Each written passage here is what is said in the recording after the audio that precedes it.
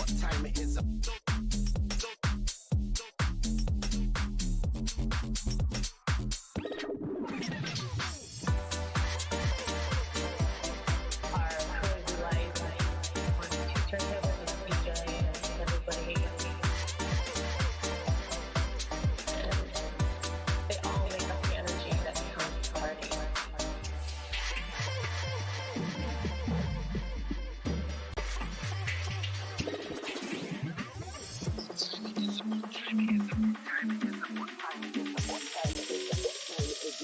I know what time it is.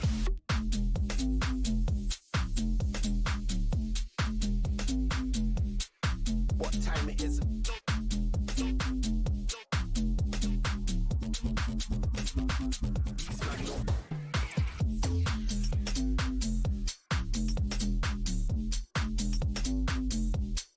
What time it is.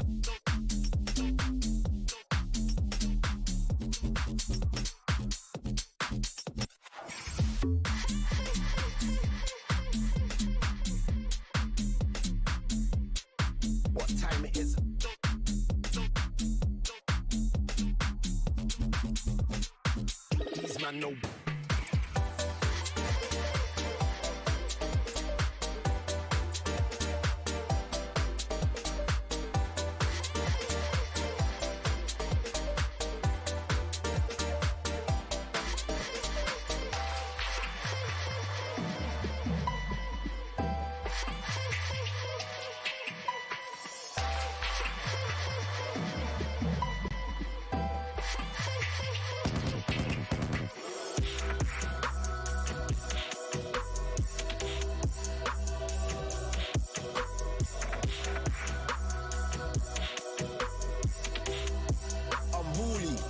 Lifestyle, Mac 10s and diamonds. Eat good, we ain't doing no shish. I ain't never put skeng in a holster. I do it no order like Mish. Kitchen in the basement, grilling up fish. I'ma never fall off, they wish. I'ma never put trust in the H's. I already take too much risks. I leave the big man and show him my face card.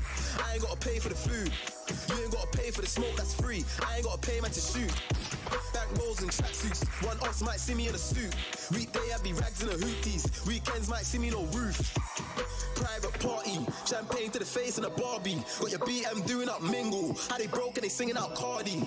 You versus me, that's practice. Me against you and what army? Was it Jovie when I first grabbed handles? Or they told me it was aim for the arteries? Or they told me it was aim for the arteries.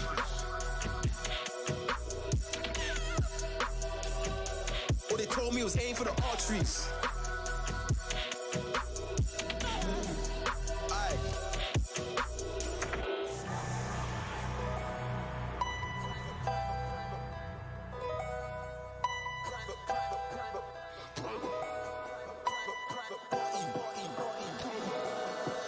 Private party, champagne to the face and a Barbie. Got your BM doing up mingle. How they broke and they singing out Cardi. You versus me, that's practice. Me against you and what army? Was it Jovie when I first grabbed handles? Or they told me it was aim for the arteries? Or they told me it was aim for the arteries.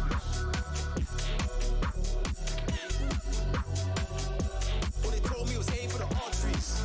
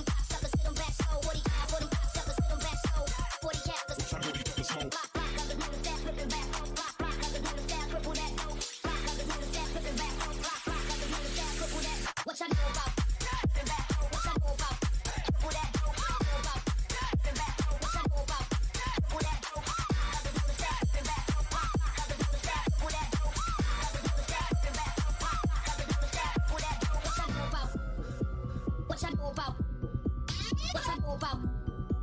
What I know about? What I know about? What I know about?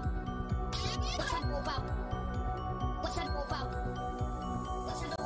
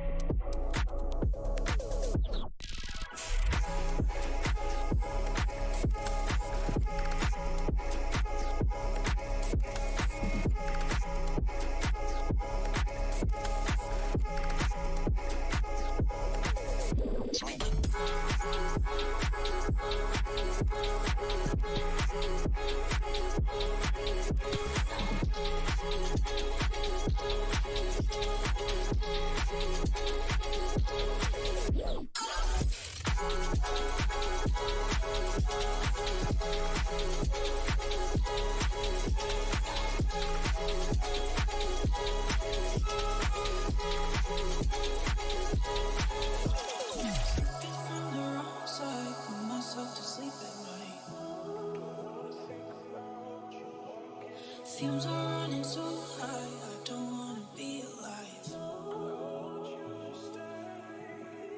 There's never a right time disguising the outside. What's going on inside, losing track of my own mind.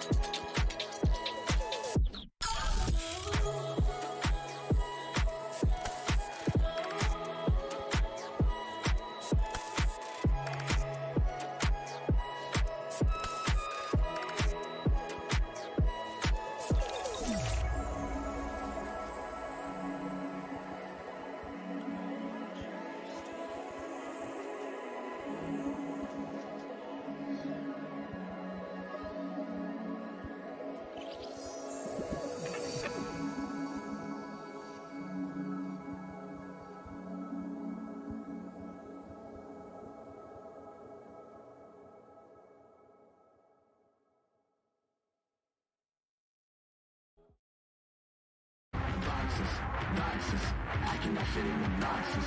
Stop it, quitting was never an option. And you cannot stop it, you cannot stop it. You're looking at a very dramatic drone shot of Denmark, which means it's time for the pre-show. Hello and welcome to day 6 of VALORANT Masters Copenhagen. Golden Boy here, and I'm flanked over here at the desk by the biggest of brains. It's Sidestep and Jess. It's a pleasure to have you guys here. Don't do me like that. Don't do me like that. My name's Slideshow, actually. Slideshow. Yeah, or Sidekick. I go by any of them. Yeah, any of them. a couple of our watch party, streamers don't quite know Josh's name. God bless him. I think they deliberately try and. I was going to say That's it's not that difficult. It is Sideshow. It's just two, words put together. So if they're struggling there, well, you're fine. You're monosyllabic. Yeah. You could. That's fine. Just Jess.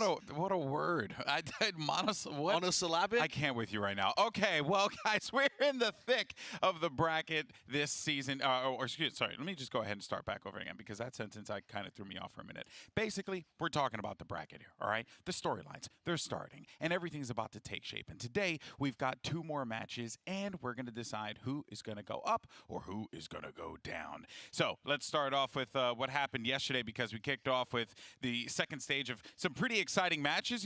Josh, we got to see Paper X take the stage, which was super exciting. I love him. Upper bracket 2-0.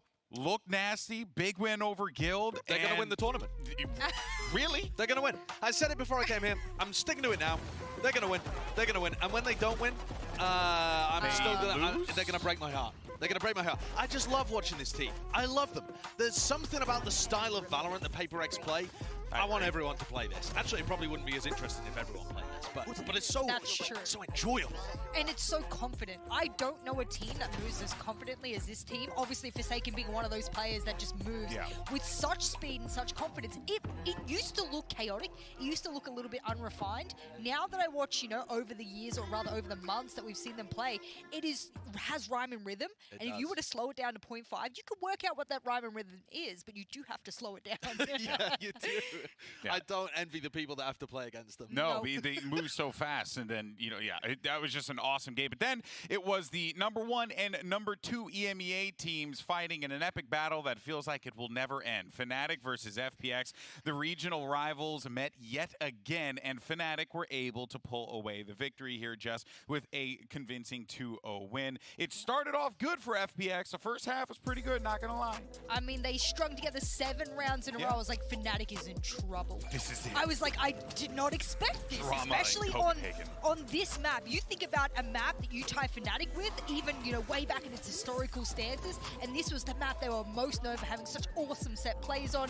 And then in the second half, we got the Fnatic back we were expecting. That momentum obviously strung onto map #2, and, well, Haven, yeah, it certainly wasn't Haven for FPX, but Fnatic, they sit, you know, rightly on the throne of being able to take that series really dominantly. And Alpha, closed out the match as well. You just saw the moment where he was able to finish the game off with a showstopper. And that's great, because he took a while to warm up, but he got into his rhythm.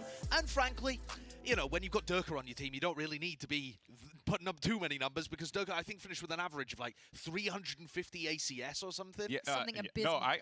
Because there was at one point he was at 400 ACS or something. Yeah, I think he dipped slightly. He's fallen off.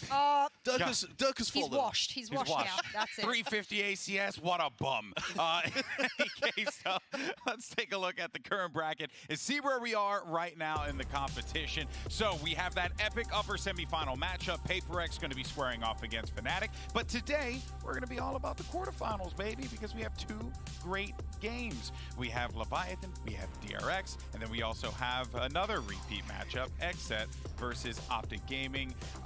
2 very exciting matches for different reasons. You know, I think for myself personally, Jess, I think for the Leviathan game, or Leviathan, I gotta make sure I get the, you know, I appreciate you putting in the effort, because I won't. Can you roll your R? Can you roll your R? There you go. Whoa, I'm Australian. We barely speak English, so I'm not going to attempt that. One day I'll get you on camera rolling an R. But I do want to say, I mean, this is a Leviathan team that's making their debut here at an international event. It has been a story globally in Valorant of the teams that just didn't quite make it now getting their comeuppance. And Leviathan's definitely one of those teams. I just kept saying it. I mean, people asked me before this event even started, who is the team that you think will be most underrated? And I just came straight. I said Leviathan. Yeah. Straight away I said, and they're like, oh, you don't think Gilja? I said, no. I said, I truly think Leviathan. It's going to be a tongue twister for me. I barely speak English. Sorry, guys. But no, I think Leviathan will be the one that's underrated. If they sort of trip and stumble here in their first game, I'm still not going to judge them. Very first game on the international stage. But if they don't make a lower bracket run, I would be a little bit upset. It's kind of a similar story with 2 of our teams today, because Leviathan and XSET both are getting their first shot on the stage, and they're both kind of having that moment where they're great teams and they finished #1 in their region, but we don't know how they're going to perform at an international level just yet. Yeah, and we're going to break all that stuff down in a little bit. But this week, actually, the lovely Mitch and Tom had an opportunity to sit down with XSET's Cryo and BCJ, 2 people who I love talking to. I love chicken. And to talk about finally making it here to Masters, as well as a very spicy chicken topic. That was a sentence that I said out loud. Let's just go straight to the interview. Hey guys, we're sat here with some of the players from XSET to have a little chat ahead of some of their Masters games. Thank you so much for sitting with us, Cryo and BCJ. A pleasure to have you here, guys. Thanks for having us. Appreciate it. Thanks for having us, yeah. So I want to go straight in. Like, obviously, your form within NA playoffs, I think, was incredibly impressive. I want to know, like, is there anything specific either of you sort of credit that to, or you just think it's our time now as a team to sort of rise up? Yeah, I'll take this one. Yeah, for sure. Obviously, this is the second tournament we've had with Matt, and I feel like we've had a lot of room to grow as a team and just have a lot of chemistry. You know, he's been living in the house with us. That kind of chemistry, you can't trade that for anything. And I think that time together definitely, it's shown that we've taken that extra step, gone to that next level. I also want to say I want to give credit to our coaching staff as well. They put in a lot of prep work behind the scenes, and sometimes I just don't think they get enough credit for that. So I just want to make sure that's out there. Yeah, absolutely. Incredible job has been going on. You guys have looked amazing regionally. It's still, you come in here, and I think some people would not pin you as the top dog in NA. Do you guys feel like a little bit underrated maybe for the #1 team coming out of quals? Definitely we're underrated, yeah. I mean, you can check any media outlet out there. Nobody thinks that we're, you know, the top NA team here. And I mean, we got a lot to prove, obviously. This is our first time here, but we're ready, man. We're here, we're ready to go. So I want to direct this more to you, Cryo. I think that due to yourself and Zekken's age, I think a lot of people coming into this tournament have kind of gone, oh, they were really good when they played online, but like, are they going to be as good here? Is that something that you guys consider as players, or are you just going in like, no, we're going to perform exactly the same, we can do that versus anyone? Going in, obviously we're going to have the same mindset as like playing online, but obviously we have had some LAN experience outside of this international. We went to a few like local LANs, so it's not like we're going in like completely inexperienced. Yeah. So, yeah, it'd just be interesting to see the certain matchups and how we play. So it's sort of almost going completely the other way for both of you. I think that this is an event full of really experienced IGLs. I want to kind of look at Def and go, what are the traits that you value within him that almost gets you to play your best? I would say as a duelist player, he's really, he gives me a lot of freedom on what I like to do, and that's why I really like him as my IGL. He lets me be like really flexible and lets me do whatever I want to do. He doesn't like micro me and like, oh, play like this, play like that, you know what I mean? So we have a couple of tweets that we pulled we wanted to have a look at. And the first one, this is from you, Cryo. I think we're going to get it up on the wall here. So this is obviously when you guys won that game over in North America, got your spot here, and I think also as a result of that, got your spot in Turkey, right, for Champions. So I think it's fair to say the pressure's off for you guys coming in here, but do you guys have some pressure of your own put on? Do you think there's some expectations that you want to set moving forward? I mean, as our first like international event, like we don't have, you know, we're not gonna like, how do I say it? Like we're here to like have fun, and we play best when we have fun. Like when like the vibes are high, the energy's high. So that's really what our focus is on. Like that just allows us to play at our best. Okay, I get that. And, you know, we spoke a little bit earlier about being underrated and about some of the media outlets and the things they had or not had to say about you guys. But that's not the only sort of stuff going around right now. The next tweet I'm going to pull up here, this was an interesting one. BCJ, we heard from Stacks that he thought you were fried chicken when he first heard of you. I don't even know. Is there anything you want to say to him? Yeah, but honestly, it's not surprising. It pretty much just further proves my point, the whole point that I started this whole thing with. We're not getting talked about enough, you know? You could ask any analyst caster out there, top 5 initiators or flexes internationally. Stacks is on half of them. He might not be number 1, number 2, but he's on that top 5 or, you know, that upper echelon he's always talked about. And yeah, I just want to give some love to the NA crowd and the NA, you know, scene in general. You know, Vision Strikers, DRX, they have not beaten an NA team yet. They lost to OpTic most recently, and then before that, C9. And C9 didn't even make top 8 in this last qualifier. So, you know, that just goes to show how deep our talent pool is. I want to give a lot of shout outs to that, you know, scene, and really just get the more media eyes on us. Get the eyes on NA and XSET specifically. Well, I'll tell you what, you certainly have a lot of eyes on you coming into this, and I wish you guys the very best. It's been a pleasure. Thank you so much for coming and sitting down with us. Thank you. Thank you, too. All right, we're going to toss it back over to the analyst desk. Hey, you know, no argument here, right? Like, you got to continue to talk about XSET, and it would be a travesty not to acknowledge how great this team is. But, you know, go ahead and let us know what you guys think about that interview all over the social medias. Use that hashtag VALORANT Masters and hashtag VCT so that we can maybe feature your tweets on the broadcast. Sideshow, Strong words from Captain Insane. I thought you were going to ask me to tweet something. Or you could tweet something too. Yeah, he's calling you out. Yeah, I love actually the dichotomy between how XSET talk about bigging up the North American scene is so deep, and then when you hear OpTic and FNS talk, they're like, the Masters teams are way better. Listen, I'm just talking facts. The NA teams aren't that good. It's so interesting. They're both from North America, and yet each of them have such different perspectives on how their region stacks up globally. I think everyone has a different opinion. I still got to have another year of like international play between like North America, EMEA, and all the different regions before I can really make a statement. So I need a bigger sample pool. So give me more of these international events, and then maybe I can dip my own opinion in there amongst the rest. Yeah, that's fair. That's fair. Of course, folks, for those of you guys back at home, while you're on Twitter, you know, meandering about, doom scrolling as one does, we want your vote in today's poll. And this is a very, very important question. Make sure you use that that QR code there, which, you know, who's going to be popping off today, right? Is it going to be BCJ or is it going to be Stacks? Let's create drama, all right? Let's do it. Speaking of creating drama, which prison did you break out of? Oh, well, I have the prison layout tattooed on my back, so nice. Bren was able to break me out. Smart. Yeah, okay, Bren's broken out of many prisons in his day. You know what? Who would you put your money on, BCJ or Stacks today? Given their opponents. Today, I think you got to put it on Stacks. I like BCJ, big guy buff, but Stacks, I think, is going to deliver. And that's why BCJ hates you. All right, guys, we got to take a quick commercial break, but when we return, we're going to break down the first match of the day. It's DRX versus Leviathan from the Latin American region. We'll see you guys on the other side. Don't go anywhere.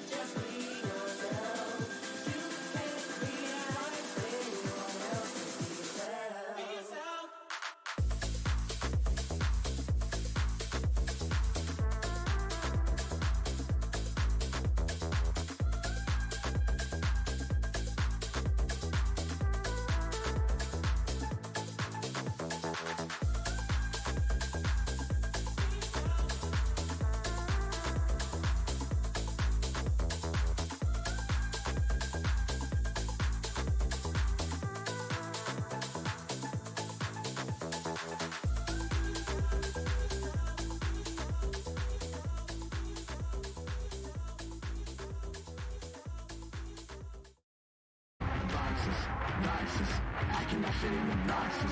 Stop it, quitting was never an option. And you cannot stop it, you cannot stop it.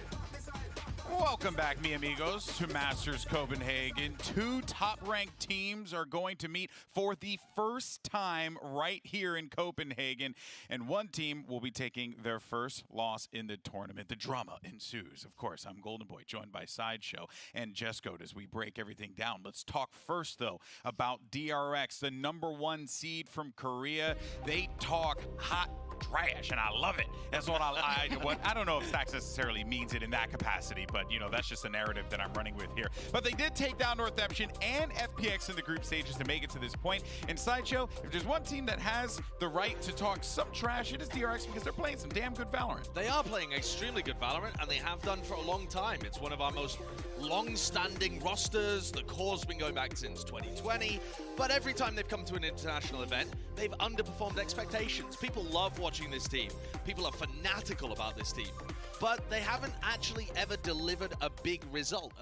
There has been a Korean team that made a top 3 result before. It wasn't them. So they've got big shoes to live up to. Yeah, no, it's very fair. And also, too, like, you know, one player that has always kind of been, you know, under the microscope has been RB for this team, because he shows up, has some big results, maybe not some best, let me rephrase that, has some results, not the best results, but this time around it seems like he's really finding a rhythm. I wanted everyone to visualize the glow up that RB has had as a player, because internationally it has not been the prettiest.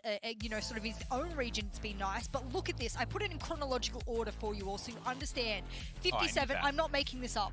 I am not making this up. That is him on a raise against M3 champions all the way back in Berlin. Then, of course, they go into Iceland. They go up against OpTic, and he has one of the worst performances on his team, even though they're able to walk away with some good maps throughout the event.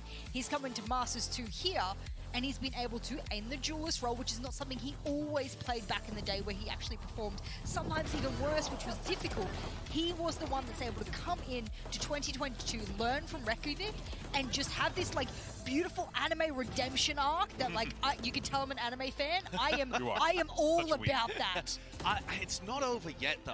For me, DRX, they seem to fall off in the big moments, so I'm still looking towards RB. But take a look at this. All right, that top dot, all the way up there at the top, is RB. I'm squinting. What you're looking at right here is a graph of first kills versus first deaths, but with trading taken into account. So the higher up somebody is, the more they're getting first kills that do not get traded. And the further someone is to the right, the more they are dying and not getting traded. Now, what this means is RB is getting quite a lot of first deaths, but over a third of them are being traded by DRX. Great team play. And when he gets a first kill, they're just getting an advantage. He is so far ahead of everybody else. Nearly double anyone else that's made it out of the group stage. Only Ye is anywhere near him, and Ye's got half the real first kills. So my point being there, teamwork is excellent, RB is excellent, but do it in a playoff game. The great thing about it as well, and shout out to Matt, who's done an excellent job with stats for however many months now. I do lurk and stalk you on social media. You do a great job. Okay, we admitted it. Yeah, I mean, I gotta admit it. But I love that he had to make the graph bigger to include RB. He's like, I'm gonna have to extend that. Crank the numbers up the y-axis. Make it bigger. There you go. Well, it just goes to show the impact that RB has, and he's going to have an impact against this next team, his opponent, because if there's one team, you know, that's a big old question mark, but could maybe kind of sort of pop off right here in Copenhagen, it's Leviathan. This is their first international tournament. They scored the #1 seed with a huge surprise win over Crew. I was actually, Josh, watching the finals again, and just that crowd was like, they were just on their feet the whole time. So they know what it's like to play in those high-stakes environments. They definitely do. And this team has seen it coming for a while. They've been constantly competing against Crew, and they've only just finally now got their chance on stage. I like it as well. That's great. Bringing some swagger. I mean, this is something I said. They are underrated. They are underdogs in this competition. Why? Because I always feel like they've been so close yet so far. Look at their last opponents. Yes, always Crew, because they're always fighting against the top dogs of the Latin American region. But then they placed, obviously, to qualify here first. Last time before that, second miss out. Last time before that, second miss out. Like, how many times did they try? But even back when they were Australs, they were considered one of the top contenders in the region. We have been seeing this core roster try again and again and again. It's like a guild story, if you're familiar with guilds. That's what Leviathan is. That's why I rate them so highly. It's also like an XSET story. It's an XSET story. It's a guild story. It's these teams that, Josh, have been just, you know, in the mud just, scrapping away for such a long time to just get to this opportunity and to do it, to skip the group stages and make it straight to the playoffs could be a curse for them. I don't know. It has been occasionally in the past, but I feel for these guys, it's just so awesome to get that first opportunity. And they've had a long time to work on their mental game. They've stolen 2 coaches from crew that specifically work on the mental game as well. So I think these guys are going to come out and be ready. Yeah. And then, to put a spotlight on a player, you can't talk about Leviathan without talking about my boy Taco over here. Of course, because I'm also just a big fan of Taco in general, and I wanted to give him his opportunities, give him his flowers here. Taco's a great player for this squad, Jess, and could maybe bring the heat today. I mean, didn't he drop like 92 kills in the best of 5 in the lower finals? I mean, he was unstoppable. That's not bad. I think it was the second highest rated in the world for the best of 5 kill max, so it's not too bad by any means. But I just love looking at chamber players because we talk about the tournaments of the initiators and tournament of the chamber. We're kind of seeing this is the opportunity to really rank the best chamber players in the world right now in this event. So is he part of that top 5? This is his chance to really prove that on the international stage. Durka came out and put the bar extraordinarily high. Look, yesterday. he might be number 1, but there's still silver and bronze to go for. Yeah, and Takali is great. And I think the question always gets asked about new players when they get to the stage. Oh, what if they choke? Yeah, well, what if they play even better? Yeah. What if they're another Durka-like player where they step out immediately and overperform? What if they're, like Leo has been at this event as well? There are players who hit the stage and it just works for them. And you never know until they actually get in the server. Yeah, look, I'm looking forward to it either way. Thankfully, we did get an opportunity to actually sit down with Adverso to talk about Leviathan's road to Copenhagen and what it means to represent Chile on the international stage. Let's take a look.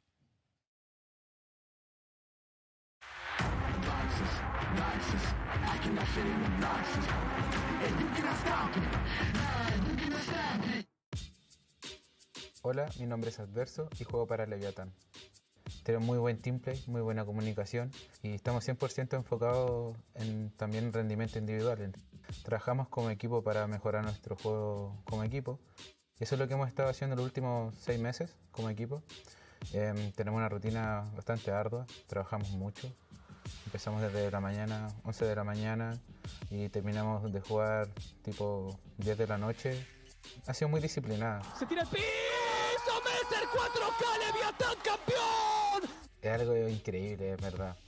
Chile es un país con muy pocas personas, muy pequeño.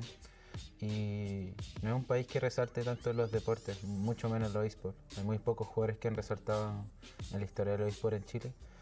Entonces, poder demostrar que Chile tiene potencia mundial en un juego es algo que está a los ojos de todo el mundo. Y espero que la gente también reciba que hay gente talentosa y que se puede descubrir nuevos talentos también dentro del país. Love to see that, representation for Chile here at the event. Actually, a little soft spot for myself because my wife's family, some family members are from Chile. So it's actually pretty cool, to see this. And I do agree. It's not something you get to see all the time, especially when it comes to like TAC FPS and stuff. You don't really get, the Latin American scene to really thrive and be given an opportunity. And here they are doing it. It's funny that you say that because I said this on the first desk, even about, the Chilean players being the most dominant region here at this particular Masters. I went back, yes, I did nerdy things, and I looked at all of the different, areas of players, and I was like, has there ever been a TAC FPS event that has ever had this amount of Chilean players? I couldn't find it, so well done, we broke history, excellent, there we go. They're also competing for their spot in Champions. They need to win one game to overtake crew. Either this one or one in the lowers, it doesn't matter. They just need to win one. So there is a lot on the line in this match. Yeah, I feel that. It is going to be intense and awesome to watch it all unfold. But we got to take a quick pause for the pause. And when we return, we're going to be right back here for Masters Copenhagen. It's all going to be continuing in just a minute. So don't go anywhere, baby. We see you. I cannot fit in the boxes. Stop it. Quitting was never an option. And you cannot stop it. Nah, you cannot stop it.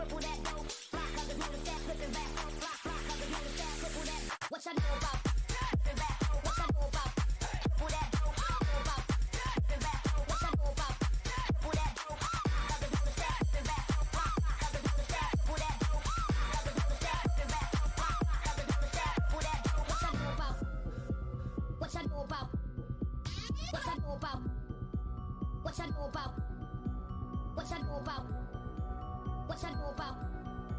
What I know about? What I know about? What I know about?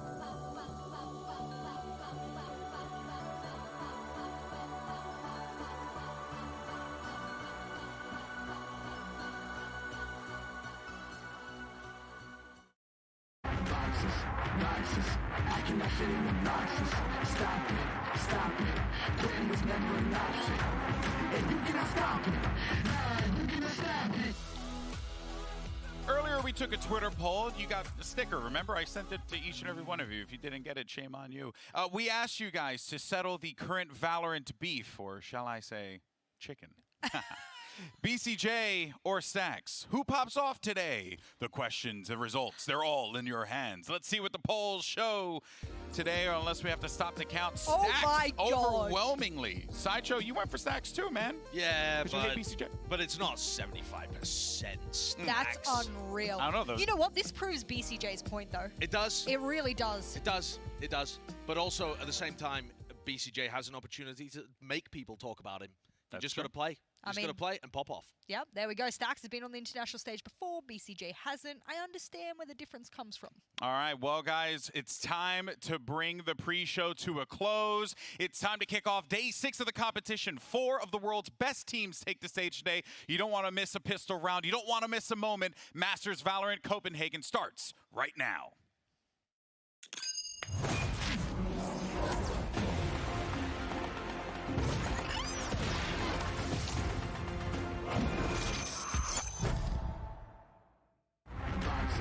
Obnoxious, acting that shit is obnoxious. Stop it. Quitting was never an option. And you cannot stop it. Nah, you cannot stop it. OpTic's momentum feels unstoppable right now.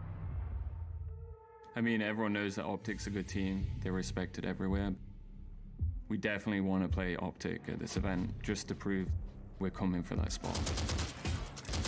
Playing against NA teams isn't my favorite thing to do. We kind of want to make it to the end with them, but we got to do what we got to do. Before maybe OpTic or our XSET, it's always a team we can beat. We prove that not a walkover, we're actually gunning for that #1 spot. It's definitely hard. We got to continuously adapt, because if you let your foot off the gas, people are going to catch up. We're here to prove we're the true idols.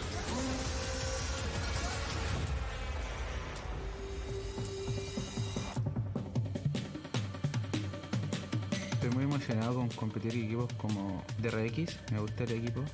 El equipo coreano lo encuentro muy fuerte. Hemos aprendido mucho de ellos. 일단 저희가 조금 그렇게 막 좋은 성적을 보여주진 않았지만 저희는 항상 여기 매번 마스터즈에 진출했던 팀이었고.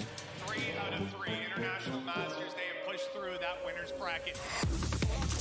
그리고 이제 모든 팀이 뭘 잘해도 저희가 다 받아칠 준비가 되어 있고.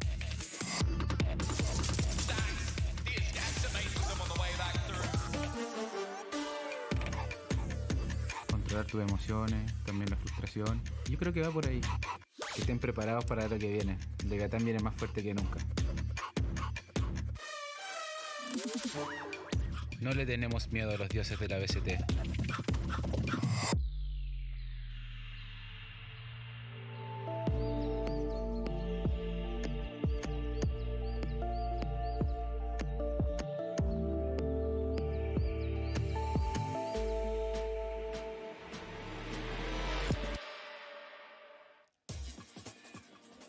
Oh, yeah, baby. It's time. It's time. It's time. I love that. That was That's awesome. an unspoken riz there. I just got seduced by a video. Did it go up by like 5 degrees in this building all of a sudden? I was like, what is that video? Yeah. Moisture under the Yes. pits. Oh, boy. Well, I'm excited, man. I'm just looking forward to this game. DRX and Leviathan, these are, you know, DRX, they're in this kind of like this arc where they're really just trying to prove themselves that they are the team that everyone should be fearing. And then Leviathan has this great chance just to shock the world right here and now. Well, they also get to automatically be the kings of LATAM just based off how Masters has gone thus far and what they were able to do in their region. But there's also one missing step outside of course, you know, qualifying for champions. It's that if they do win games, they can actually compare themselves to Crew as being the team that can be the kings of LATAM. I don't think you can call yourself it yet because they're unproven internationally. You might disagree. No, other. I don't disagree, honestly. I think you're right there. You need to you need to get the results in the big games when it matters. And that's the same for both of these teams. That's what they're both trying to do, is get big, important wins. And DRX, even if they win this game, people are still going to keep asking the question. They need to make top 3. Yeah, I mean, something like that is the expectation for this team, somewhere around the 4th, the 3rd place kind of level. They've never had a podium before. Now Leviathan, one of the teams that stand in their way. Do you think it's unfair? Do you think to it's put those level of expectations on them? Do you think it's unfair how like people have kind of set up DRX to be like... No, they did it themselves. Maybe. They did it themselves. They did. You they? can't keep coming to every international event looking as good as you do in your own region. I hate to say it, and this sounds bad, they smash the Korean region. They massacre it. Oh, they didn't lose a map. They massacre it every single time. If you come out of your region, I said this last time, I said it's like biting into a cookie expecting chocolate chips and you get raisins. That's something I always like think. raisins. I mean, yeah, outside of you, Josh. I like raisins as well. Oatmeal cookie slabs, baby. The chocolate Maybe it's 'cause chips I'm old. better. And I've said that before because I've said this about teams that have smashed their own region time and time again. They've come into international play and they've played poorly. You can't do that. You must convert. It's something DRX does to a mediocre level, but we expect more this far along down the track for them. This is also the reason that those expectations are there for DRX. They are old gods in the literal sense. They've been around forever.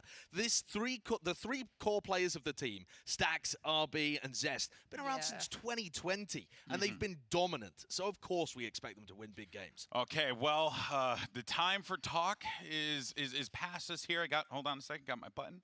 All right, it's time to start the game because the map picks and bans are about to start. So let's go ahead and check them out.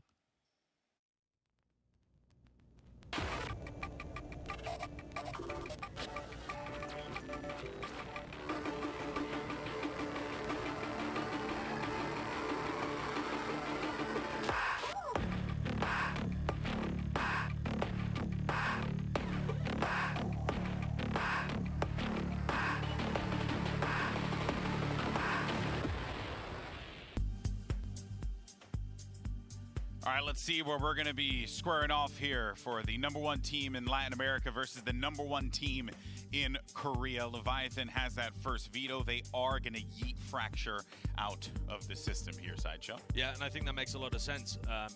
For Leviathan, they're going to have trouble getting down to bad maps through DRX, honestly, but you've got to get rid of Fracture. Yeah, Split goes out as well, and if you think about DRX as okay, no. Oh, that's a bold pick. That's a bold pick. Bold move, Cotton. No. Yeah, picking Ascent into DRX is not quite at the bottom of their map pool. Might be at the very top. Is this right?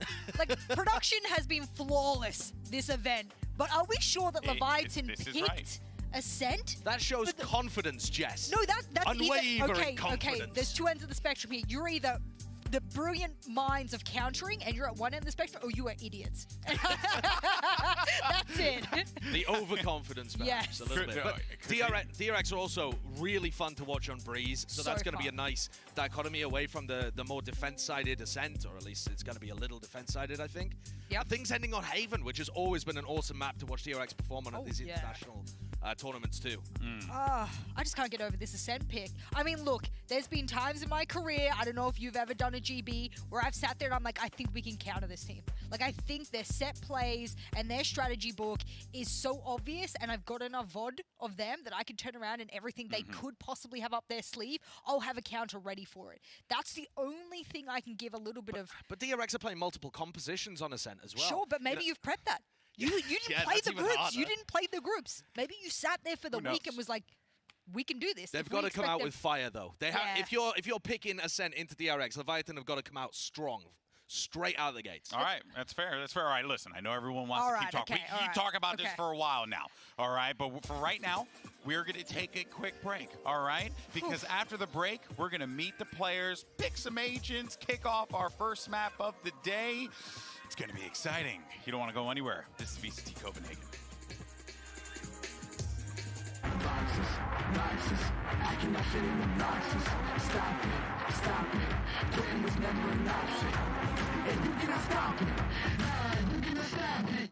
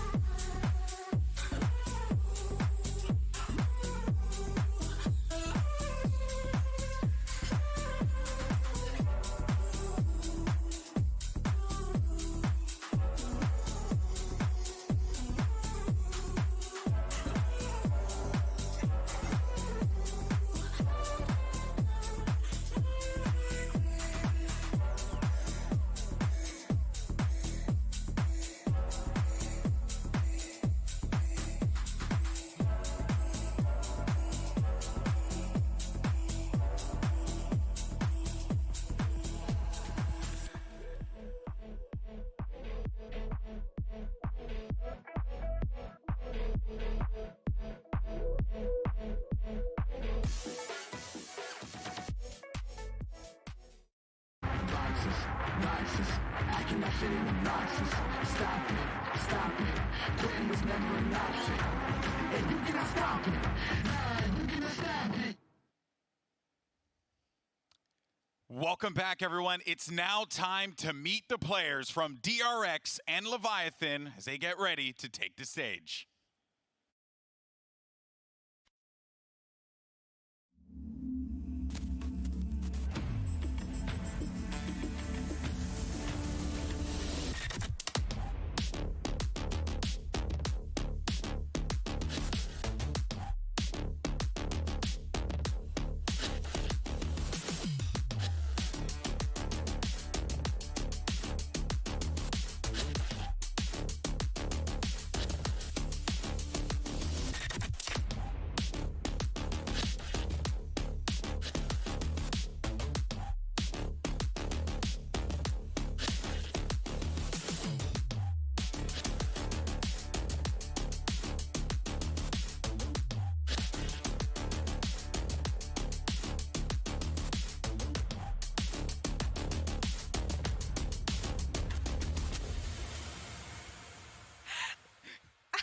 That works.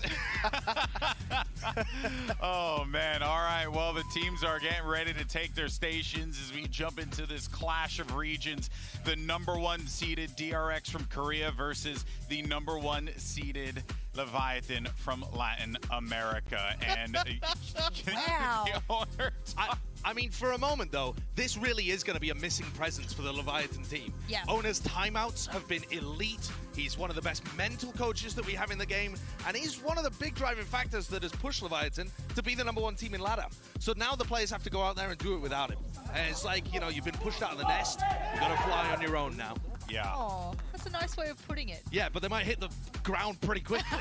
they're going into a I mean, they picked a sense. It started off really nice and you can pretty. see the wings spread out, and then all of a sudden, the bird just crashes. Hey, who knows? Maybe they set off and fly and pick the DRX to pieces with their beaks. To be fair, I am a big fan of teams that have the correct counter for their opponents. I am a big fan of counterplay, big brain plays, very cerebral types of strategy that you want to put in the server. If this is what we suspect it to be, or what I suspect it to be, of being a big counterplay, they've seen them play the last time before they came here to Masters. They've picked the same composition. They have 2 VODs to work off of. That's not, you know, meager by any means. Look, Jess, I just get really worried about this because Ascent has been such a great map for DRX. that they have not lost an Ascent since C9 in Champions 2021. That's a long time. Do you want to know how many that is, though? Yeah. 15. Yeah, 15 That's in a row. a lot. 15 in a row is quite a lot in a row. This That's is not big. so like it really is like a head scratcher, but I It's think either that elite. It's either an elite big brain decision, as we said, or it's not going to be good. Or it could be close and we could be wrong. Yeah, no, I want the game to be fantastic. That's all I care about. Just give me some good Valorant, baby. It's now time for the Prime Gaming Agent Select, and both of these teams run Sideshow pretty, if I'm correct, they run pretty similar. No, actually, they do run the Astra. I think Leviathan runs the Astra on here, which they are going to be committing to again. Yeah, this is pretty cool, actually, though, because the Leviathan are going to lock in the triple initiator comp that DRX came up with in the first place on Ascent. And DRX go for their more usual, more recent, let's say, Jet Killjoy approach. So they know how this triple initiator comp works, and Leviathan are going to try and beat them with it. That's bold. This is great as well, because Marco is playing the Omen.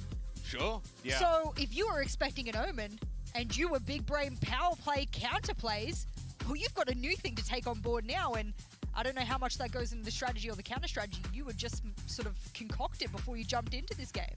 Yeah, I don't think it'll shift things around too much, but Mako has been playing vast majority Omen. But he's just such a good controller player. Good. He's going to immediately go back to the Astra and be fantastic with it. Yeah, he's going to just flow with it right away. I mean, honestly, I'm just looking forward to this. It's time. It is time. I believe our casters should be ready to go. So, you know, if you want S-tier commentary, well, you are about to get it, folks, because... Valorant Masters at nandito pa rin kami. Ang The Mods nga pala ang magkakas para sa ating unang series for today. At syempre, Leviathan versus DRX, Triple Initiator versus Dual Initiator ang nakikita natin dito. Pero una sa lahat, kamusta ka muna, Vesiwap? I'm doing great. Actually, yung boses mo. yeah, I was just PNO ni KB Morgan and dito yun. So, the way it goes. So, Morgan Freeman, by the way, dito sa yun. So, we're gonna get to see here, the best of the best here in the world right now. Here in the VALORANT Masters. So, again, ikaw, kamusta naman dyan? Ayun, okay naman pare, wala naman problema. I mean, siya lang naman ako. Pero si Morgan, mamaya niya. Maririnig ulit si Morgan mamaya, si Tropang Morgan. Trycast tayo mamaya, Bessie. Trycast. Okay lang ba sa'yo, Morgan? Trycast tayo. Oh yeah, walang problema sa akin. Paano? Siya lang naman. Pero andito na nga tayo sa Valorant Masters. Pampagising lang yan para sa mga viewers natin na nanonood ngayon. At syempre, with this, nakita natin yung composition, yung una nating mapa, which is gonna be Ascent. And this time, parang nag-iinit yung mga players dun sa Valorant Masters. Parang naguhulaan sila kung sino mas malakas, si Stax o si BCJ. Si Burkom lang naman ang malakas. Oo nga, di ba? Nag-iisip pa sila. Malamang secret. Malamang secret yung malakas. Uy, mga tropang DRX. Pero, to be honest, partner, DRX, hindi kamali pa ata si kaibigan Zesto. Parang dapat sa Midata pupunta yun Umpisa pa lang, parang masamang pangitain. Lasma sa dasma, talagang Pilipinas na Pilipinas pero naglalabanan sa mid. But at the same time, Taco will be able to get one kill out away. 34 HP para kay isa sa members dito ng Leviathan. But at the same time, pumasok na rin tatlong players from DRX on the corner. Is gonna be Boss, but he's gonna go down. 4-man pa rin ang standing dito for Leviathan para sa isang pistol round. Yun nga, sobrang what do you call this? Sobrang mishap, sobrang laki ng mistake na ginawa ni Zest doon. Isipin mo, first round pa lang, Diyos ko, nagkamali na agad siya. What more sa mga pwedeng mangyari sa mga susunod na rounds. Pero mistakes happens, and syempre, it's really up to them kung paano nila babawiin yung mga mistakes na yun. Pero at least itong mga players na yun, ang pangalan ng team na to? Si Leviathan, ito si Leviathan, ano to, pwede nating sabihin na this, their first na appearance dito. So they need to make the most out of this. I mean, knowing na knowing na nandito sila ngayon sa playoffs, this is huge already. To be honest, this is my first time na ikastong Leviathan. Kasi nga yung time slot namin ni Eliza is hindi tugma sa kanila. Pero this is gonna be really interesting na knowing na itong Korea at saka yung Latin America, minsan lang magtapat to. Literal na once in a blue moon pag may LAN event lang tulad nito. Di ba Morgan? Yeah, you're right. Yeah. Sariling sikap. Alam mo, meron na ako naisip kapag may isang madidisi sa atin ito yung papasok na pang segue para sa viewers kung sakasakali man. Pag nawalan tayo ng isang caster. But mukhang tech player ang ganap dito. Nag-aayos lang sila ng kanilang mga setup. But definitely right, no? Kasi typically ang nakikita talaga natin sa mga international LAN event is crew. But nakasama lang sila from the last qualifiers from the previous time. But this time, ito munang mga players from Leviathan. Not very familiar, kumbaga, dahil nga yun yung madalas nating nakikita yung ibang mga teams. Problema nila, no? Pero, maganda panimula para sa kanila. Mukhang Leviathan na may problema Mukhang Leviathan na ata yung kailangan tuturuan mag-tech pause. sila Pero hindi, ikaw talaga yung may kasalanan. Hindi pare ka. Bakit mo kasi dinisconnect? Di ba? I mean, hindi ko alam kung ba't sila nag-aaway. Pero kung napapansin mo, for DRX, wala lang. Si Zest doon. Sila. Si Zest ang sabi niya, sorry akin. Promise ko yung talaga sinabi niya. Well, talagang hindi talaga sila pwede magsalita, partner. Kasi syempre, pag tech pause, bawal ka magsalita. Yeah. Oo. Exactly. Pag nagsalita ka, bawal mo kausapin yung coach. Bawal yan ganyan. Bawal kasi hindi naman siya coach. time out So anyway, moving forward, round number 2 na tayo. Leviathan with the lead here. Isang puntos lang naman, but it seems like hindi naman mag-aantay ikaw tong DRX right now. Talagang magsisave at magsisave for the next following round. Pero mainit dito. Tako! He will be able to get 2 at isang malupit na rendezvous. Makaka-atras siya. And aside from that, Adverso was able to take 1 kill away as well. But Mako will pin down 1. But it's all up to them. 2 players, Mako and Boss, will go down as well. 2-0, malinis na malinis. Sobrang linis na pinapakita ng mga players ngayon ng Leviathan, knowing that they have the advantage right here in this game. Talagang we're gonna get to see kung paano sila sobrang kasolid dito. Kasi ito ang DRX, they're really strong in terms of everything. Ito yung literal na textbook play tulad ng Japan, EMEA, NA, yun yung talaga yung mga textbook plays. Pero if ever you're gonna compare it sa Asia Pacific, yung PRX, mga Team Secret, yung gulo-gulo plays. Magulo, pre. Yung tipong, tara, pasok na lang tayo dito, bahala na. Pag nakapasok, nice one. Pag hindi, edi awit. Pero mapapansin nyo, mabilis na babasa dito ng DRX yung mga movements tsaka yung mga utilities na typically ginagamit ng Leviathan. Na-punish agad nila yung hunt na binato on B main. And at the same time, pati yung pagpupush nila dito, play for picks at the same time, really releasing o talagang inuubos lang nila yung utility ng kabilang team. Pero dito naman ngayon sa players ng DRX, mga kaibigan, I mean, Mako, galing tag right now. Pero in terms of utilities, medyo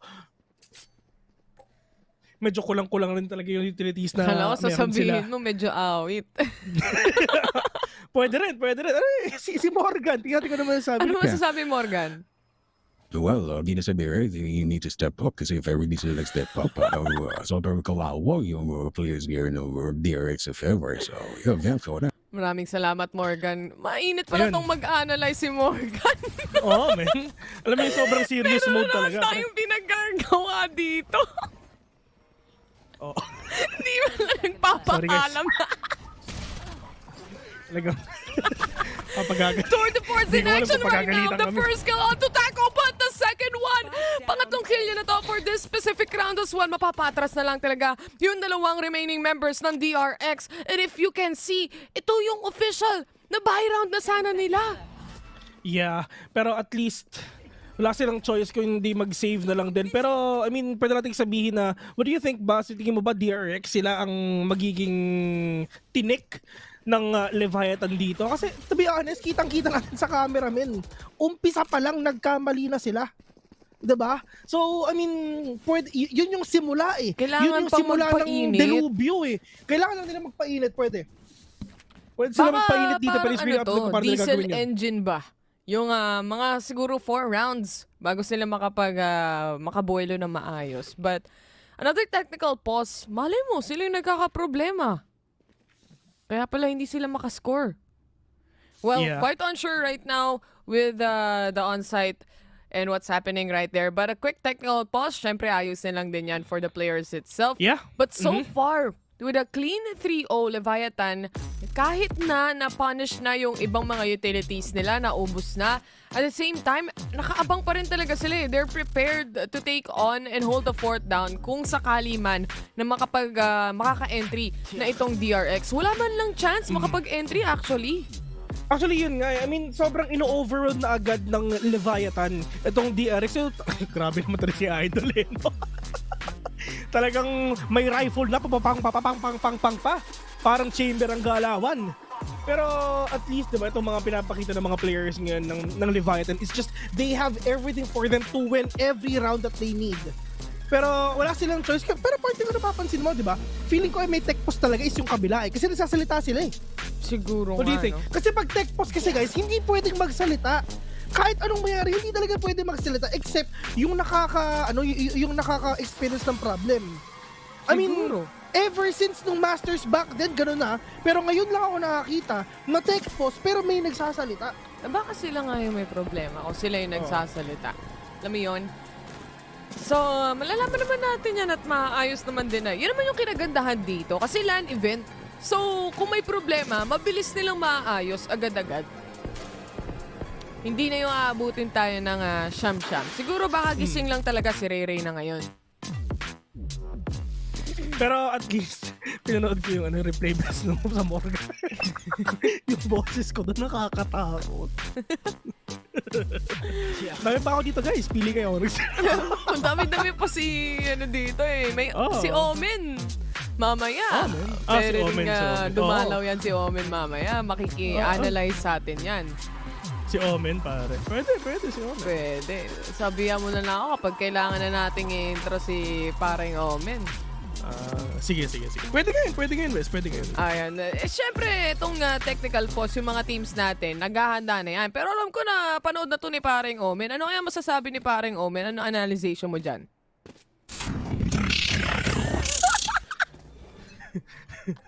Okay. Parang, hindi ko alam kung ano yung mas worse eh. Ano bang ginagawa mo, Zes? Para saan ba talaga yun? Hindi ko alam. Wala naman natin hindi ko na alam. Diba? Sa to, wala akong makikita doon kasi ang baba nun. Para saan ba talaga yung hunt na yun? Baka may pinupuntahan talaga yun na hindi pa natin nalalaman. Meta nila. Ito guys, sorry guys pero we are really not that perfect. Pero we want to understand kung ano yung hunt ni Zest na yun. Kasi literal na wala ka namang makikita doon eh. Fine-fake lang ba niya? Hindi.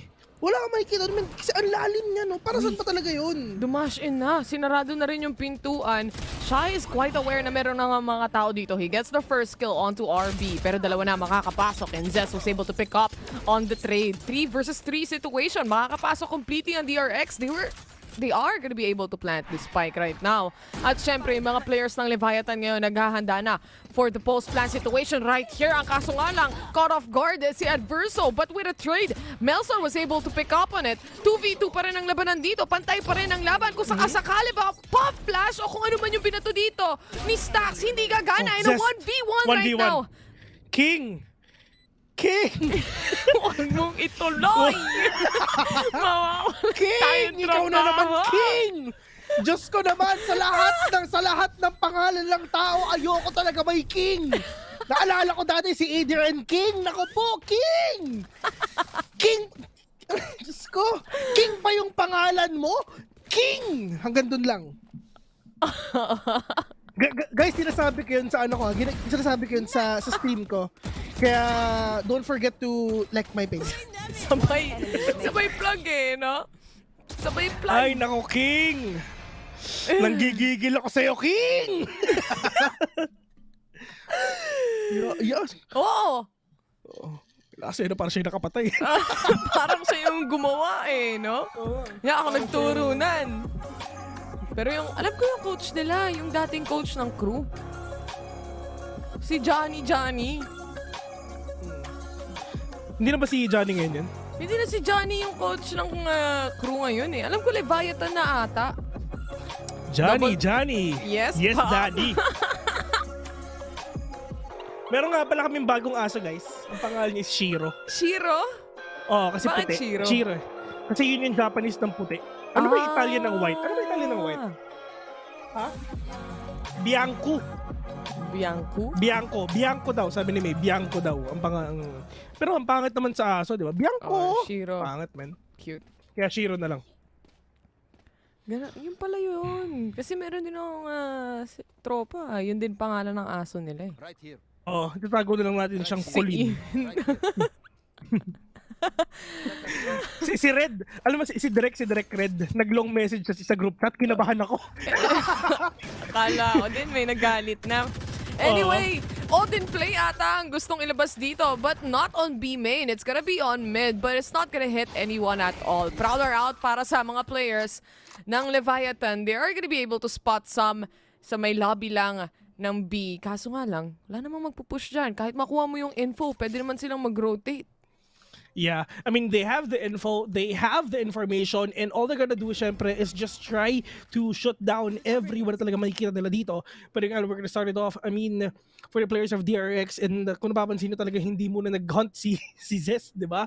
Talaga sinave niya, kasi kanina pa siya pumapal niya, hindi ko na alam kung anong gustong gawin ni Zest dito eh. Pero at least Takulila will gonna be forced out to the rendezvous para syempre makaalis siya dito sa mga pwede nang gawin. Pero yung yung hunt mga kaibigan, meron ng tamaang marami. Pero ito naman si Adverso with that Odin right now para siya mag-spray and pray. Pero nga lang Takulila, most already meron tao dun sa may box niya. Pero nga lang Mako going in. Pero Adverso just trying to shut down everyone makikita dito sa DRX. Pero nga lang Takulila with a 1K right now. Pero po siya ito 3v1. Si Mako na lang titira nga. Pero nga lang Mako will catch one.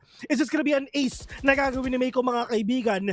It's just they have the time, 23 seconds, masyadong mahaba to for that clutch, man. I mean, meron pa siya isang star if ever, pero yun nga lang paano ba niya lalaroin to? And that is the need coming in from that KO para lang syempre mag-take pa ng time para makakuha pa ng mga kills dito ang DRX mga kaibigan. Pero 9 seconds in, that is the swing though! And muntik nang mag-ace clutch!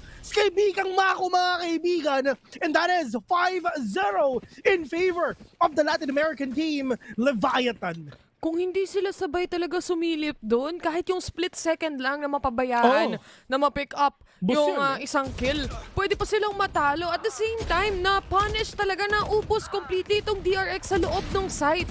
Kasi hindi nila pinatay yung nasa back end, yung nasa backside na nag-aantay lang, which is Taco. And it took some time before they killed him away. And too late na, kumbaga, dahil marami na rin siyang kills o marami na rin siyang babawasan at napapatay doon. Mukhang ito ata yung sinusubukan nilang hunt kanina pang gawin na hindi pumapasok. But this time, it happened. Ang kaso nga lang, wala rin naman masaspatan.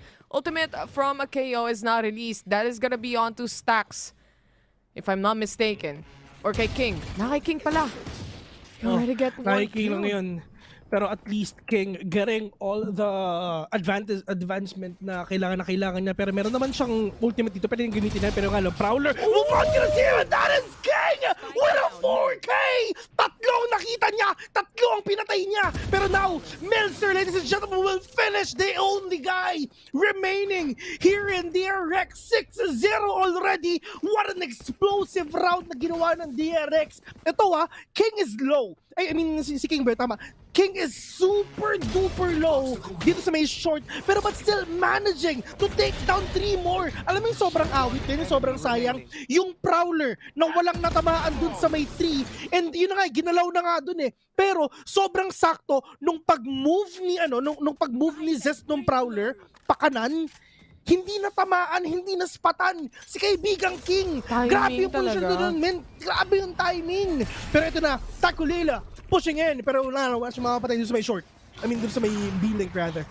Finally, the hunt is working out for the side of DRX after 2 failed rounds. Pero, ang problema nila, hindi pa rin nila nahahanap yung unang round, unang puntos nila dito for this first game that we are having. Na-detect si Zest onto mid tiles. At the same time, nakaabang rin naman si RB kapag may tumawid sa may mid. At the same time, pumupush na slowly itong chamber sa B main. So this can give an idea for the rest of the team of Leviathan that there is no one probably who will go to B main and they can adjust. Mid-A ang bantayan natin dito.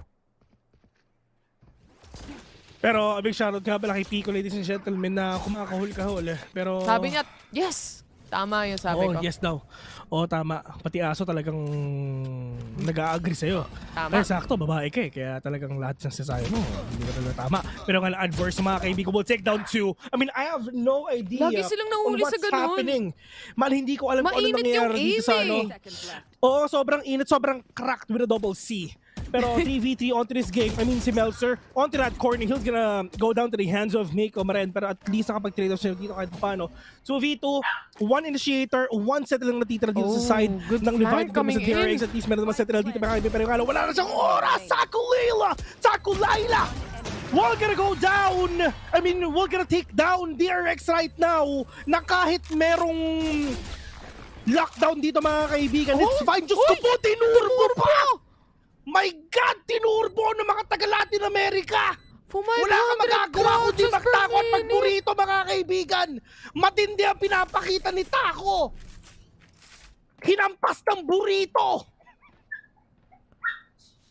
Grabe naman yun.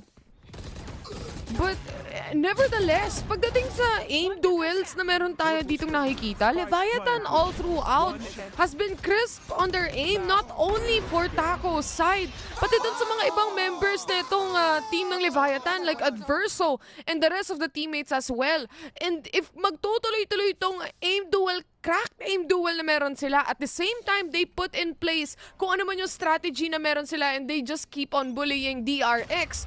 Magtutuloy-tuloy lang to kung wala silang gagawin na kakaiba. Yes, that's true. Pero nga lang, si Taco, pushing in, oh no, delikado yung mga buhay ng DRX dito if ever. If ever sumilip ka! Uy, Diyos ko po, pero yung nga lang naunahan!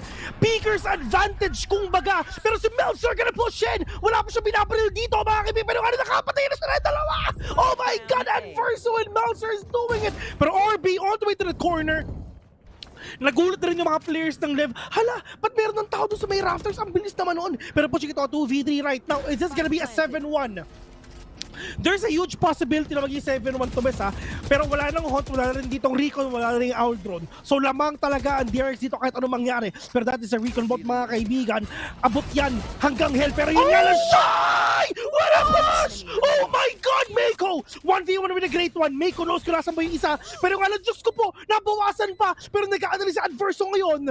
Oh no! Is he gonna defuse na? Oh my God, na! Oh my God, na! Diyos ko po, sumilip ka kaibigan, Mako! But nice! Mako with a huge clutch! Pero sobrang solid ng ginawa doon ni kaibigang Meltzer, men! Wow! I mean, si Shy pala. Grabe yung spray transfer na meron dito si Shy after he got a kill onto a short. Pagpasok niya dito yung nasa baba, napatay niya din. This is just a good play with an aim duel at the same time for the side of DRX. Doon na lang talaga sa pagpo-post plant nila at sa pag-aim duel in the latter part kung sino ba yung mananalo. It's a 50-50 to be honest. Tsaka kung sisilipin mo, kahit 7-1 2 rounds na to. Yun pala yung gustong gawin kanina pa. Yung pala yun. Bes, kahit 7 rounds, 7-1 yung score natin, hindi naman ganun kalayo yung gap nila pagdating sa kung gaano sila kagaling eh.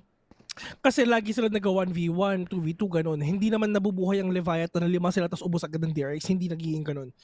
Maganda yung mga trade-offs nila. Pero syempre, I mean, oo, nakakapatay ka. Pero, nakakakuha ba kayo ng puntos? Men, hindi. Kahit gaano kataas yung kills nyo, kahit sobrang pantay ng mga duels nyo, pero pag hindi pa rin kayo nakakakuha ng puntos sa round mga kaibigan, wala lang yun. Taco misses his shot on mid. So, ibig sabihin yan, magkakaroon ng control dito kahit papaano ang DRX onto the hands of RB rather. At the same time, nandito pa rin yung positioning ni King is the same as we saw earlier. But tatama ba ang Prowler para sa panahon na to? Ito na nga, knives out para sa kanila. Pati na rin yung nade. 2 agents ang masusuppress dito. That's the KO and also the Killjoy na pumasok sa loob ng smoke. And he's gonna be spotting on to his death. But RB was able to secure 2 kills here. 4 versus 3 situation. Nightfall is ready. And ito na nga, ginamit na nga. Adverso was able to pick up on 2 kills, but Stax was able to get a kill on that nade. With this hunt, walang masuspatan from the players of DRX. Isang nasa Hell, isang nasa Jenny. Pero mukhang tatalo na ata sila. Just a few. This is gonna be a double pick. And Shai is gonna get the kill, and it's still on Leviathan's hands. Men, Diyos ko, never naging ganito ang DRX sa buong run nila ng VCT, mga kaibigan. Never sa KR pa naglalaro ang DRX, men. It's the other way around. DRX ang gumagawa ng ganito. Walang gumagawa ng ganito sa Korea sa kanila. Pagdating dito sa VCT, this is the first time na nakaramdam ng DRX ng ganitong kalakas na team. Bago mag-connect yung nades. Si Coach galit na. Galit na si Coach. Bago mag-connect pa yung nades na meron si Stax, nakakahuli na ng dalawa. Yung si Adverso, to be specific. Bago pa mag-connect yung mga utilities. DRX really needs to be careful about peeking too early from the utilities that they're throwing right now. Pero Blade Storm, alam mo na, pagkipit sa patalim kumakapit dahil eco round na naman to para sa kanila. Maraming na-detect on the site itself. Meron din sila si Adverso using that drone. Baka merong mas patan. On the other end, si RB pumupush na rin onto City. Adverso was able to spot him out. Mamamatay din siya pero may isang vulnerable. That's gonna be the Killjoy, the KO going down. And everyone just get punished by Leviathan. It just really proves na talagang malakas ang Leviathan dito sa mapa na to. Because after all, this is a map that they pick. Sipin mo ito na yung mapang pinili nila, tapos partida, DRX pa ang pumili ng side. Yun yun. Mainit ang aim duel ng dalawang teams na meron tayo dito. On the defense side, Leviathan is just doing a phenomenal job to maintaining kung ano man meron sila, especially on the rounds itself. Taco already getting a pick-off here. Just using the utility that a chamber has. Isang pick-off na agad-agad. And this is another buy round for DRX. Kakagaling lang nila sa eco. Pero, on to this game, Adverso. Wait lang dito sa may 3. DRX, mga kaibigan, first time nakaramdam sila ng ganito katindi. Pero yung coach nila hindi tulad ng coach nung kahapon na team. Nagalit na galit. Kalmado lang sila, pero nga na sa pop flash already from Kang! Pero meron tayo sa gilid, napakaganda! Nung pag-aantay niya, Boss with a 2K, Adverso with a follow-up right now, plus the recon bolt, and he knows exactly kung nasan ba yung isa. 50 seconds in, mga kaibigan, sa to Buzz. 3v1. It seems like Buzz super low on HP. Oh no, na-timingan. Meron tao doon sa may heaven. Pero Diyos ko, pero nga lang Taco with a perfect position right now. Nilapas ang Headhunter and he's gonna go down dito kay Taco. Mas masarap ang Taco kaysa sa Kimbap. Pero kung iisipin natin, no, it seems like Buzz is the one opening the kills, the site itself. Parang sa kanya siya yung nakakakuha ng majority of the kills. To be specific, siya ngayon yung nasa top frag ng DRX.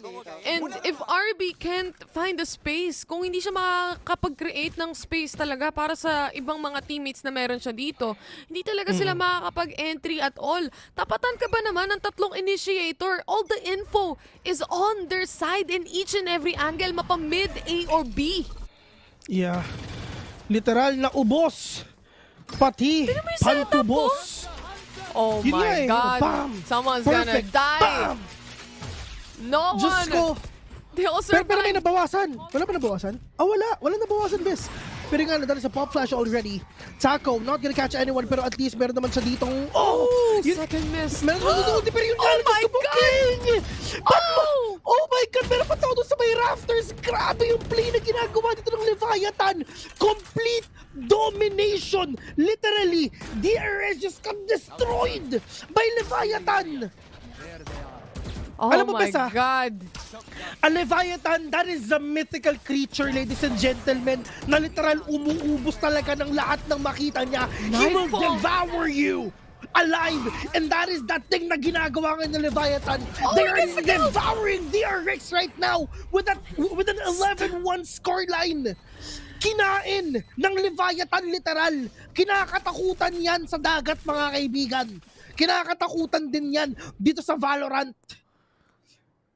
One-sided. Nag-ravage pa yan. Okay na, Bes.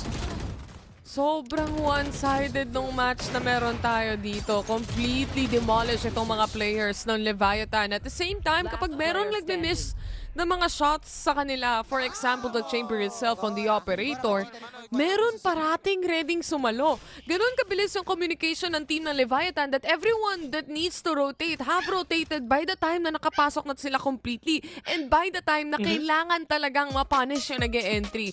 And just the perfect timings that they're having right now, even with unlucky shots, if you have your teammates beside you, marami talagang pwede mangyari dito. But anyway, just going to panel para lang makita natin at marinig natin kung anong gusto nila sabihin. Really? It didn't feel like it, did it? Jess had a statement. She said, she was like, you know, I think we'll know how this game's playing out by the half. And when she said that initially, I was like, well, yeah, I mean, generally that is kind of how it is. Oh my God, Jess, I'll never doubt you again. Yeah, I didn't mean it in that fashion. I don't want to be given too much credit because no one expected that. It is very hard to make a great team look very bad. And this man on your screen right now made it look like he was at the firing range. Yeah. This was just another prep for him. It was warm-up. It was team deathmatch. I don't know how many other adjectives you can use. He looks fantastic. He has been playing amazingly during the LATAM portion as well. But he's just getting so many opportunities to take more fights. I think this game, to me, so far has been a utility and confidence difference. Yes. The triple initiator comp thrives in that heavy utility situation. And Taco's taking fights against people that are having to break recon darts and horns and all sorts of stuff. But then he's also just so confident and he's on fire hitting stuff like that. I'm actually stunned.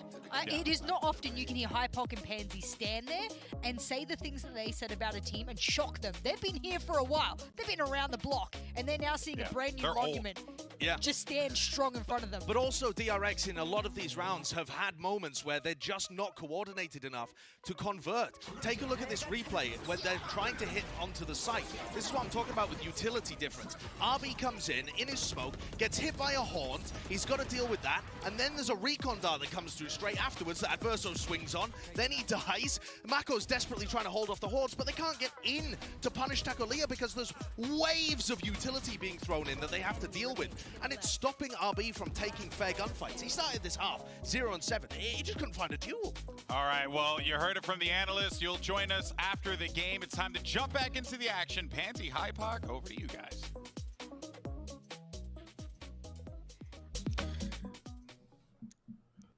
Hey guys, mamaya na daw si kaibigan Morgan, pero shoutout daw, sabi ni Omen. Shoutout niyo ako. Ayun. Shoutout sa'yo, Omen. Ayan, nagpaparamdam bigla eh. Nagtipis sa may likuran natin, narinig tuloy natin ngayon. Pero ngayon, magsaswap na ng sides. Ang problema, aggressive. Ang DRX, mahuhuli ata si RB, meron din nasa likuran. Sandwich play mula sa DRX. It seems to be working off right now. It is a 4v2 situation. Taco and Adverso, sila na lang natitira for Leviathan. Kailangan nila makaikot at makabuelo kung anong site kukunin nila. Marami-raming traps ang maaabangan nila dito here on A site. At mukhang rinig na rin sila ng mga players dahil 3 na ang nakaabang here on A. Yeah, that's true. Pero yung si Taco, mga kaibigan, at least muntik na siya matamaan dito. Pero yung ngalan, Taco, sobrang on point ng mga players ngayon ng Leviathan. Na Diyos ko po. Men, hindi ko in-expect na ganito ang mangyayari ngayon. Pero literal na inubos ngayon ng DRX. And finally, nakabawi din talaga ang DRX kahit papano. At hindi sila uuwing lukuan.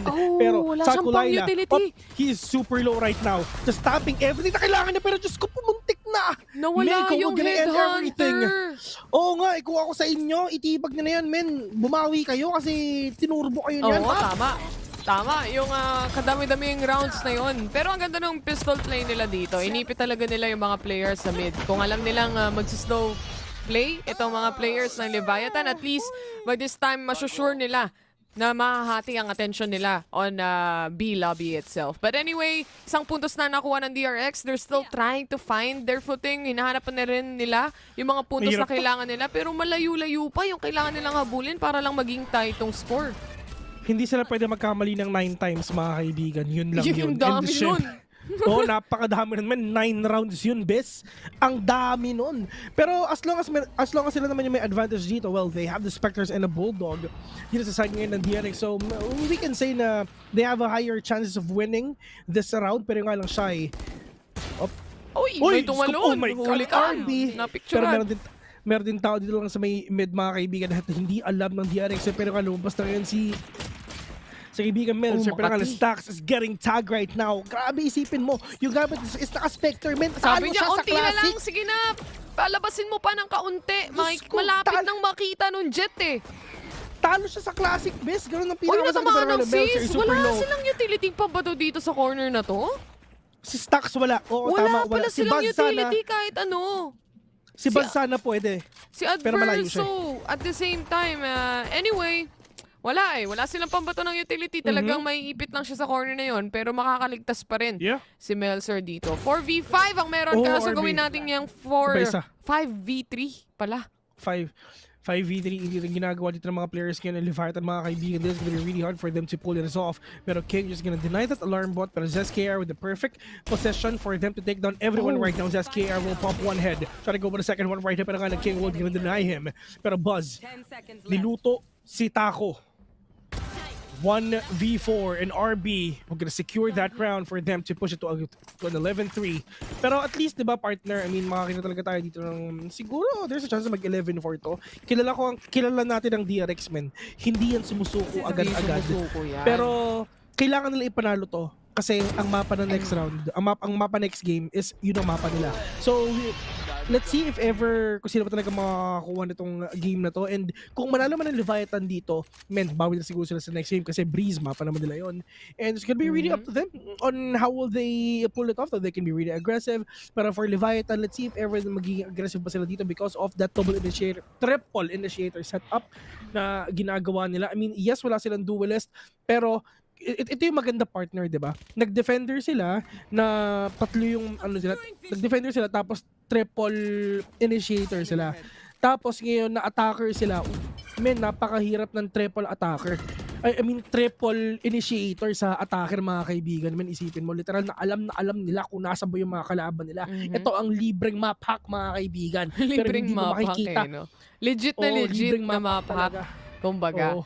Pero yun nga rin yung sinabi ng panel kanina, no? Sa dami ng utilities na binabato ng Leviathan, especially on the info game, kaya hindi talaga makabuelo at all ng pag-e-entry si RB. Kagaya dun sa replay kanina kung saan na-detect na nga siya ng Haunt, na-detect pa siya nung pagpasok niya ng B sa switch, na-detect na siya ng Haunt, na-detect pa siya ng Sova. Paano na siya mabubuhay? Lahat na lang ng info, alam nila kung nasan to si RB, kaya hindi siya makabuelo at all. So, maybe this time, kaso ang hirap din nito eh. Pag initiator sa attackers, ganang-gana din eh. Yeah. I mean, sa totoo lang, sobrang gana ng lahat ng ginagawa dito ng mga players ngayon ng DRX. Well, dito sa half na to, dito sa first half talaga hindi natin talaga nag-work. Pero rin ang ginagawa nila talaga ng Leviathan and syempre yung slow play na kailangan nila meron tayo sa may Jenny. But King will gonna take him down para tayo sa spray. Ano pa rin ang ginagawa ni Stacks ngayon? Pero nga medyo delikado siya, pero at least si Stacks nakakuha pa rin ng isa. Pushing kita 1v2 right now, mga kaibigan. It's all up to Taco. Wala na siyang oras. All you need to do is back away and probably he's gonna save everything that he has. And 4 seconds in, of course, wala nang gagawin si Set at si RB. Kasi they're really trying to secure the economy that they have na rin talaga, no? Pero at least dito sa Leviathan, pwede niyang iba to yung Vandal na yan kahit kanino. Tapos magma-marshal na lang siya or whatnot or headhunter. Pero let's see if ever gagawin ba na yan. Pero probably not. He's gonna still use it because meron naman siyang armor at the end of the day. But still, naralawang DRX dun sa round na halos wala silang pera. Pero as you can see, libreng upgrade para sa mga players ngayon ng DRX. Lahat ng baril ng Leviathan, men, akin na yan, baby boy. Exactly. Ito na nga yung ganti ng api na tinatawag natin from the side of DRX. But this is actually a good conversion from a bonus round that they had. Kung sinabi natin na 9 times silang hindi pwede magkamali, mukhang sineryoso ata nila yon, Vil. Dahil this time, kinuha nila yung bonus round, kinuha nila yung pistol, kinuha nila yung pangalawang round and everything else. So, with regards to this, pwede pa rin mag-snowball yung momentum on the other end, on the side of DRX kahit papano. Dahil with a triple initiator, syempre meron pa rin, may loophole pa rin yan eh. May butas pa rin na kailangan pa rin magampanan ng ibang mga players. And if they're really that extremely good with this composition that they have, kaya nilang takpan yung mga butas na yun. But let's see. Pero dito naman ngayon sa side ngayon ng Leviathan, wala silang choice kung hindi. Gamitin na lang din talaga yung mga economy na meron sila ngayon. Wala naman silang dash, wala silang mga bookbot, wala silang pang, alam mo yun, explosive entry. Info lang. Yun yung sabihin ko eh. Yun yung sabihin ko eh. Ganda nung flash sa mid. Yun nga rin yung problema ko ng Leviathan. I mean, at least talaga, bes, is konti na lang yung hahabulin nilang score. Yun yung pinaka-importante doon. Pero, free upgrades na mga yan, meron ng Leviathan mga kaibigan. Isa ako agad sila ng dalawa. Pero nga lang, Buzz tried to hold the fort here in B. But that is Stax though. Pero that is Mako as well. We're gonna take down one Solid to King with that Stinger. RGX Stinger to be exact, yellow variant, level 3 as well. Pero nga lang, King with a flick. Yes, makakapatay siya ng isa, pero ang problema is 14 HP na lang natitira sa kanya. 1v2 right now, wala siyang utilities at all. Yes, they have this, meron siyang 0 point, pero malalaman niyo yung position, pero ang ginagawa niya talaga ni King dito is just wait for that exit frags na kailangan niya. Kasi, the spike is drop anyway. So, nag-aantay na siya ng 40 seconds na napakahabang oras na ito, men. Napakahabang oras na ito. At walang gagawin ng mga players ng DRX kundi mag-antay lang dun sa mga posisyon nila. Exactly. Meron nakatingin dito sa may B-main, may nakatingin dito sa may speedway, kung saan man pumunta si King, at least talagang trade-off ang mangyayari dito. Pero King, mga kaibigan, waiting patiently, pushing patiently as well. Pero yun nga lang, for sure, makikita niya yung isa. Pero yun nga lang, kung mapatay na si Buzz, 100% mapapatay siya ni Stax because that is the trade-off na meron ang DRX. They have the crossfire sa Valorant, kumbaga. Nakaset-up na eh. Yung post-plant positioning ay yung ano pala dito, yung depensa ng DRX doon sa dalawang natitirang membro. At the same time, kaya rin naman pala laging nananalo, no? Itong Leviathan on the first half itself, pagdating sa pagkuha ng info, nandun lahat eh. Alam nila kung saan dadaan yung mga players at yung mga team, and the rest, kailangan mo na lang talagang abangan. Pero ito ngayon na hindi sila nakakakuha ng info, for example, on the hands of DRX na nag-aantay on the site, dito ngayon sila nahihirapan na makipaglaban dahil hindi na nila nagagawa yung kitang-kita nila kung saan yung dadaanan nito. Kasi hindi naman nila kailangan pumush. Yeah, that's true. All they're gonna do is wait. Wait lang din talaga. They have the perfect composition sa DRX para mag-defend. They have the Sentinel, yes. They have the double ini.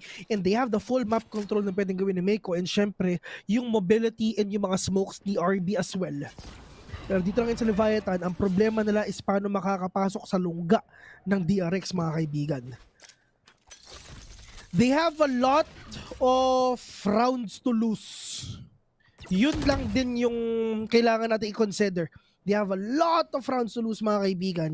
Kanina, Sham, ngayon 6 na lang. 6 rounds para maging 11-11 to. If matalo ang Leviathan dito, wala na naman silang pera next round. Yun ang magiging problema. Pero that is the blades yung ginagawa ngayon ni RB, mga kaibigan. Pero meron pa naman dito lead si Stax kahit paano. But still, that is the Nightfall coming in from Shy. But RB waiting patiently dun lang sa may loob. Pero wala silang idea at all na meron na nag-lurk. Nag-lurk si Sova, mga kaibigan. That is a good entry already. Okay, nakapatay na si Adverso doon. Sige, go B. Go A. Pero Diyos ko po, pumalot. Pero buti na lang napatay niya. 10 seconds in, mga kaibigan. This is gonna be a 3v4. Still doable. Very much Situations sa mga doable. players ito. winnable pa sa side ng Leviathan to best kahit lamang ang DRX. Exactly. Kahit lamang ang, kahit sino, pwede pa manalo basically dahil may chance pa sila pagdating dito sa retake natin na meron tayo nakikita ngayon. Stacks still has a knife that he can throw. Ito na nga, yung C's tumama rin kay Taco. Kaso nga lang merong nasa taas. Nasa may taas lang ng Jenny and they are all completely demolished here on A site. Isang match point na nga ang meron tayo dito, 12-5. Kamusta ka naman, Morgan? Ano masasabi mo tungkol dito sa nangyari? They're already strong. I mean, these players in Latin America, they're explosive. And so nagpatuloy sa kanila ng VALORANT. Feel ko na. Oh, good. Yeah, wala sila magagawa di mag-time out best eh. I mean, only 1 point na lang ang kailangan ngayon ng Leviathan at wala silang choice at all, di ba Morgan? Yeah. Tsaka at the same time, ito na nga eh, time out na ngayon ng DRX, do or die para sa round na ito. Kumbaga, na match point na sila eh. Parang mahirap pero tignan natin dahil anything is possible. Kumbaga, walang imposible, di ba, Omen? Ano si KO dumating? Si KO dumating? Ay, si KO andyan na rin pala. You are powerless. Lakas. Omen, ikaw naman. Omen. Omen na power. Yan.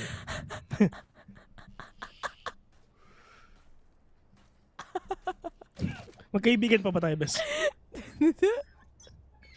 Hindi ko alam. Hindi mo alam! Ano yung tanong? Hindi ko na alam pa. Ang daming smoke pagdating sa mid, pero Leviathan, it seems like gusto nila mag-mid control dito. But RB can answer this with his operator. Pop flash settles in from the KO. Sumilip siya pero hindi tumama yung shot. Mapapatras na lang talaga. Prowler, nakakagat ng isa. That is gonna be still RB. Ang dami niyang utilities na tinatanggap dito. With the HUD coming out, masaspatahan kahit papano kung saan yung bumabaril. That's gonna be Shy going down, but at the same time, he will go down as well. With a tour de force in action, dalawa pa ata ang nahuli ni Taco doon. Pati si Zez sumama sa hukay. Yun nga eh, pero at least ang DRX ngayon mukhang wala ata nangyari dun sa timeout na ginawa nila. I mean, nagte-timeout ka para lang syempre for you to rethink on what's gonna happen, kung ano bang pwedeng gawin nyo sa mga susunod na rounds, and syempre for you to stop the momentum of your opponent. Pero but still, naging 3v3 pa rin to. Pero still winnable pa rin sa side ng DRX. As long as hindi pa naman natatapos yung round, as long as wala pa naman nananalo dito, is pupusuan lang din talaga ng DRX ito. And yun nga lang, ito yung pag-push ngayon ng Leviathan all the way from mid right now, and that is the alarm bot being denied by the players of Leviathan. Pero madali ang switch nila. Ang akala nila mag-BB, magmamarket yung mga players ngayon ng Leviathan, but no, they're gonna go here in A instead, and they're gonna all in push out the players of DRX dito ngayon sa A. Pero may nagbabantay sa wide. This is gonna be Astra versus Astra, and Mako will gonna shot one down off. Pero meron pang tao dito sa may taas, may tao sa baba, pero yun nga, ito yung chup-chup mga kaibigan, pero nga Stacks will take one down, and Stacks will gonna end everyone with that Bulldog right now. Still 12-6. 6 rounds away pa rin ang kailangan na habulin ng DRX. Kung sa tingin nyo malayo yan, mas malayo yung 9 rounds kanina. And so far, they're taking it one step at a time. Ganda sana ng pitas ni RB dito, pero nga lang, sinabayan din siya ni Taco eh. Hindi lang isa yung nasama doon, nag-double swing pala sila dito, tas lumain up, Bessie. Yun nga, yung problema nila yun. Sobrang line-up na talaga yung nangyari. Pero, but still, I mean, look at that crispy flick na ginawa ni Stacks eh, no? Korea flick eh. Pero, Taco, we're one tap to the head onto RB right now. Grabe, isipin mo ha, 100 lang ang ginastos niya, nakapatay pa ng isa. Sabi nga literal sa'yo, na ROI, men. Duelist is just a mindset na ngayon eh. Oo. Ito na yung nagiging duelist eh, yung mga chamber dahil sa rendezvous na meron din sila. Anyway. Alam ngayon ni Mako na meron tao dito sa may taas, which is alam niya yun na si Melzer, pero ito na ngayon mga kaibigan, ang Longkadog galing Latin America mga kaibigan, ito na yung burrito na hinampas kay Stacks. Mas masarap daw yan. Samgyup mo. Pero pusin ito, 5v2. Oh no, partner. Wala pang bawas na nakukuha ang Leviathan. Look at that. Na-eagles matos sila dito. Diyos ko. Bes, wala silang damage kahit piso. Bawas naman kahit armor lang. Tatapusin ba nila ito na ganito ang laban? Can be, pero kung tutuusin, hindi pa rin naman nakakapulot yung tatlong miyembro ng baril kahit papano. Very doable pa rin para kay Meiko. But it's gonna be quite difficult dahil merong nagpiplay ng close with the nade coming out. Sinusubukan niya saksakin itong Cosmic Divide para lang mahuli kung sino yung nasa kabila. But it is inevitable in a 3v1 situation, especially with the ultimate setup like that. Mapupunta na nga yung game 1 natin sa Leviathan with a very one-sided game from the first half. Kailangan mag-isip-isip ang mga players ngayon ng DRX kung bakit nangyari sa atin to. This is the first time na nangyari sa atin to, guys. Hindi natin ina-expect na ganito yung mangyayari. We can say na, sige, ito yung mapapinili nila. We can say na, sige, siguro talagang kayo yung malakas dito. Pero, let's see naman dito sa Breeze if ever you can do that. Oo, nagkaroon sila ng problema dun sa mapang hindi naman ganun kalaki. And alam natin, ang DRX, mga kaibigan, ang playground nila is yung mapang sobrang laki. Taco and King performed exceptional in this game, specifically in the first half as well. Grabe yung pagkukuha nila ng info at the same time. Grabe din yung depensa na meron talaga dito on the triple initiator setup that they have. King got some of, or maybe tries around the entire map that he got the most important kills of the game. Not only one or multiple kills rather ang nakukuha niya dito at hindi biro. Aside from that, Taco is a player to really look out for. Grabe mag-frag out to on a chamber. Everyone is actually really on point. Sobra silang cracked, mga kaibigan, with a double C dun sa dulo. Pero yeah, we've seen it already, ladies and gentlemen. Talagang sobrang solid talaga pinakita dito ng Leviathan. And to be honest, hindi natin in-expect yung mangyayari na yun. Really thought that's gonna be parang really close fight. This is DRX, or probably DRX would win it. Pero nakita din natin din talaga yung mga pagkakamali ni Zest. Dalawang beses, mga kaibigan, nagbato siya ng hunt, pero tumama lang din sa harapan niya. Pero dapat talaga sa taas. Feeling ko nag-altab muna ito sa load ng YouTube ng Fade, Ascent, Line-Ups. Kaya nag-technical pause. Siguro. Kaya nag-tech pause yun. Ganun siguro yung nangyari. Pero I mean, siguro feeling ko, sinabi ng coach na just tingin naman ako ngayon, hindi naman tumatama. Pero mga kaibigan, we're gonna head on to a very, very short break. Once again, we're cast for the day. Ako nga pala si Vel, alongside me later right here. And see you guys later. Boxes, I cannot fit in the boxes. Stop it, quitting was never an option. And you cannot stop it, nah, you cannot stop it.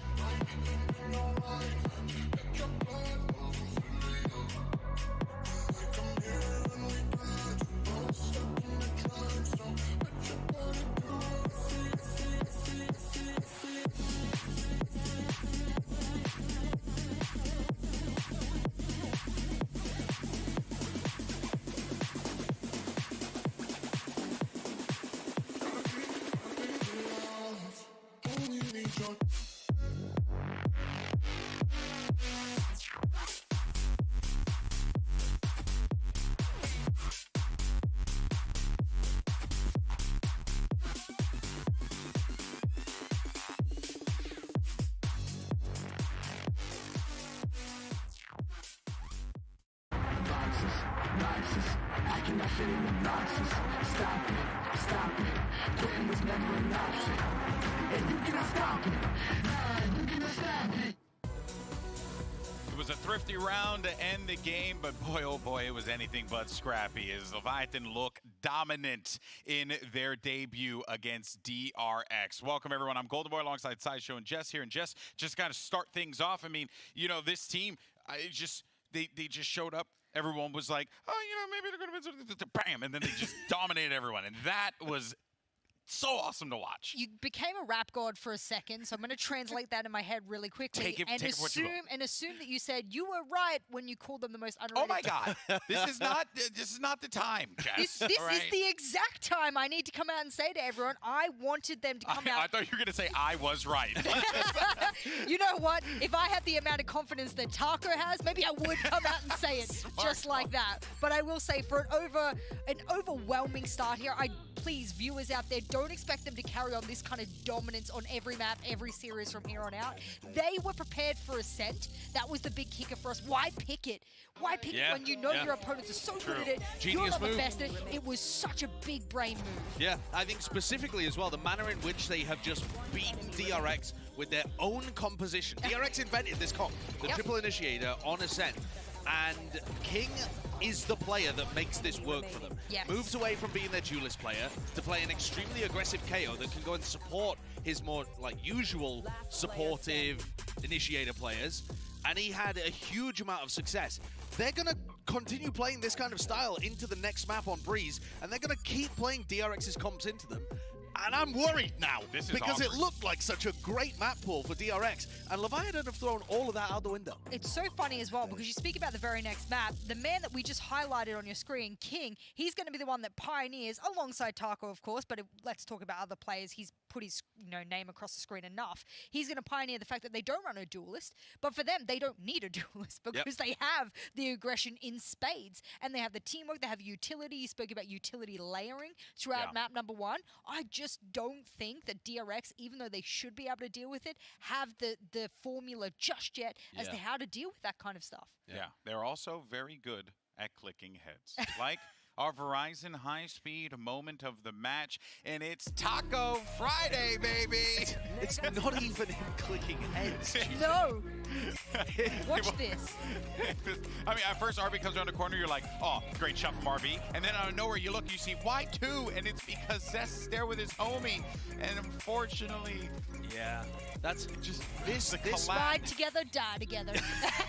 This somewhat kind of epitomizes the map, though, because not only do you get Tackle popping off and winning the op duel, but also the small mistake there of Zest lining up behind his teammate, and it is Zest's responsibility to make sure they don't line up, immediately gets punished. Every small error from DRX punished instantly, because they're so aggressive and happy to take duels, and that means that you will exploit weaknesses. You know what's funny? We actually hailed DRX RB specifically as having true first kill percentage. You spoke about it earlier, you brought up the graph. Don't look at the stats anymore. Okay, but I would like in reverse to talk about, because we don't have Leviathan sort of on that scale just yet for this tournament, I would like to talk about their ability to trade within a 3-second bracket and having those trades really well oiled. We speak about DRX being one of the world champions when it comes to being able to trade quickly and efficiently. Well, Leviathan, they actually joined that club, and they might rival the podium now as a result. Yeah, they were sprinting to help each other. They were like, every "You died, I must trade," and I was like, "Oh, okay." And hey, man, teamwork makes the dreams work. Yeah. But also, as I said before, when you shoot your gun pretty good, you know, it's not that bad. Thankfully, Aim Lab allows you to do that, because it's time for our Aim Lab shoot around. That's a segue, baby. Here's Taco getting ready for match number 2 here, and I'm just gonna stare at him. You can also scan the QR code to get Taco's crosshair, and then you become as good as he can be. I want his breakfast, I want his workout schedule, I want everything that he has. I just want his hair care regimen, because I do believe that there's a correlation, Sideshow, and I'm going to you for this because we have no hair, that good hair equals good Valorant. Oh, is that what's been going wrong with I think that's that, that could be part of the Besides problem. Durka's just Durka. How dare you say that? How dare you say exception to the rule. Yeah, Durka's been phenomenal. I mean, speaking of which, I was doing a ranking of, chamber players, stuff like that, coming into the event. I had Tackle in my top 5 chambers, top 10 players, but I think I underrated him. honestly, because the performance that he's been able to put up so far is world-class, and you never quite know from the smaller regions that don't get the chance to play internationally as often. You don't know how that's going to translate, and I said at the beginning, they don't always go down when they go to Masters. You get some players that step up to the occasion, and I feel like Leviathan are one of those teams, at least for the moment. I want you to post a formal apology about your ranking. Thank you very much. Oh, if he keeps it up. Oh, dude, Platchat got something wrong? I've never heard of that. Crazy. Never been wrong. Let's move on to map number 2 here, because we're going to be going to the nice, cool beaches of Breeze for our second battleground of this epic confrontation between the #1 Korean team and the #1 Latin American team. This is going to be DRX's pick sideshow. They going for Breeze, but we saw what happened on Ascent. We're going to get a very similar, if not the same thing happening here with Leviathan just saying, anything you could do, I could do better. And again, DRX have been playing a triple initiator, no duelist comp on Breeze occasionally in the past, but they've moved away from it, similar to Ascent. And it looks like Leviathan have gone, oh, that's a nice comp you got there. Yoink, that's my comp now. And also, we can play better than you, so we're just going to do that. Prime Gaming Age selects underway, Jess? Yeah, it's a little sad as well, because out of all of the maps, Leviathan will know this would have been the first pick, because it's not a great map for them. They also didn't ban it. They also know DRX wouldn't ban it. So when we're talking about preparation, we're looking at the agents now, I don't expect there to be any big changes here, but I also expect Leviathan knows this map would have been a choice, knows that they could have prepared for it, and likely has done that. So that worries me, because map #1 was a great example and a prime example of what it is you can perform at when you can prepare. I absolutely agree with that one. I think it's very exploitable here, the fact that Breeze was coming up. But I'm looking towards RB. He's always the player that we're highlighting in these big games. I need him to perform in playoffs, but specifically in these matchups, he has to be the player that's dodging utility and disrespecting it and finding kills. You're playing a duelist, your role is to be hyper-mobile, and you're supposed to get away with stuff more than your opponents. Real quick, before we toss it back to the casters, just want to get a prediction. Are we going to Game 3, Jess? I don't think so. Sideshow? Leviathan have just been too good.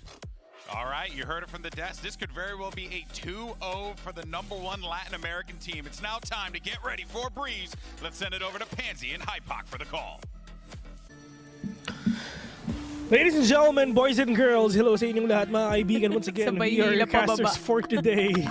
And yeah, I mean, sobrang solid yung mga pinapakita natin today, because it's gonna be, once again, Latin America, Leviathan, and syempre Korea, which is apparently ang DRX, ang dating Vision Strikers, na talagang sobrang lakas dito sa region nila. And syempre, not just there in their region, but natin sabihin na ever since last year, complete attendance sila. Walang absent. Complete attendance mga kaibigan, pero nilalampaso lang sila ng Leviathan, ng Latam. Parang itong Leviathan kasi, they've just grown too much na malala, wala nang makapigil para sa kanila eh. But anyway, mabilis ang push para sa DRX. Pasok na sila on the site itself, but this is a 4-man flank. Isa lang yung manggagaling from Macdoray there. It's gonna be just the Sova. Habang yung apat manggagaling sa B-main. Pero rinig na rinig to ni Meiko. Oh, so yung Galimake. Oh, Diyos ko po, na-timingan siya dun sa pagkasada ng Classic, and he's now super low. Zest KR will take down 2 already. Pushing ito 2v4 right now. Medyo mahirap to sa side ng Leviathan men. Mukhang ito na ata ang pagbangon ng api. Pero adverse, so catching 1. Pero the Classic already, they need to defuse the spike right now.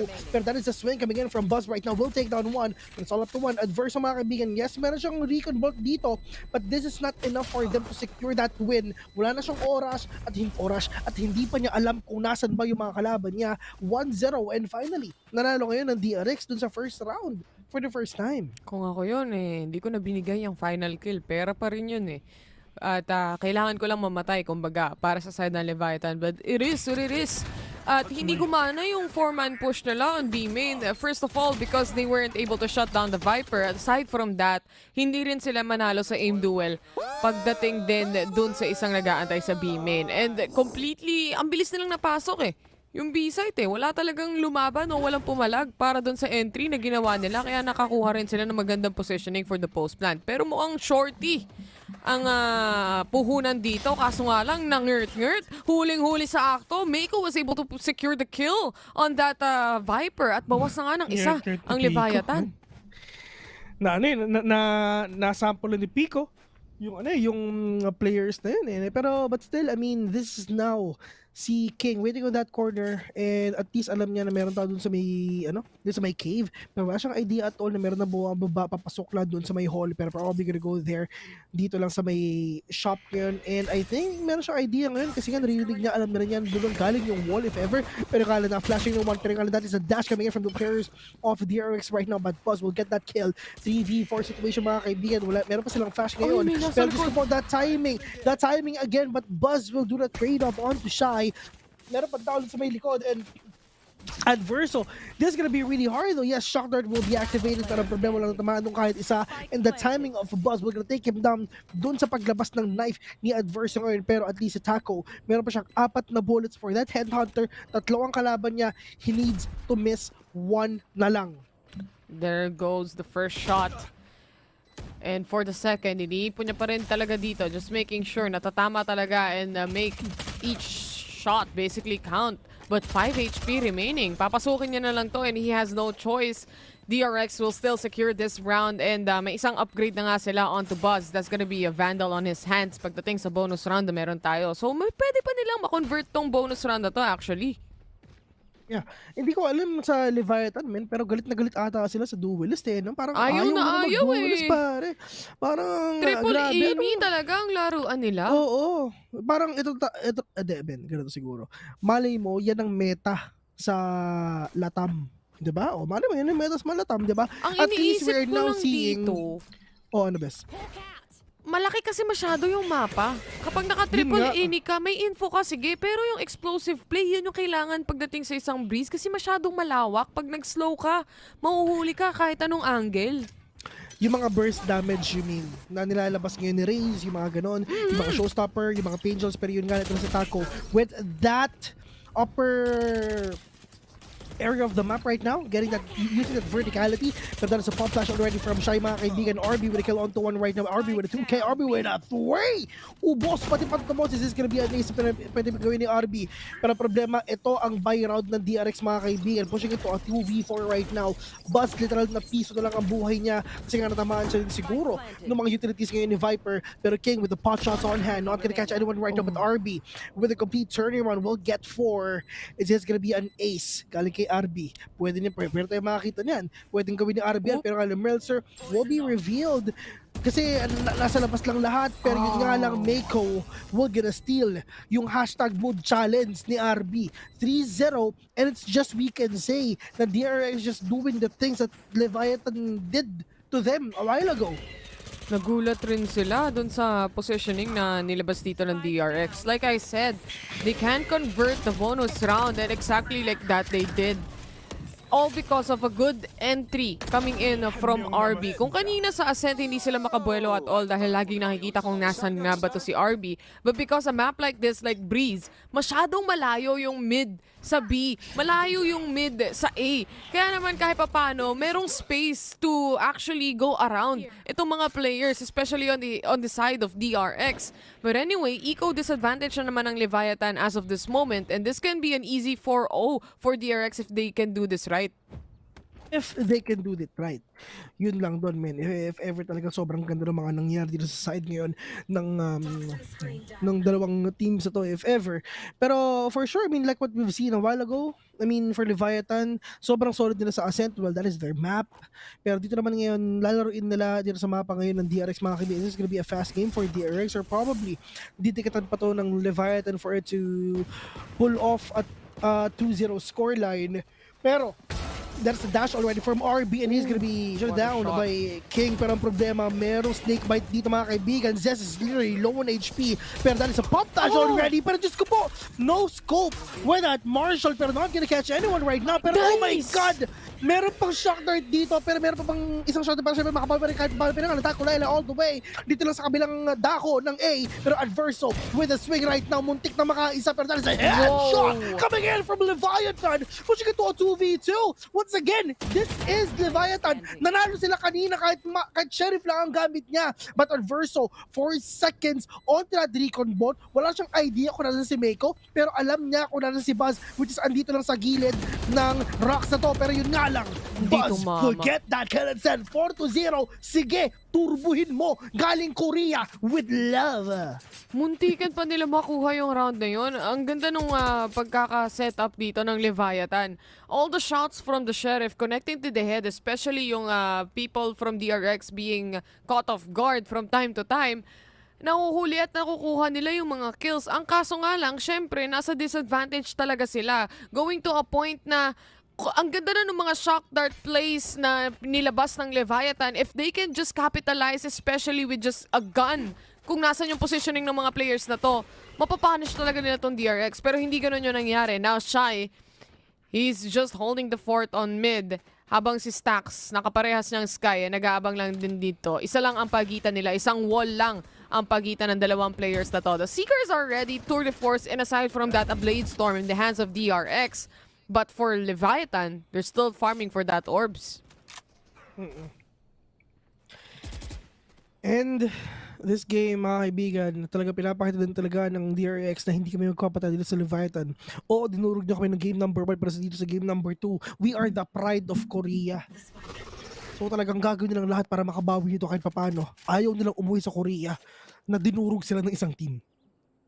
Kung matatalo man kami, dapat close game. Hindi yung tulad ng kanina literal na 11-1 yung nangyari. Medyo nabigyan ng DRX no? Sa totoo lang, malakas to Vicious Strikers to Nasa kanila pa nga dati si Lucky Pero wala na si Lucky sa kanila kasi si Lucky naglalaro lang naman sa isang mapa at isang agent lang ang ginagamit niya, which is Sky. Pero the players of DRX are already pushing in. Si RB walang natamaan kahit isa with that ultimate right now para si RB muntika nang matamaan dito ng shock dart for him be dead. Pero still, meron naman siyang heal dito na pwedeng gawin ni Sky. Healing over here, okay lang naman yan. Sumakakuha naman siya ng mga buhay dito kahit paano. Pero nga Adverso gonna push in with that spray and pray papunta lang dito sa may A. Pero that is Shy with a kill onto 1. Yung apat na remaining players gonna divide and trying to push up already para makakuha sila ng magandang corner dito in possession. Pero Zeskai are all the way from doors and someone knows it, which is Taco, but RB with a swing and first with a kill. 3v2 mga kaibigan. Buzz just utilizing that tour de force, ladies and gentlemen. Pero the clock is ticking already. They need to push everyone right now. Neto with a kill onto 1. 1v1 with a great one, and that is Shy. At wala siyang oras for him to defuse the spike. 5-0 already. Ang tanong, makukuha ba niya yung operator? Meron Ang ba? ganda nung post plant na meron for the side of DRX. Even if a 2v2 or 2v1, 2v3 even na situation na meron sila doon, kakayanin nila yon. They have the lineups from the Viper na binabatuhan lang ng Snakebite yung mismong spike. Aside from that, they have a tour de force in long or dun mismo sa loob ng cave. And aside from all those utilities and aside from the ultimate na meron ng isang chamber, meron ding trademark na kapag pinush mo yung A-main para lang mapatay itong mga members ng DRX, hindi mo magagawa agad-agad kasi mapapunish ka ng trademark, masaslow ka lang. Yeah. Yun ang pinaka-delikado talaga dito if ever. I mean, if ever din talaga syempre nag-flank ka dito, and if ever na syempre gagamitin naman ng trademark, hindi naman yan ilalagay sa mga sobrang obvious na places, di ba? Syempre ilalagay mo yan dun sa possible na daanan ng kalaban mo. At magugulat na lang sila kahit anong gawin mo dyan. Kahit matamaan ka o mabasag mo, kailangan nilang silipin. Kailangan silipin ng dalawang chambers ngayon yung likod na yon. Kasi hindi mo alam kung magpa-flank ba sila, kung mag-lurk ba sila or what not. You need to be really smart whenever you are placing a trademark. Pero partner, mukhang ang gagawin ata ng DRX ngayon, they're gonna all in B. Kasi wala namang pera ang Leviathan, di ba? Puro sheriff lang ang gamit namin. Oo, si Shy meron siyang vandal. Pero maganda ang posisyon niya, nasa B siya. Pwede siyang makaubos ng 5, pero ang tanong kung tatama ba? Uy, na-shotan agad yung Rico. Nagbigay ng info kahit papano na merong mga tao dyan. At the same time, hindi na-capitalize ni Taco yung positioning niya. Hindi niya tumama yung shot. He needs to go back with the rendezvous. That gives space para kay RB na makapasok at makapag-entry sa site. Lalo na may na-detect pang isa at huling-huli nga sa akto. Nasa taas, RB right from above. He gets a double already on this round. Tatlo sa players ng Leviathan. Mahirapan sila makapasok dito. Eco disadvantage ang meron sila. At the same time, they have no info at all kung saan magagaling itong mga players players aside from that jet that went out. That's gonna be RB. Meron pa silang pwedeng setupan dito ng mga utilities. Ang kaso nga lang, parang masyado ng close, parang masyado na silang malapit. Boss with a double kill already, and maybe for the third, it's gonna be a KO going down in just 1 second. That's an RB kill and a clean 6-0. Best ito maganda ang no duel setup, lalong-lalo na pag defending kayo. Pero mahirap lang din talaga if ever ganyan yung composition nyo. Buti sana kung meron kayong like super duper lakas na AoE damage tulad ng Brimstone. Di ba, Bes? Brimstone good sana with the molly, pero yun nga lang andyan na si Viper, so it's gonna be really hard for you. Pero ano ba ang merong AoE damage ng Leviathan? They have the Shock Dart, they have the Hunter's Fury, they have the Nade of KO, plus yung lahat ng skill ni Melzer. Pero hindi naman burst yun, damage over time yun, DOT yun. Pero kahit marami silang ganitong ka-explosive na utilities, medyo nahihirapan pa rin sila kahit anong mangyari. May nanghihirap nito na ganitong side, knowing na literal na bumabawi talaga ang DRX dito. Intro boys lang ba ang Leviathan? Huling-huli sa akto. Ang kaso nga lang hindi na-capitalize yung opportunity na yan from Buzz. Instead, he dies off in that aim duel. RB is also low on HP. 11 HP na lang meron siya. But Stax is ready to take on and give him a heal. Kahit pa paano, buo pa rin ang buhay niya. Wala lang siyang armor. But this Guiding Light might be able to spot some of the players. Magbibigay ng konting info para sa kanila. Taco with already for the first kill. Merong isang makakapasok, and this is on the corner. It's gonna be a Sky na na-slow na rin ng isang chamber. Taco with a kill and Shy with a kill. And this is up to Mako, the only man remaining. Nahihirapan makapasok ang DRX this time around. Pero syempre, before anything else, gusto ko nga pala i-greet yung kaibigan natin si Mr. Regner na happy birthday. Oo nga. Happy birthday. Happy birthday, Regner. Guys, ito search sa Facebook, Regner Peneza, tapos i-message sa greet nyo na happy birthday. Pagkatapos yun, i-report nyo. Ban yung account no? Hanggang birthday na ban yung account. Tsaka nagbabag ata yung Facebook live chat. Kailangan nire-refresh ko para lang makita ko yung mga bagong comment Pero anyway, kung meron kayong gustong sabihin sa amin, mabilis naming nababasa yan dahil may Twitch din naman tayo, guys. Gusto nyo lang naman. Nagbabag yung Facebook pero okay lang yan. And kung saan man kayo komportable, relax lang kayo dyan habang nandito na nga tayo on round number 8. May isang nadetect on mid at hawak-hawak na pa naman yung operator. RB is gonna be going down in the hands of Adverso. 5v4. Wala silang pang entry. Yeah, wala silang pang entry, pero at least meron naman silang Sky Kasi meron tayong mga tinatawag na pseudo-duelist mga kaibigan. Pseudo duelist ngayon ng DRX, kung hindi si RB, dati si Sky lagi KO pero hindi si Chamber na mga pseudo-duelist ngayon. Best, diba? Iba na. Sentinel na ang pseudo-duelist ngayon. Nagbago na ang lahat. Pero ibig sabihin niyan, at least magagamit pa rin nila ang isang Sky pagdating sa pagiging pseudo-duelist. Kaya hindi ganun kahirap pagdating sa triple initiator setup na meron sila dito. But anyway, a Viper's Pit being set in place here in the hands of DRX. Makakapag-plant din sila ng spike dito, Vil.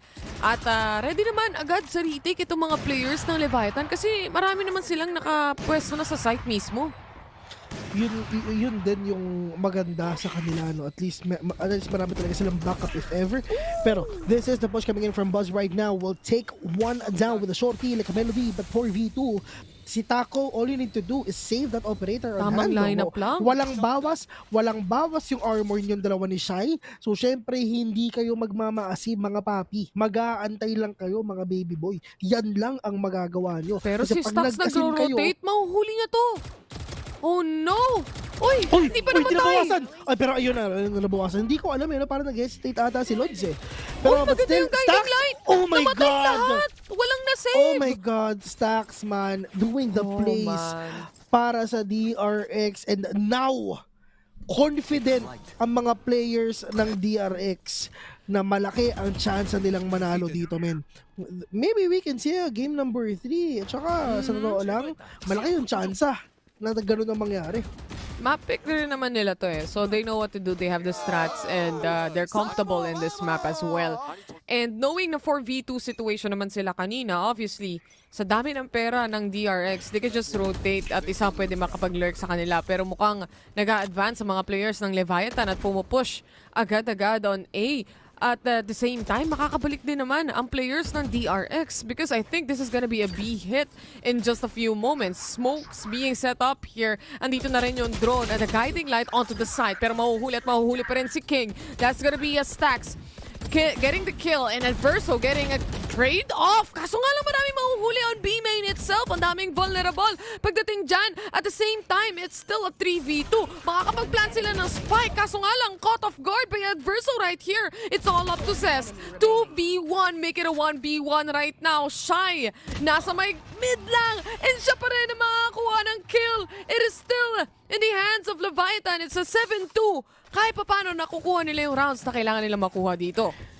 Yeah, yun ang pinakakailangan nila dito. Siyempre, talagang makuha yung mga rounds na kailangan nila. Kasi once na walang nangyari dyan, once na talagang hindi nagkaroon dito ng mga magagandang pick-off, it's just nothing will happen, man. Sobrang importante ng mga pick-offs dito kahit isa-isa, dalawa-dalawa. And after that, if ever naka-pick-off na kayo na isa, wag na kayo magmaasim. Mag-out na kayo. Okay na yun, men. Yung coach nila parang nire-replay lang din yung first clip kanina eh. Ganun na ganun din siyang mag-cheer kanina pa eh. Coach nila parang nanalo ng loto. Sabi dito, kung nababasa ko daw yung Twitch chat, shoutout. Ayan, Zero Thick. Nababasa namin yan. Huwag kayong mag-doubt. Pero info game ang laruan ng DRX. Meron silang nasuspatan on the back end and the Seekers being used in. Ang kaso nga lang, hindi sila aware na nakaikot na pala si RB.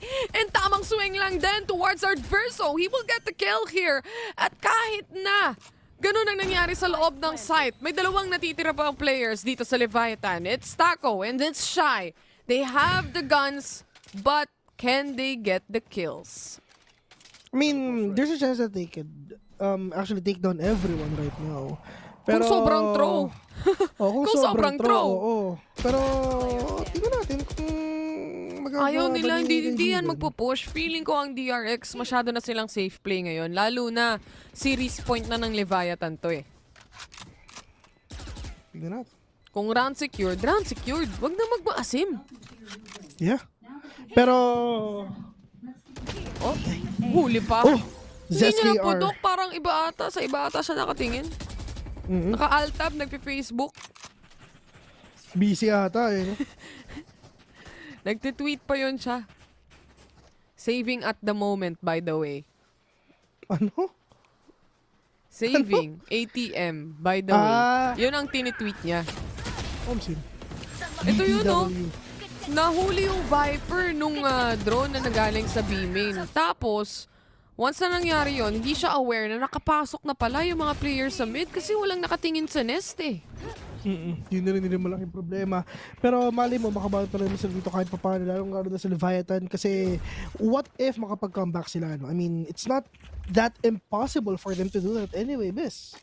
It's not impossible for them to actually to do a comeback. Kasi, I mean, at the end of the day, I mean, Leviathan is still Leviathan. They are the pride of Latin America. So, kung talaga maka-pick off sila dito ng mga players, maka-pick off sila dito ng mga matinding mga shots or whatnot. So, solid na mga pwede nilang gawin dito. I mean, for sure.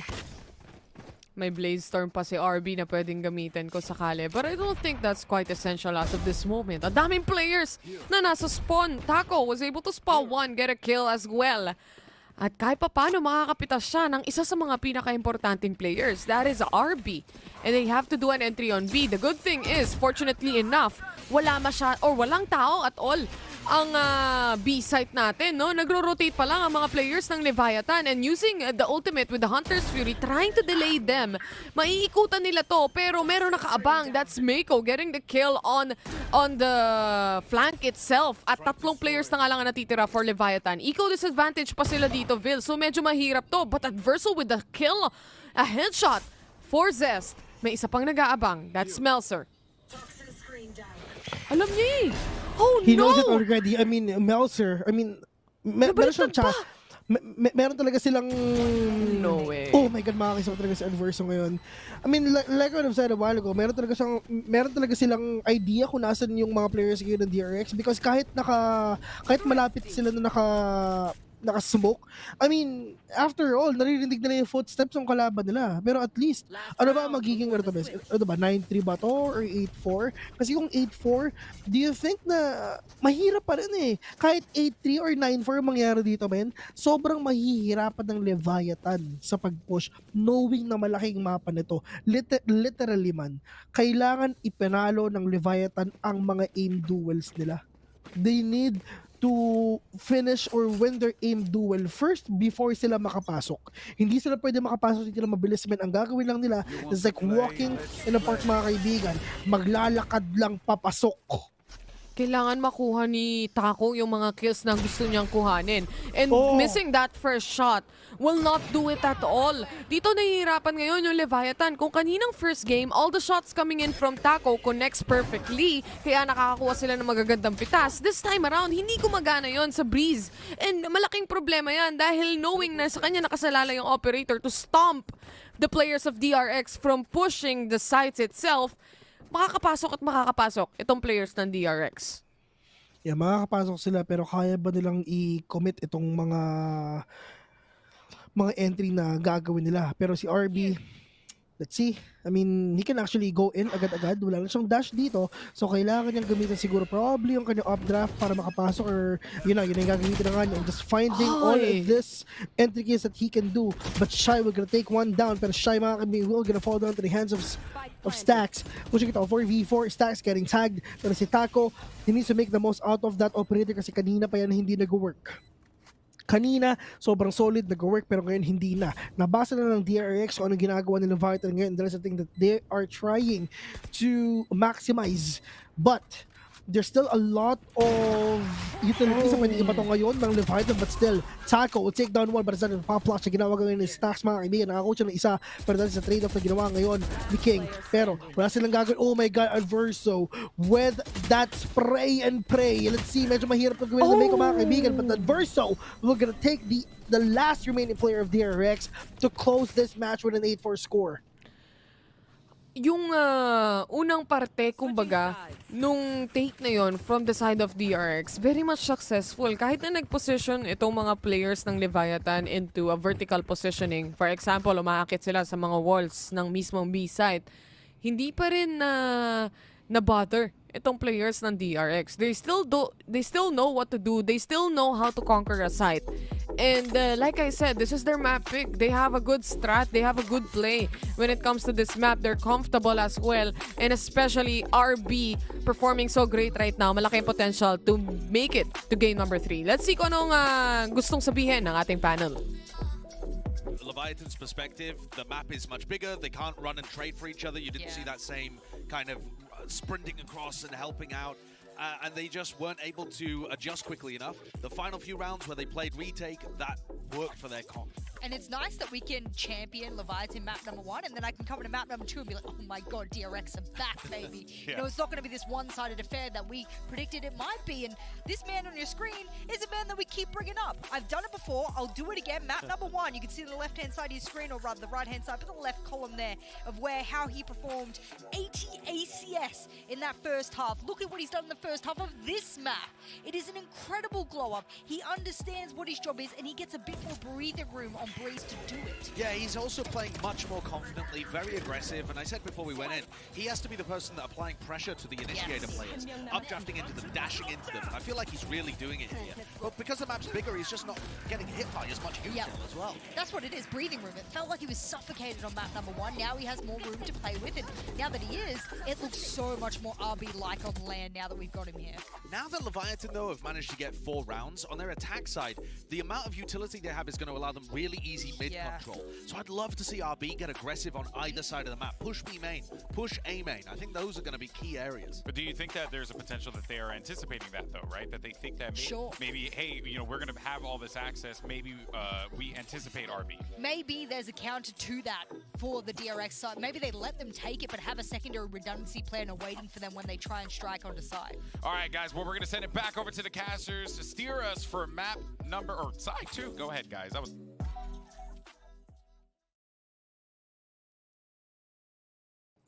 And that is the first half na nakita natin ngayon. Pero ngayon dito sa second half, mga kaibigan, there's a huge chance na talagang DRX could win this. They may win this though. I mean, look at King. He's not really performing that well with 2 frags only. Pero Adverso, I mean, popping off with 13 frags right now. Pero like what I've said, mataas nga yung kills mo. Pero at the end of the day, kung hindi ka naman talaga sobrang nagpa-pop off, kung wala naman kayo mga puntos, parang wala lang din yan. Pero at least makikita na natin kung parang talaga papasukin ng mga players ngayon ng Leviathan gives yung tinungan. Ito na si RB and Stacks will get that 2K. RB will get 3 and Stacks will get 2. 2v5 ang nangyari dun, Bis. Ano nangyari dun? Adverso went in. He clearly can see there is someone on his left side but still didn't take a shot at all. RB, kahit na nakongkas siya rito, he was still able to perform. And with the help of the Viper, especially coming out from this smoke na meron sa B main, mahirapan, vulnerable talaga itong mga players ng Leviathan. And like the panel said, they are completely right. May space na, may room to breathe na si RB sa mapa na to, and he's been performing so good. At the same time, siya nga ang unang mapipitas. Yun ang pinaka problema talaga ng mga players kayo ng Leviathan. It's just that they have no idea kung paano makakapasok. Baka yun talaga yung paraan nila. Dapat ma-shutdown nila si RB and the rest, they can work around. Kasi itong binibigay na pressure ni RB, dito talaga sila nagkakaroon ng problema eh. But already, na cute angle pagdating dito sa loob ng A site at Mako is just holding off onto this corner. Nag-drop nga ang spike and especially sasabihin nyo na yan sa mga teammates. May isa pa atang tatalon inside the smoke. That's gonna be Melser helping out with the kill. Meron pang isang nasa stairs at mahuhuli pa ata to. Taco! Not getting the kill! Hindi siya tumatama, man. Pero yung si Melser mag-isa with the bulldog, yes, puno pa ang buhay niya. Hindi nakita. Hindi nakita nung Trailblazer, hindi nakita ni Pico. Meron tao sa may taas, meron tao sa may baba. Orange it is, yun muna first contact if ever, pero mukhang yung taas muna. Pero hindi narinig yung pag-drop ni Melser dito mga kaibigan. Let's see if ever magre-reposition ba siya. Nakakita ng isa, nasa yung swing ni Buzz, pero yung that is the swing and that is a kill from Buzz Lightyear. Literal na. Ano nga sasabi ni Buzz To the moon. Oo nga eh. To the moon. Iba na ngayon eh, 2022. Ngayon, ang nagsasabi na ng to the moon, si Nick Makino eh, no? To infinity and beyond. Yan, to infinity and beyond. Ngayon, si Nick Makino na nagdadamon eh. To the moon. Yun ang sinasabi na ngayon. Filipino version ng Buzz Lightyear. Ang meron tayo dito. Tapon basura. 10-4 ang score. Sabi ni JLXMN, kaninong anak tong caster ba't di mag-artista? Sorry guys, sorry. sorry. Give chance to others kasi, Phil, di ba? Oo. Ito nga, cute ng caster. Uy, salamat, Fruit Loops. Ako na lahat eh, no? Sikap, ikaw na lang lahat. Type nyo lang dyan sa Twitch comment yung exclamation point, Pogi. Mga ano yan guys, mga tawag dun, mga troll army ko. Troll army. May sariling army to si Phil. Kaso may tumatalon-talon si RB, mundikan pa siya mahuli. Delikado yan, sir. Naka-vandal ang mga players ng Leviathan right now. They're playing really slow. They dropped the spike onto mid as well. So this can be a mid control, but not yet sure kung mid to A or mid to B kung sakasakali man. Or they also have a choice of just going and pushing through A main. Later on, we're gonna see if everyone's going to push. They have the money, they have the firepower. All you need to do is win this round. It's gonna be really hard for them if RB RB ang agad talo sila una. dito. Pero kung umpisahan na muna talaga with Ang that. dami. 0 point, pero ang daming bumili pa dito kay RB. Pero yun, okay. Mission 1 secured. First mission secured already. Step 1. Patayin si RB. Check. Pero right now, kailangan na patayin yung iba. Pero ito na yung mga players ngayon ng mga ng Leviathan, mga kaibigan with a swing, but ZSKR and Mako taking down everyone right now. Pero yung si Mako nakadalawa pa. Pero Diyos ko po, Buzz Lightyear to infinity and beyond ang nangyayari dito. Ito na si Taco. Gagawa ata ng burrito. Karamba! For Leviathan, mga kaibigan. Talo sila sa round na yun, sayang. Karamba. Ano sinerch ko rin? Karamba. An expression of surprise or dismay.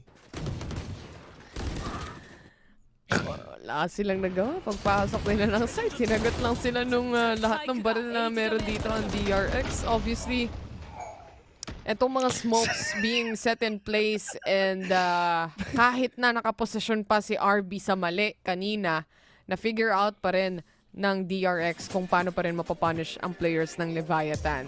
Despite that one and done position, alam naman niya na 3 yung initiators at alam niya rin yung mga utilities na kayang ilabas. I'm just quite unsure bakit siya nagpi-play ng close. Hindi ko alam sa kanila, Lods. Siguro nag-aabang siya sa panahon na sana isang beses hindi sila gumamit ng utility sa corner na to. Sana. Ganun na sa isip niya. Pero alam mo ba, Bessie, may nagtatanong sa Twitch. Ano sabi? Ano po yung context kung bakit bayaw si Xiao? Wala. Yun nga yun eh. Yun yung matinding context doon eh. Walang context, walang relate. Miski ako, hindi ko alam eh. Alam nyo guys, sabi-sabi lang naman kami dito. Oo. Nagkakas kasi si Vil. Namatay si Xiao. Sinama niya yung bayaw. Wala namang relate. Hindi naman kasama yung pamilya dito naglalaro. Dinamay pa yung bayaw. Kawawa naman.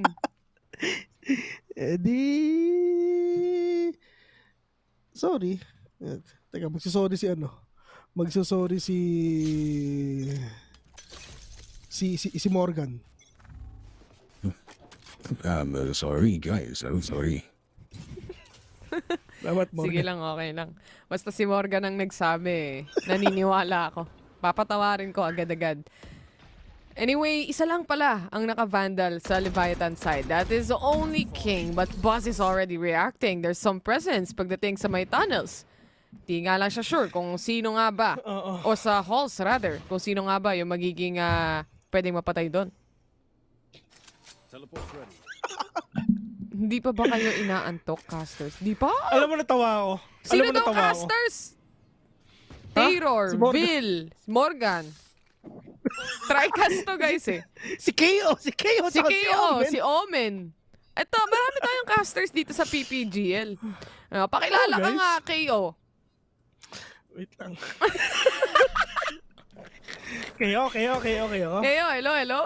Sige, papakilala si KO. Mag-entry. Ayun na nga. Ako nga pala si KO, mga kaibigan. Pero ito na yung maid ko, binaboto ko. Meron kayo si Stacks, mga kaibigan. Na kill all to one right now. Pero there's gonna be a round for the players of DRX. You are powerless. Actually, ang ganda ng pagkakakast mo doon eh.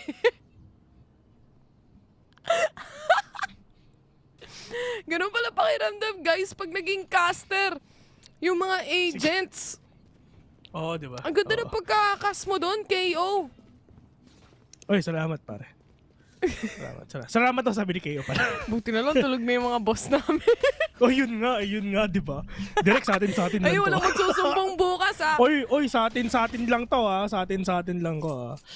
Sabi ni Aso Neville, lipat daw kayo sa Twitch. Sige, lipat kayo. Kami lang din naman yun nandun. Hindi kasi doon nakakapag-comment sila. Tsaka nababasa natin. Real time. Peak casting to, guys. Kailan kayo nakakita ng official Valorant tournament na nag-cast si KO? Wala. Dito lang sa Pilipinas yan. Kaya mawawalan kami ng trabaho. Pati kasi Morgan nandito na, di ba?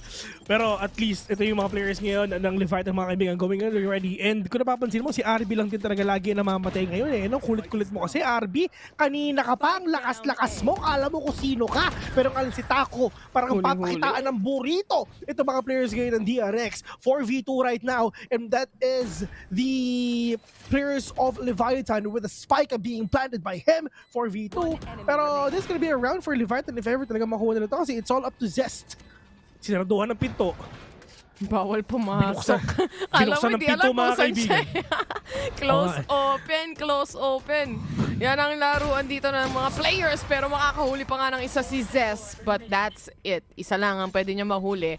And it's over. 12-5 ang score natin. And this time around, nag-iba nga yung storya, no? Leviathan naman yung naghahabol ng rounds at napakaraming rounds din yung kailangan nilang habulin dito. Not just 3 rounds at all. It's more than that. Yeah, that's true. Pero dito naman sa mga players ngayon ng tawag dito, ng Leviathan, of course, hindi sila pwede magkamali. Pero for them to push it to a 12-12 scoreline, this is gonna be really hard. Man, ang hirap nilang i-pull off to, men, kung magawa man nila to. Pero, you never know. You know, malay mo lang naman, makaka-comeback. Nangyayari pa rin naman yun eh. But this aerial view is just showing us, nakapasok na nga si KO, pero tamang talon lang with the knives out. Unsure why it was like that, but RB with a Blade Storm pushing in. He gets 1 kill out. Lumabas din siya sa Viper's Pit na yan. And with the ultimate coming in from the Sova, papalagay niya pa rin to mga players right now. And it's still anyone's game. Yung spike na drop sa loob ng mismong Viper's Pit. Hindi pa rin nakakapasok itong mga players para damputin ito. But it's still a 5v2, if I'm not mistaken. Yeah, it is a 5v2. It is a 5v2 indeed. Pero for the players of Leviathan, wala silang magagawa kundi maging i-push lang nila sa Haven. I mean, pero natin sabihin na DRX, they love really big maps like Breeze and Haven. Pero for Taco, 1v4, meron pang Viper's Pit, man, you know it already. Now we're gonna get to see a game number 3 dito sa... Quite possible. Recon, naspata na nga si Taco. He's the only man remaining right now in a 3v1. It is, or rather, a 4v1. It's not gonna happen at all. DRX, sila pa rin ang magwawagi. And we are officially going into game number 3. Kahit pa paano, mabibilis naman yung matches kahit 3 games. Yeah, kahit pa paano. And syempre, nagawan pa rin talaga nila ng...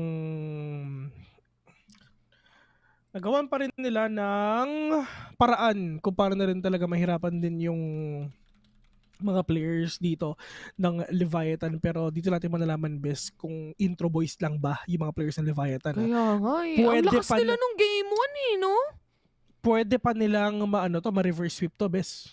Hindi malabong mangyayari to. Tsaka, ito yung gusto ko sa Leviathan, men. Ang bilis nila maglaro. Parang sinasabayan talaga nila yung pace kayo ng DRX and they know it already. Na ang DRX sobrang aggressive niyan, men. Sobrang confident sa ginagawa nila. Pero mukhang hindi lang din talaga gumana dun sa mapang pinili ng kalaban nila. Exactly. Pero dito sa first round ng second half, man, that is absolutely crazy, man. Kasi 3 yung nakuhang kills ni RB doon at 2 kay Stacks. Literal na 5v2 ang labanan. At buhay pa silang 2 doon. You know, we are heading to game number 3, ladies and gents. At syempre, ang magiging third map natin, actually, is gonna be Haven. So, Haven ang susunod na mapa natin. It's a bigger map. We have 3 sites to cover. And syempre, RB's been performing, lalo na kapag yung space niya to actually make a play, mas malaki. Kagaya na itong nakita natin sa Breeze. And knowing na sila rin yung pumili ng Breeze, obviously, comfort pick nila yan. They perform so great. And it just goes to show na kaya palang tapatan ng DRX ang Leviathan. So, in game number 3, it can be anyone's game. Yeah, it can be anyone's game indeed. But this is game number 0 to be on Haven where you get to see kung makakita ba tayo ng reverse sweep or talagang tatapusin talaga ng Leviathan to. Intro boys ba sila o hindi? Ladies and gentlemen, you're watching VCD Masters. Once again, we're your cast for today. My name is Phil. Alongside with me is Sarah right here and makikita ulit tayo. In just a few minutes. See you later. Boxes, I cannot fit in the boxes. Stop it, quitting was never an option. And you cannot stop it, man, you cannot stop it. Drinking the bottle, running away, ain't no private. Why is you crying? Why is you lying? Stop, think, love, you should try it like, oh, I don't wanna die. Oh, just wanna feel alright. We can do this all night, dance away our lives. Take the pills she like.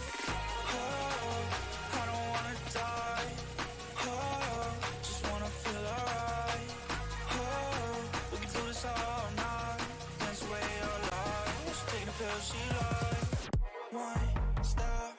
I don't give a fuck. We be throwing up our lighters, yeah, turning up. One drop, now we burning up. Like low side and 10 ride, not pulling up, yeah, pulling up. I wanna get real with you and show you love. I don't give enough, but you get it and you show me your light. Smoke enough, high, I'm smoking enough. Get high G5, fly around the floor, blow, blow. Oh, I don't wanna die. Oh, just wanna feel alright. Oh, we can do this all night. Dance away our lives. Taking a pill, she like. Oh, I don't wanna die. Oh.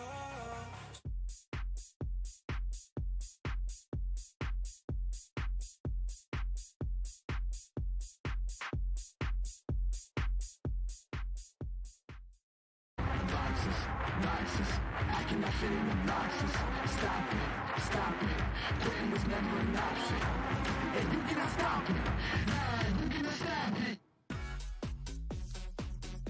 And despite the shellacking that DRX took in Game 1, they reminded us why they're such a damn good team in Game number 2 as they walk away with the victory on Breeze in a clean fashion there. Welcome back, Golden Boy, alongside with Sideshow and Jess. As we break this down, and, you know, I'll be very honest, right? Like, even going into this half, there really wasn't much to break down because I think, you know, Pansy and Hypoc had said it best. Like, a lot of the Leviathan attacks were a little flat, and DRX just had the responses every time. Yeah, and that's almost what you're expecting when you see Breeze in the pool here. But that's also what we were expecting on Ascent, which is why it felt like expectations should have been completely out the window. It's just whatever they put together in the server. But maybe you're now seeing DRX take control of the series. I'm honestly not sure yet because we've had two very one-sided maps. It's been a close game, I feel like I set but you a guys blowout up. in both ways. I set you both up for failure when we went to map 2 because we were riding the hype train, Jess. We were. But we had every right to be. That was shocking, yo. Yeah, absolutely. And I think DRX also got shocked. Yes. Shocked so much so that everything lit up for them. They got a fire under their butts and they went, let's go for it. And I'm almost certain I heard Stax speak some Spanish. There was a lot of Spanish speaking from the Korean players, which was a little unexpected, but we know what Stacks can, you know, throw at their opponents. And I think that there's an opportunity now to have a discussion about what comes after this. They win their map pick pretty decisively, their opponents win their map pick pretty decisively. We have a decider map that oftentimes is the middle ground for both these teams, but actually looking at it, not really the biggest middle ground outside of the fact that Buzz might continue to play the chamber a little bit, moving on to it. Yeah, I mean, this map pool, he's likely to be playing Killjoy map 1 and map 3. And so he has this map in the middle where Buzz can go crazy. Yeah. And he has these big performances. But I don't think that's going to be a win condition for them moving forwards. I think they're going to be back to relying heavily on RB, who still had a really good map here as well. But I think you're looking towards the entire team being comfortable on the maps. And so far, that's been what's defined the game, I think. It just comfort level and understanding of how you want to achieve your goals.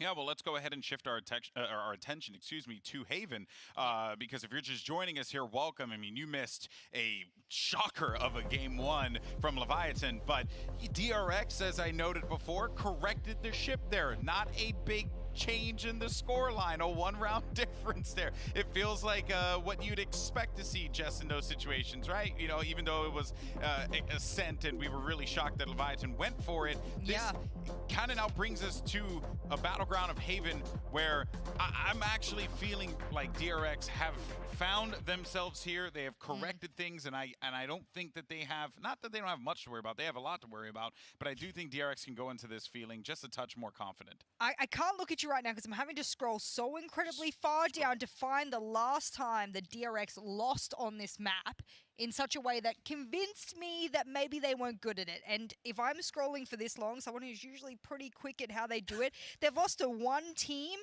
since February 2021. and that team was Paper Rex. And after what you saw Paper Rex do the other day, maybe it's not surprising it was a close loss for them. Well, one of the other losses that they had recently was at this tournament on Haven. Right, as you well. are right, with this tournament. Yeah, and in that game, RB still went crazy. And they ended up losing this map. And mostly, I would say, it's because Xiao was a demon in the clutch. And he just rolled them around. But if you're looking at how RB played and how he was supported, he was still getting a lot of first blood, 47%. Wow. He's going out there. He had 10 first bloods by the end of the map. ACS is through the roof. He was finding value, and I think he should continue to find the value that he was getting on Breeze moving in. The question is whether or not they can actually capitalize on that, because they only won one attacking round. I think if there was a clutch god that was ready to step up to the plate to do what Xiao did in that particular match and really pull them over the line, we would have seen it in Breeze a lot more. Now, I don't think anyone's championed themselves yet at being the clutch god. I will say maybe King stepped up in map number 1 and showed me that capacity to be able to take those 1vx's.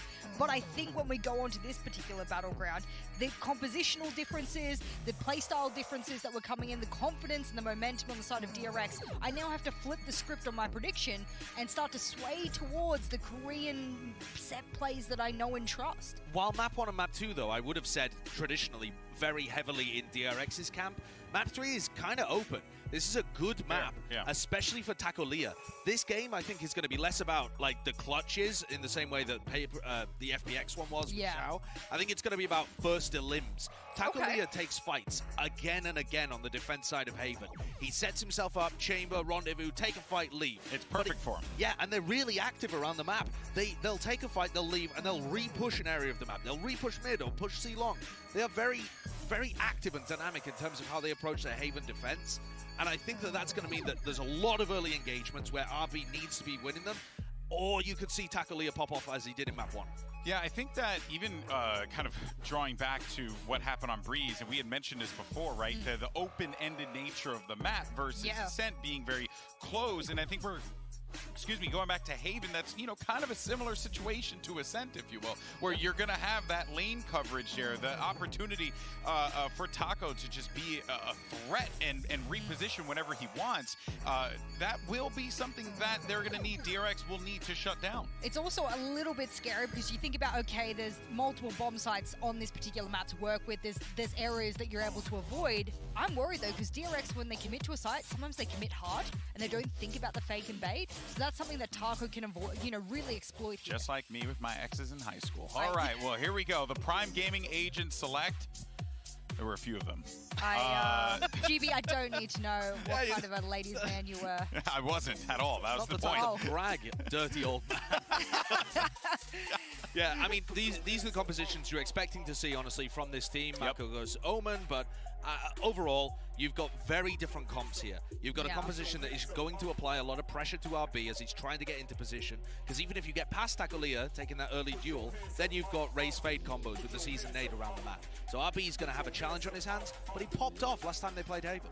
There will be, I now think about this map and I think about the A long, so the A main area and the contention that is consistently put there and how many ops and two of the forces I've seen in that area. I'm going to watch that area of the map pretty closely. All right, well, 2 #1 seeds each have a win. It's time to find out who moves on to the upper bracket. Let's send it right back over to Pansy and Hypoc to take us through the action. At tayo ay nagbabalik dito sa ating tournament ngayon, which is ang VCT Masters live there in Copenhagen. Once again, we are cast for the name is VIL. Alongside with me is Eliza Taylor right here. And syempre, kita naman ang mga jackets. Si Taylor, syempre, suot niya ang kanyang VCT jacket. Suot ko ang aking PPGL jacket. Tunay na supporters kami. Ayun, para tayong sinasabi. Suporta sa tournament na to and suporta kila boss. Pero yun nga mga kaibigan, it's time sa Haven, mapa ng Pinoy. Let's go! Ayun, mapa pa rin ng Pinoy pagdating dito sa Masters. Pero unang pick-off na nga dito, dalawa pa ang nahuli. That is gonna be Shy getting that double kill. Initial double kill right there. At meron pang isang sumama sa hukay. It is Zest. And agad, kakasimula pa lang, dalawa na lang ang natitira for DRX. Yeah.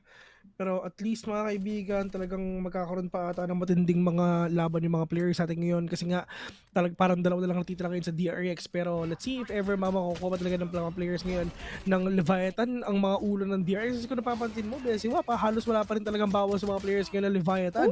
Pero that is Mako with 1 HP left, pero that is a pain shells already. Yes, magmi-miss, but King with that follow-up will take him down. With a blink of an eye, mga kaibigan, ang bilis nangyari. Pero ano nga na do, syempre, sa players ng Leviathan, I mean, try to take that as an advantage and syempre capitalize that moment, capitalize the advantage that you have, like what they did dun sa game number 1, Besiwap. Dun pa lang sa initial pitas na pinakita ni Shai, lugi na agad sila eh.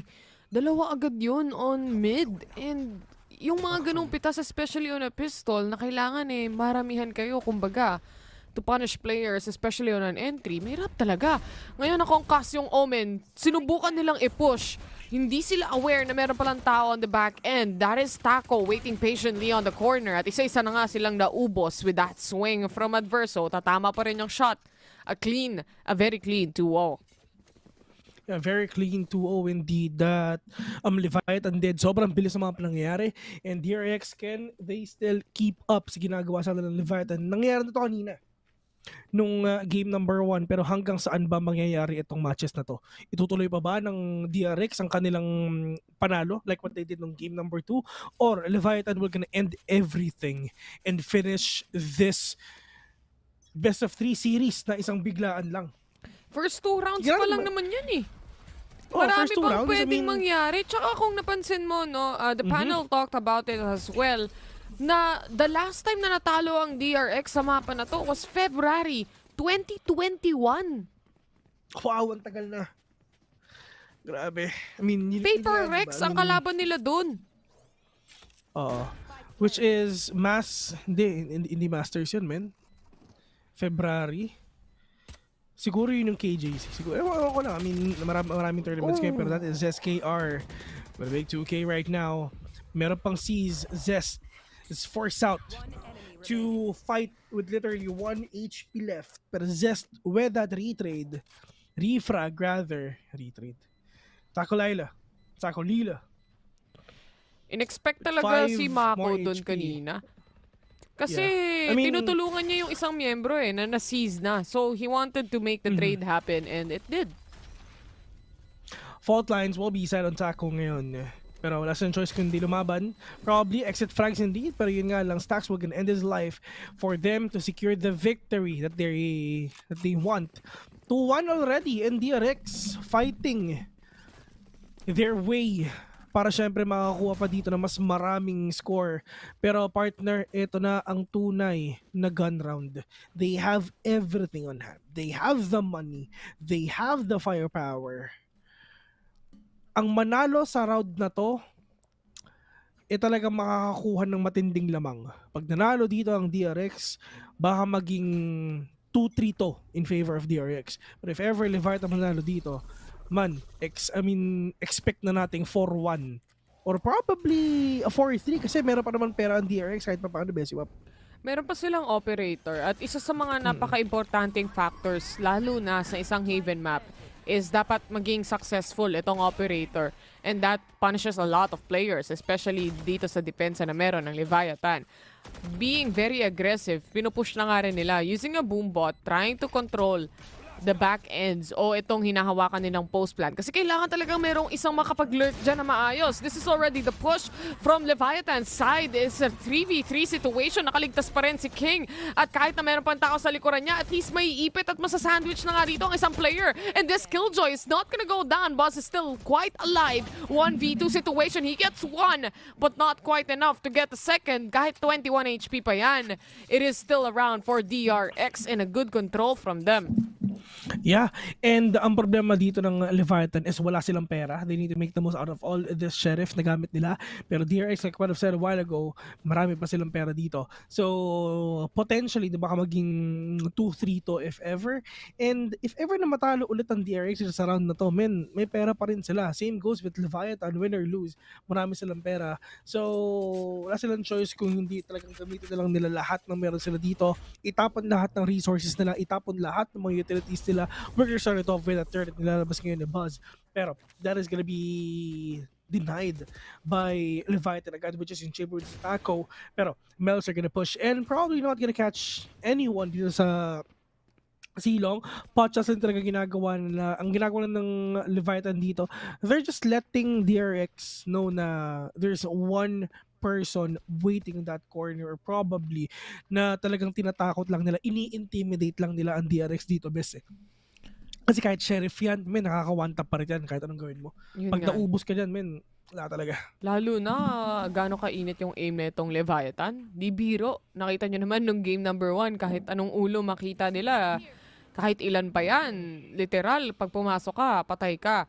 Zest clearing out corners here, pero ang hindi ata niya na-clear yung positioning ni Shai dito. He has no idea, wala silang info at all pagdating sa A main. Aside from that, sinutdown nga yung drone na yan. So, mapapaikot talaga sila dito. The rotation and the decision making here of DRX is towards C. Kiniklear na nila ang site. Ang problema nga lang, Rolling Thunder being put and set plays upon. Saktong-sakto yung paranoia. Triple paranoia comes in, pero si Adverso hindi naapektuhan. Kaya naman napatay niya yung dumaan sa may short. Ang kaso nga lang, papasok na rin ang ibang mga players. Kung cost pa, si Taco hindi naligtas ng isang miyembro na nasa backside. Si Shai na nasa long C. Sumusubok pa rin makakuha ng patay. 10 seconds to plant the spike right now. The C's is not gonna connect to anyone, pero this hunt wouldn't detect anyone as well. No info at all, and the swing from Mako will come out, and it's still around for DRX. A successful take on a site.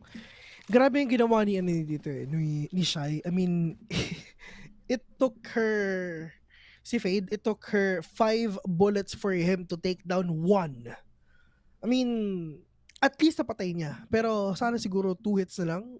Kasi 2 hits yun sa ulo eh. Kung kung ganun kalayo yung distance. But still, DRX is capitalizing their momentum, capitalizing their advantage right here. But if DRX is gonna win this, walang pera ngayon ang Leviathan doon sa next round if ever kung ganun ang mangyari. Pero si Taco, all you need to do is capitalize and maximize that operator on hand. Pero tignan natin if that will connect. Pero partner, no? Parang in-anticipate na talaga ng Leviathan na meron tao doon sa may silong. I mean, doon sa may A-long. Na sabi ng DRX, sige pare, ano yun talaga natin to? Gamitin natin lahat ng utilities dito para lang syempre for us to go inside a site agad-agad. But Buzz, mga kaibigan, is gonna take down yung breach, which is yan talaga magbibigay sa kanila sakit na ulo because of the flash, because of the utilities na meron sila. Pero ang ganda position ngayon ni Stax, mga kaibigan, na problema, wala na siyang aftershock ngayon for him to stop the push of DRX dito sa may city. Pero medyo delikado to ha. Si Meiko at si Stax andito sa same position. Men, sobrang delikado to. Hindi sila pwede dapat mag-line up. Dapat medyo maghiwalay sila. Dapat yung zoning nila is malayo pa rin kahit paano, kahit 4v4 nangyayari ngayon. Pero that is Tax, mga kaibigan, just trying to end everyone right now. Walang pera ang Leviathan ngayon. Wala silang nagawa pagka-entry nila sa site ng ganun. Pagkalabas sa smoke, especially the pressure was on them, and the post-plant positions were set in place sa DRX side. Kahit na may na-detect pa yung Prowler onto Hell, hindi naman yan masasabi o isa lang naman din yung makukuha at masasakmal niyan. It was 2 people onto Hell and on to the default site as well. May tao din dyan. So every entry points na kayang pasukan ng Leviathan, bantay sarado ng DRX. Just a good post-plant control and just good precision, and also when it comes to utilities, magandang setup lang and kayang-kaya ng DRX to. Sobrang solid ng mga post-plant na ginagawa ng DRX talaga. No? Parang it really shows na yung experience nila dito is literally na undeniably na sobrang solid talaga. Kasi ganito yan guys, if ever you're gonna compare the experience of DRX dito sa side ng Leviathan, men walang magagawang Leviathan in terms of experience. Kasi ang DRX sanay na sanay yan sa mga tournaments na ganito. Pati sa Korea, men, land na sila doon. 'Diba? So hindi nila pinoproblema yung pressure sa paglalaro sa ganitong klaseng tournaments, yung pressure ng LAN. Kasi if ever you're gonna go sa isang LAN event, sa kahit anong game, if ever tumungtong ka na sa stage, men, iba na ang usapan yan, men. Ibang usapan na yan kung ganyan. Kasi yung feeling na, yung pressure pare, sobrang solid doon, lalong-lalo na aalis ka sa comfort zone mo, that alone can mess up everything in your head. Kasi pero syempre, you're a professional player, you need to work on that, of course. And that is the thing na work na rin talaga ng DRX, yung pressure sa LAN na akala nyo matatalo kayo, pero ito pala yung comeback na hinahanap nyo. Pero as you can see, there's a recall ball plus a double smoke na ginalabas ngayon ni Jet, mga kaibigan. And men, sobrang bilis, ang dali, di ba? Pasok na sila sa B, sa C. Isa lang kasi nag-aantay talaga dito for the side of Leviathan. But anyway, already completely demolishing the players of Leviathan's side. Alam naman natin, eco disadvantage sila rito. It is just up to one player. It's gonna be King and he's gonna go down. At yung setup ng DRX dito, no, let's just talk about it. Lalo na yung lineup ng Killjoy. Killjoy lineups pagdating sa Nano Swarm onto CT side and a smoke from the Omen, mahihirapan at hindi talaga papasok ang mga players ng Leviathan. Lalo na yung mga gustong humabol dun sa action. Madedelay at madedelay sila. Aside from that, hindi rin tumama yung shot ni Taco. Actually, he had quite a good positioning right there on long C. Kung nakuha niya yung shot, delayed yun ng sobra because it's gonna be a slow coming in from a chamber. Kaso hindi yun yung nangyari. Slow push indeed, yes, that could happen. Pero on to the players of DRX right now, this is the momentum that they need. All 5-2 yung score, pero meron pa Nightfall dito, mga kaibigan. Dire-diretso, RB, nakakita ng isa plus that a Blazer, mga kaibigan. He's gonna fall into the hands of King. But still, at least nakakuha naman siya isa dito. That is huge already, pushing it to 4v3. Pero Adverso, good catch. will be spotting out one. Etas yung Spiker, yung may dala pa rin talaga yung Spike na nakuha niya. Pero Adverso with a flash and with that swing, he's gonna go down to the hands of Stash. Trying to go with the second one right now, but that is King with a trade off, but bust all the way from the backside of the map. We're gonna take down 1-2. It's all up to Taco. 2v1. This is still winnable, but this is really hard for him to pull off this kind of a play if ever na knowing na na 1v2 to, feeling ko, sabi ni Taco, sige men, hindi na ako magko-contest dito. At least may operator tayo next round. At least naka full armor pa ako. Meron pa akong 4 na headhunter dito. Men, hindi na ako na magko-commit. Ang gagawin ko lang is wait for that exit frags that I can make dito sa may city. Yun nga lang, it's still gonna take a while. It's a successful take despite the kills na nakuha ng Leviathan. Nakapasok yung mga players sa garage. Yung isa na punish, especially yung may hawak ng spike. Pero hindi pa rin nila completely napigilan. Naubos pa rin sila when it comes to the trades. And even if Taco was the only man left, he had the operator. Yung good decision-making ng DRX dito, yung hyper-awareness nila na Taco might or probably will be on C. Kaya hyper-rotate tayo papuntang A site para wala talaga at makapag-setup talaga tayo na maganda, especially for a post-plant like this. Ngayon, that the spike detonates, it's gonna be a 6-2. They still have the operator and they still got a kill on that. Kahit papano, punishing the economy on the side of DRX, even for just one player. But, unpunishable naman yan eh. Diyos ko, 9k pera nila dito. Diyos ko. Yun nga eh. Aapaw na yung kaban ng bayan. Nung sinabi mong yung sinabi mo na yung sinisira yung economy, baka masi. Pagkakita ko sa pera nila, 9k lahat. Men, 9k? Baka maging pulubs, di ba? Nawala Never, yung man. lakas Never. ng Leviathan kanina sa Game 1. Kung ano yung... Intro. Yun nga eh. Kung ano yung nilakas nila sa Game 1. Yun naman yung kina-one side ng mga sumunod na game. No, sobrang intro boys na nakikita natin ngayon, pero at least mga kaibigan, that is King getting sag right now. Meron pang let's go ni Breach ngayon, pero that is King getting all these pot shots na kailangan niya, pero that is SKR and Mako. Sila sa talaga nakakakuha dito. Hindi ko alam kung anong ginagawa ni King. Pot shots na ginagawa niya. Diyos ko po, Adverso. What is that? Dude, literal na dire-diretso ka. Anong ginagawa ni Adverso doon? Pero dalawa lang titira dito sa side ng Leviathan. Si Taco, wala pa rin napapatay with that operator. Tignan natin ang buhay counter ng operator ni Taco. Kasi kanina pa yan hindi namamatay, man. Wala siyang ginawa kung hindi mag-save. Pero mukhang mamatay na ata siya. Tignan natin if ever that would happen.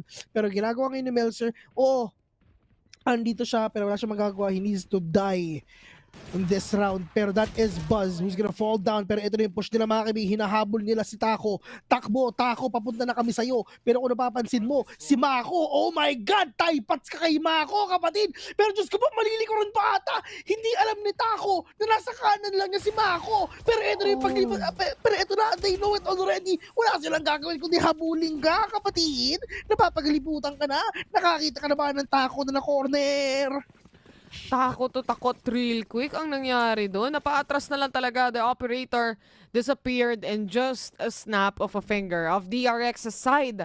Maganda talaga yung setup na meron sila dito. Okay naman sana yung pagkakabuelo ng Leviathan on A-main eh. Na rolling thunder nila yung mga players, especially the Omen, especially Meiko from DRX.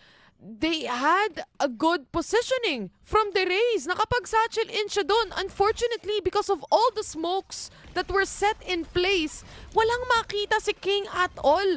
Namatay pa siya doon. At yun na nga, tuluyan na doon nag-crumble yung defense ng Leviathan. I mean, to be honest, I actually don't know kung paano patatapusin ni Leviathan to, man. It's just andun sila position na may pera, wala, kanina pa to nangyayari, men. Oo, Leviathan nanalo Leviathan ang nanalo dun sa may first 2 rounds, pero Diyos ko, napako sila dun. Malakas lang sila pag pistulan, men. Pinatikim lang ba ng DRX nang panalo ang Leviathan dito? Pwede. Parang pinatikim lang. Gusto pang manalo. Galit eh, no? Uy, ito pa, the yun lang, that flash! is a swing. Hindi nag-connect. Ito na kalampag-dampa pagpapuntang A, mga kaibigan. Yanig sa banig. Ito pa ang yanig sa tagig, ladies and gentlemen. Pero si Shy is in a tough spot right now because tatlo ang katapat niya, yung isa naka-shorty pa. Pero wala silang gagawin ngayon kundi i-plant yung spike. Kung titikin mo best, wala naman silang pera. Wala silang choice kundi mag-evas. Para evas, itong dalawang players ngayon ng Leviathan. Delikado yun si Omen, si Melzer. Meron pa siya utilities ngayon pero mukhang pupuso na atalon dalawa. Si Taco, oh my God, pre, wala kang rendezvous pa alis. Paano ka makakatakas dyan if ever pinush kang mga player ng DRX? Ang malas ni Taco, no? Parang kung saan siya nakapwesto, hindi pumapasok yung mga players dun. Tsaka lalo na pag naka-operator siya, lagi siyang late na mag-rotate eh. Wala na siyang maabutan eh. Yun yung malaking problema ni Taco. Nung game number 1, lahat pumupunta sa kanya. Pero right now, walang pumunta sa kanya kahit isa. Sige, Melzer, ubusin mo yung pera niyan. Kaya kahit kailanman, hindi mauubos ang pera niyan. Kasi matatapos tong game na to, hanggang matapos yung second half, mga kaibigan, never magsisave ang DRX. The only round na nag-save yung DRX is yung round number 2. Kung saan natalo. Yun Pistol lang. round ba tong nakuha nila? Oo, no? Pistol lang.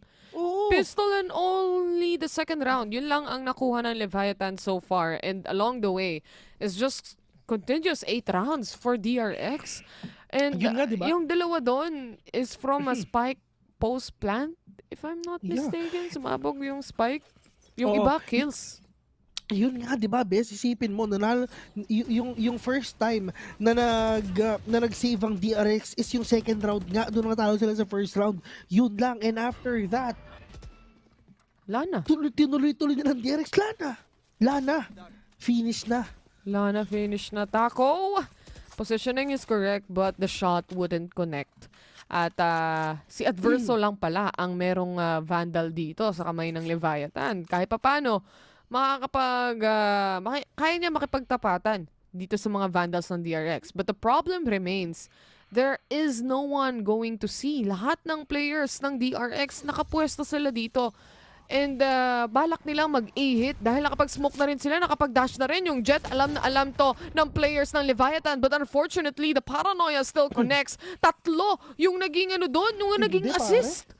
Breach, Sova, lahat may assist. Mako with a triple kill, completely demolishing the players of Leviathan. A flawless round indeed.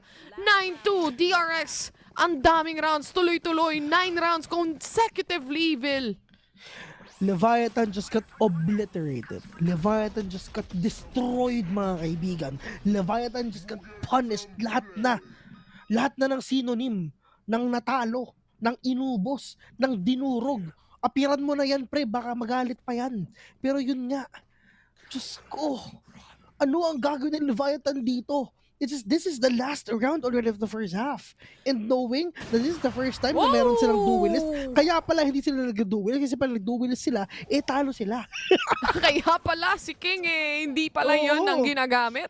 Man, Yun naman kaya pala yung dahilan. pala. Pero give chance. Kasi malay natin, pagdating sa RB, attacker side. hindi nila alam. Bumawi Hindi nila alam. yan! Yun nga lang, hindi tumama na naman yung shot ni Taco. But Melser is right behind that. The smoke is just perfectly placed right here. Kaya niya makapag-TP para lang makalabas sa positioning na to. And the rest of the players are already on long C anyway. The last two remaining though, Zest is here on Garage. Makakakuha siya ng isang pitas. It's still a 3v2 situation. And the positioning right now of the players of DRX, mukhang magro-rotate sila all the way to A site. Kinancel yung TP, yun lang. Nauna na sana siya dun.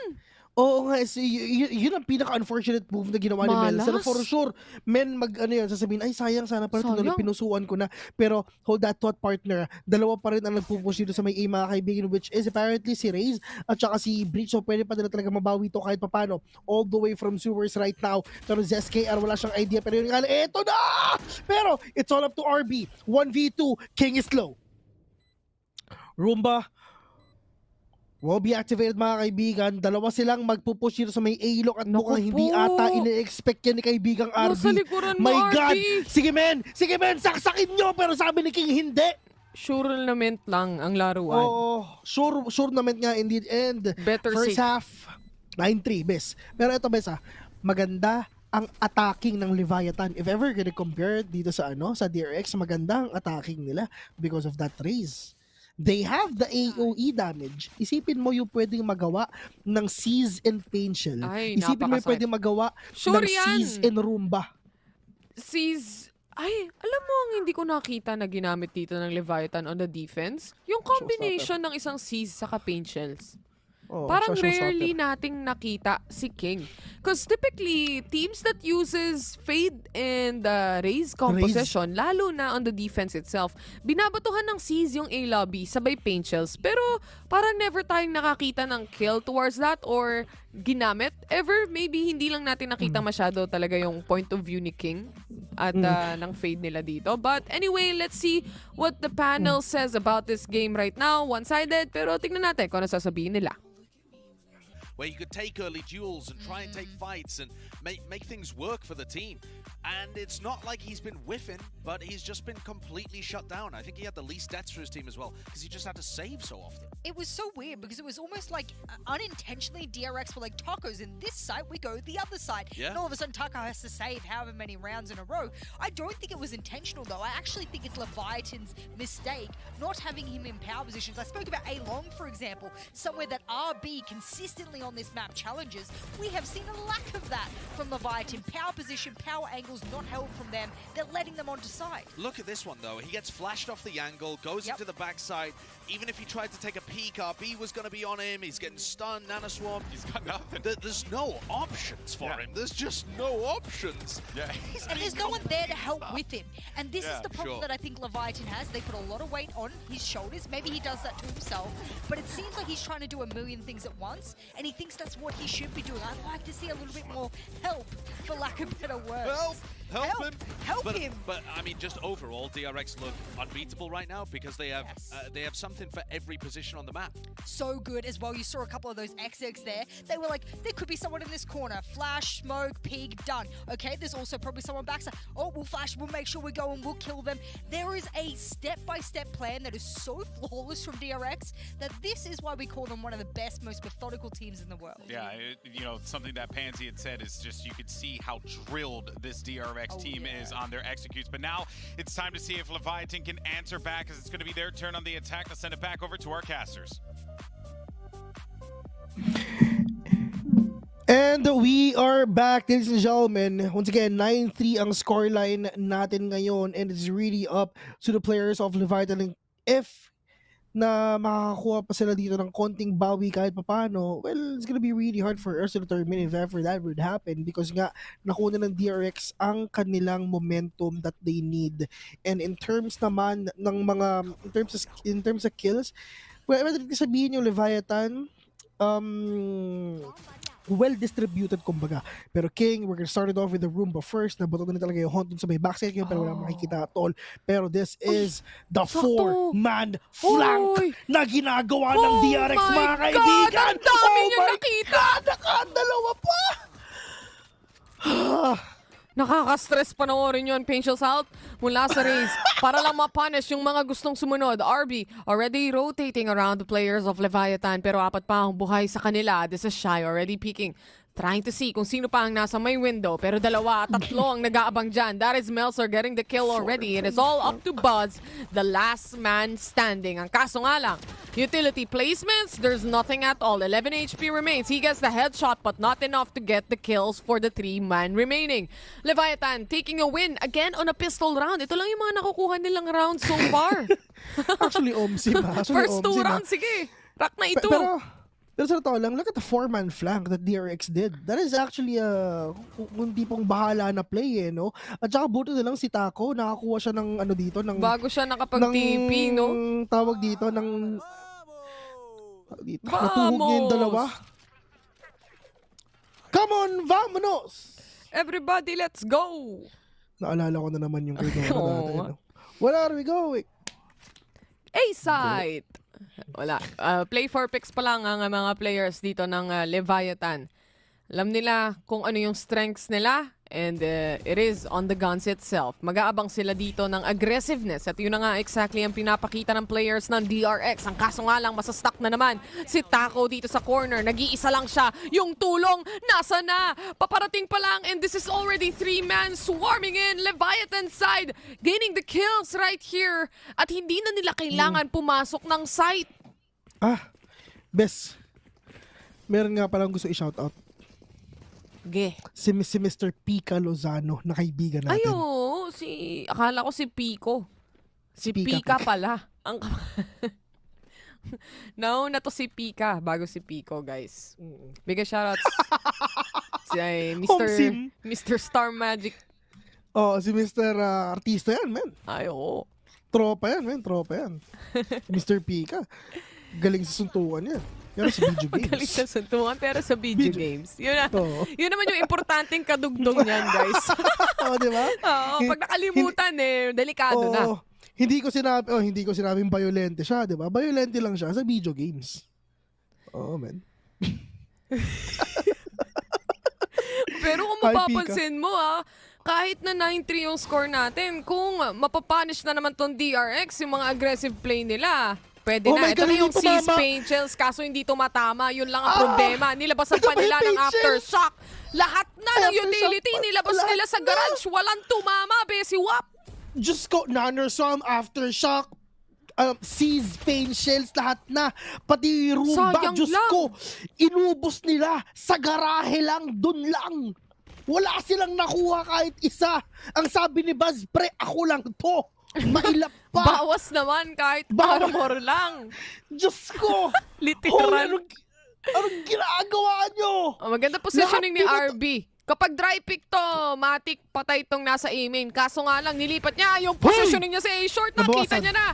Eh, wala siyang rendezvous dahil jet yan, sir. Stacks getting a kill here. Pero lumabas, triple pick. Ang galawan dito ng Leviathan with the double kill is gonna be Stacks going for a 4K on this round. DRX.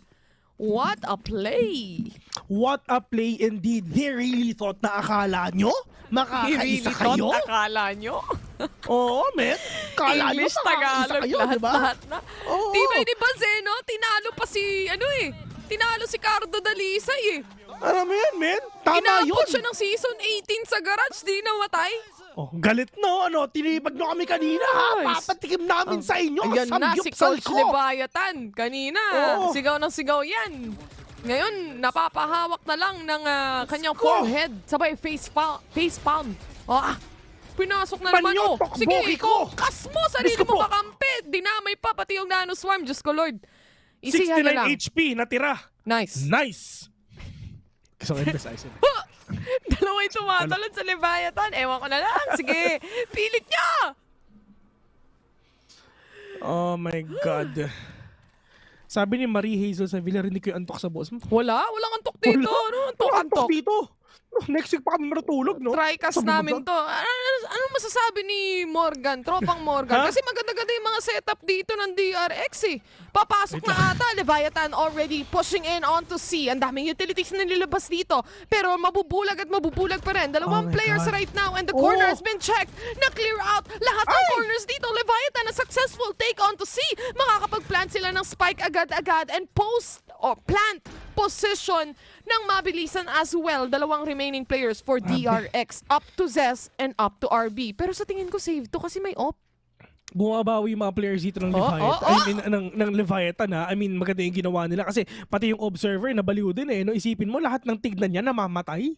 Akala nung observer natin is makakabawi pero sobrang solid talaga ng mga ginagawa din talaga ng mga players ngayon ng Leviathan Champions na hindi sila nagpapaka-lugmok dito, men. Ayaw talaga maging 5-11 to.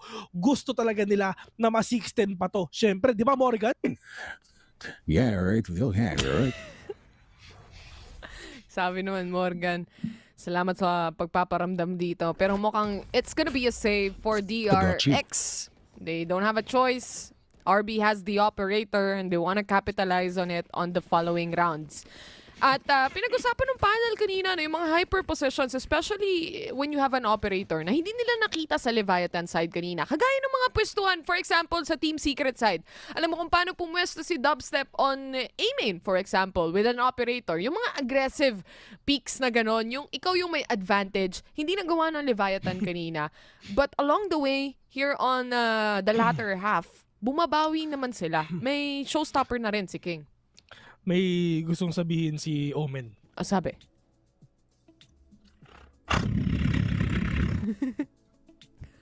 Sabi. Tama ka nga dyan. Oo, may point si Omen eh.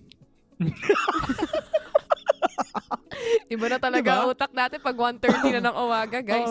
Kasi hindi na ba kami nagkakasagar to oras? Ewan mo ko kay Morgan. Morgan, okay ba? Tumber. Actually, okay pa naman ako dito. Well, at least, diba, pinapakita talaga ng mga players ngayon ng Leviathan na hindi sila magpapatalo dito. Kaya pa nila puso lang samlida. Timeout indeed. It is anyone's game. Feeling ko, kaya pang bawiin ng Leviathan to actually. Kasi mas malakas sila on the attacker's side right now. They've been performing quite well on the attackers compared to the defenders. Hay nako, Bessie.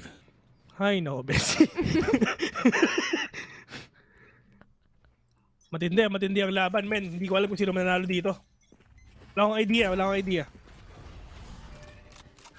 Oh, pupush na mabilisan kaso walang tao para i-shut down yung recon dart ng isang Sova, kaya na-detect pa rin yung ibang mga players. But this is still in play. Yung showstopper na yan, pakiramdam ko lalabas yan para sa araw na ito. And exactly like that, King is already popping it off. Ang kaso nga lang, wala siyang mahuhuli. Nakapag-set up na maayos ang Leviathan. They're gonna be able to plant the spike. And this is an eco disadvantage for the players. Hindi nila na-capitalize yung operator at all dahil yung positioning nila dito, hindi naman sakto dun sa entry ng Leviathan. Now with a concuss, at papasukin na nga nila ang Hell, trying to use the aftershock para lang mapalabas itong mga players. Now it's up to Taco. Nabaliktad pa nga ang sitwasyon. DRX was able to retake the site completely. In just under 5 seconds, mga kaibigan. Ganun lang pala yun. Na-retake nila agad yun. Kitang-kita natin, ang ganda ng setup. Diyos ko, less than 5 seconds. It's like alam nila kung saan sila sisilip. Hindi na sila naghahanap.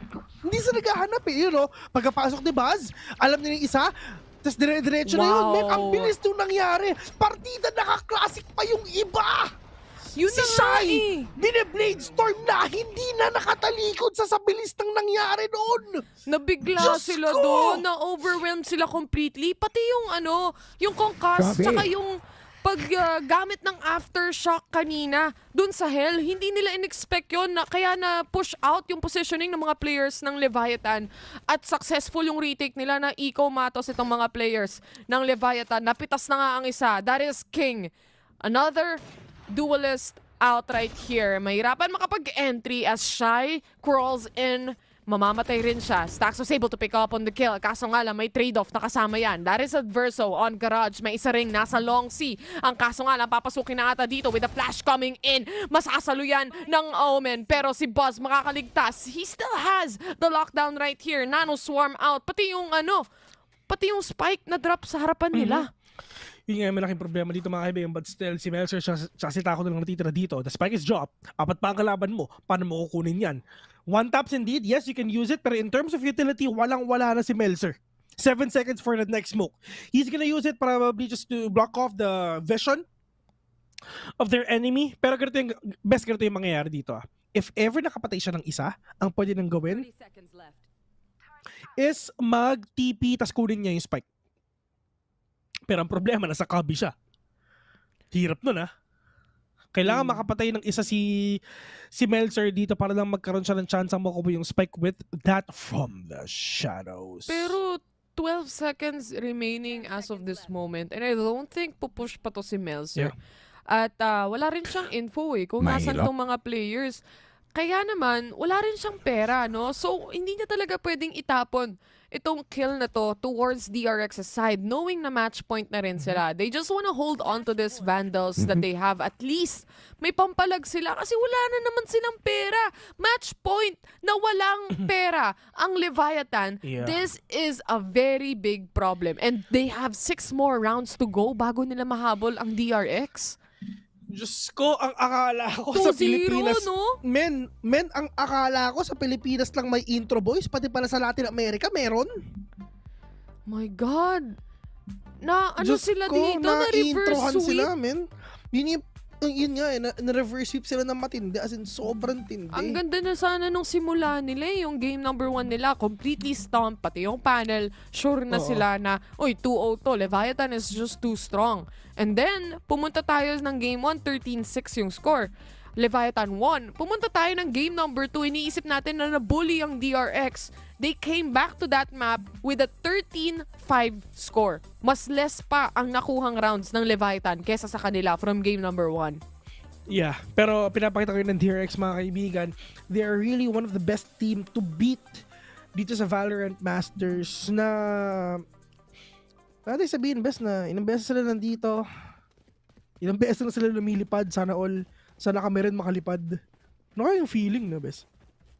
Maging ibon. May pakpak. Wala ako. 13-6 na to, guys. Si Taylor, mahilig lumipad yan Diba? Oo. Nasa fly like a butterfly. Paro-paro G-League lang. Muntik na. We don't die. Run, pilay. Akala ko, we don't die, we multiply. Hindi, run, pilay. Sino ka man ron, shoutout sa'yo. Okay. Meron silang ultimate. Ito na. Kinalampag ang papag. Isa lang, hindi nga nahuli yung Omen Eto, sinagot din sila, kinaldag din sila, Bessie. Sumakto yung Page kahit papano sa side ng DRX. Huling-huli sa akto. Si Zes na pumapasok sa side. Nightfall being used already. Stacks with a kill. Mapapaatras sa mga players. And this is now Leviathan planting the spike as of this moment. Ginamit dito ang Killjoy lockdown. Kaso nga lang may aftershock ang Leviathan. Kaya mabilis mapapunish at mabilis matatanggal yan. Pero ito na yung retake na pwedeng ulit ngayon ng DRX. Pero ang problema na silang information ngayon kasi nga wala na si Zest.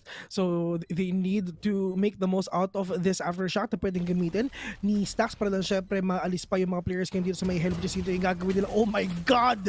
Binoga! Boga! Flame indeed! Literal na pinasabog yung mga mukha ng Leviathan ngayon. But it's all up to 1.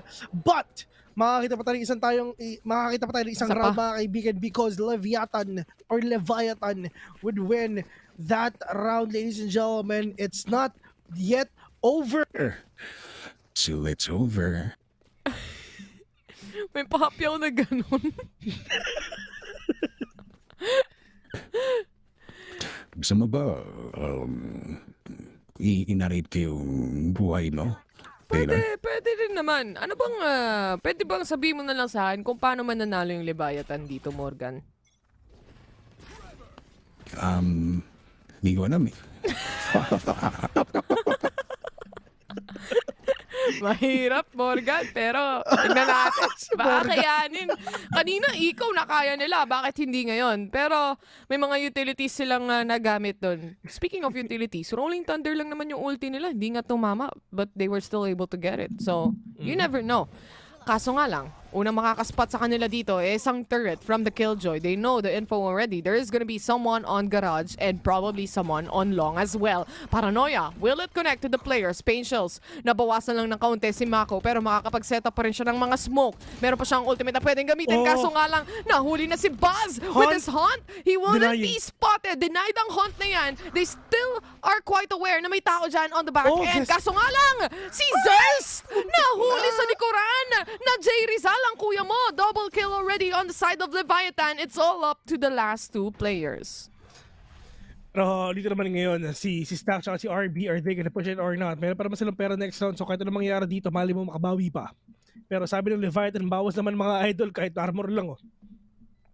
Utilities pa na bawas no? Nakabawi pa nga. Pero yung ano, Lev, Melzer, take down one, it's all to RB. Pre, bawas naman. Grabe. Armor lang. Si RB, 3 Nice. rounds na tong sinisave tong operator na to. Pang-4 na round na ata. Baka sakali naman. Kasi match point na sila. Huling pahapya, huling magandang play lang from DRX. Magkamali lang ng isang beses ang Leviathan. This is all gonna be... Uy, grabe naman point of view to. Nasa butas tayo pero hindi ko alam kung saan. Delikado yan. Nakita yung... Nakita yung dulo ng baril, mga kaibigan, nakasilip sa dulo. Anong ginagawa mo? Step, bro. Si Games Read. Oy, Games Read. Sabi niya, good morning sa favorite duo casters ko. Alam nyo naman, sikat tayo dito eh. Games Read. Games Read with a G. Games Read, meron nga pala mag-hi sa'yo, si parang Morgan. Oh, hello. Games Read. Shoutout sa'yo. Salamat. Shoutout sa Orapala si Morgan. Morgan for short. Morgan. May nickname si Morgan. Morgan. Hindi ko kinaya yung joke. Sige, pre.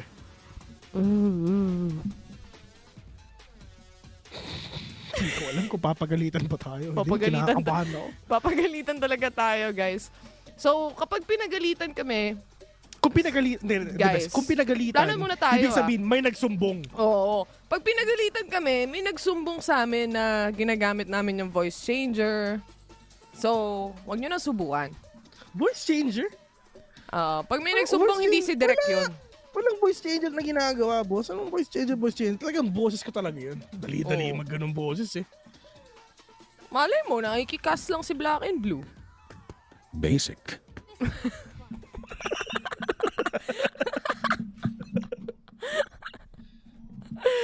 Ito na, match point na. Aggressive plays ba ang makikita natin? Initial concuss mula sa players, but DRX, huli na naman. Finally, nawala yung operator with that shot. Ang kaso nga lang, itong shorty, pare, nag-aabang yan sa Gedli. Buzz already going back a little bit further, trying to save himself dahil alam niya napitas na nga yung isang player nila dito. He doesn't want to give away one more kill out there and make this a 3v5. Ang kaso, Mako, very aggressive push right now. Doesn't see, but he sees the omen right now, and Melzer was able to take on the kill.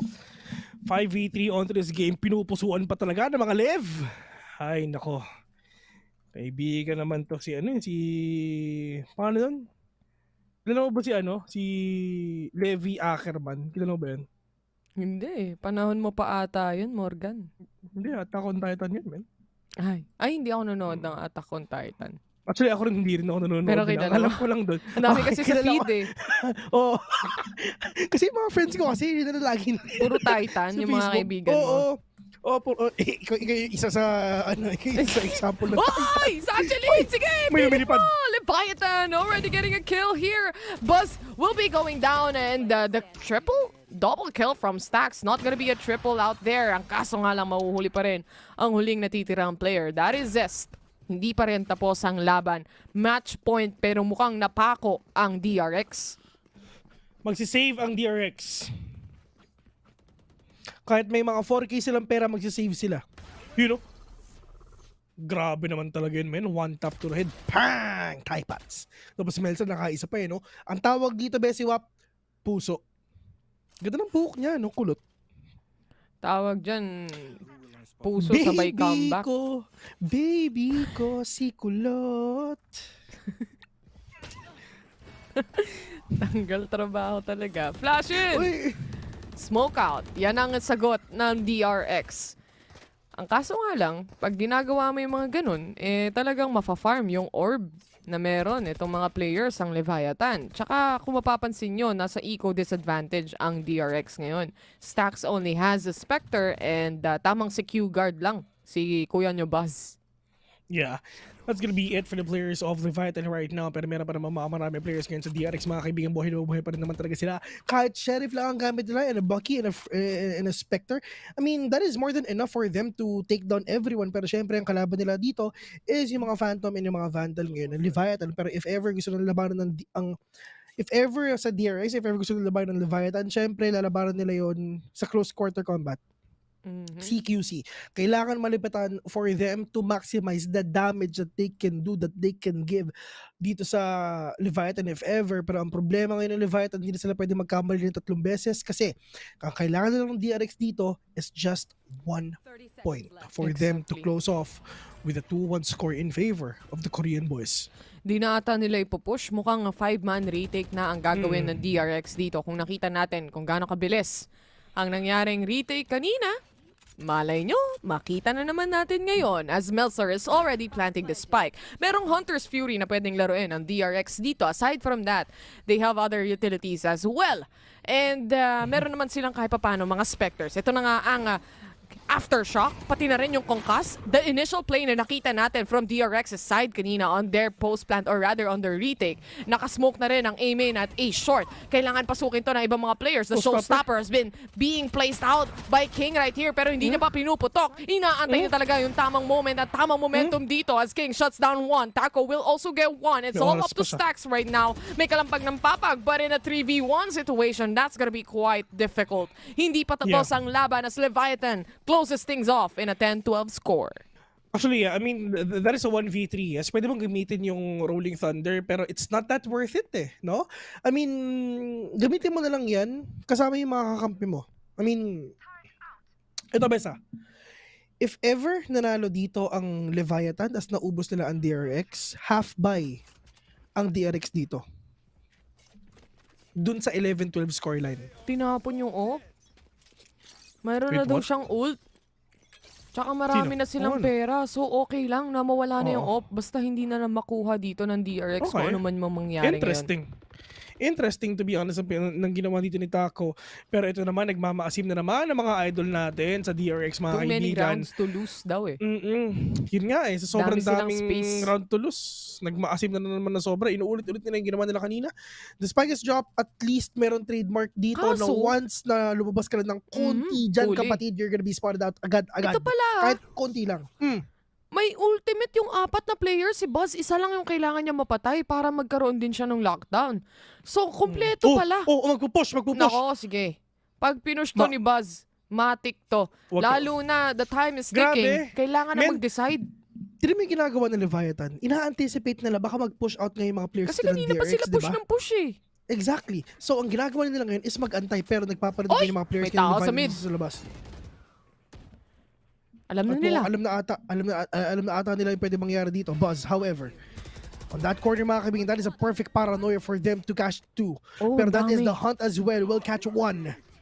Pero ito rin yung kalampag ng papag na ginagawa ngayon ng mga players ngayon ng Leviathan mga kaibigan. This is gonna be the defensive position na pwedeng gawin ngayon ng DRX. Everyone is inside A already. Pero in terms of utilities, Hunter's Fury to deny it even further. My God, ang ganda.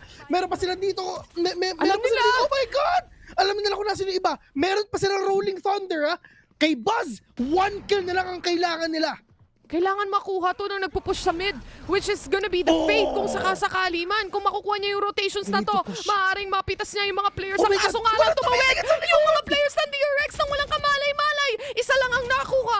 RB and Mako was able to shut down the players. The 2v2 situation right now. It's all up to RB to make something happen. Lalo na sa retake na to. Tinapang spike pero may ibang mga sisilip na halfway na. And he's just gonna dash in. Meron pa siyang blaze storm na pwedeng gamitin. Onto the right side is gonna be Shy and he's gonna get the kill.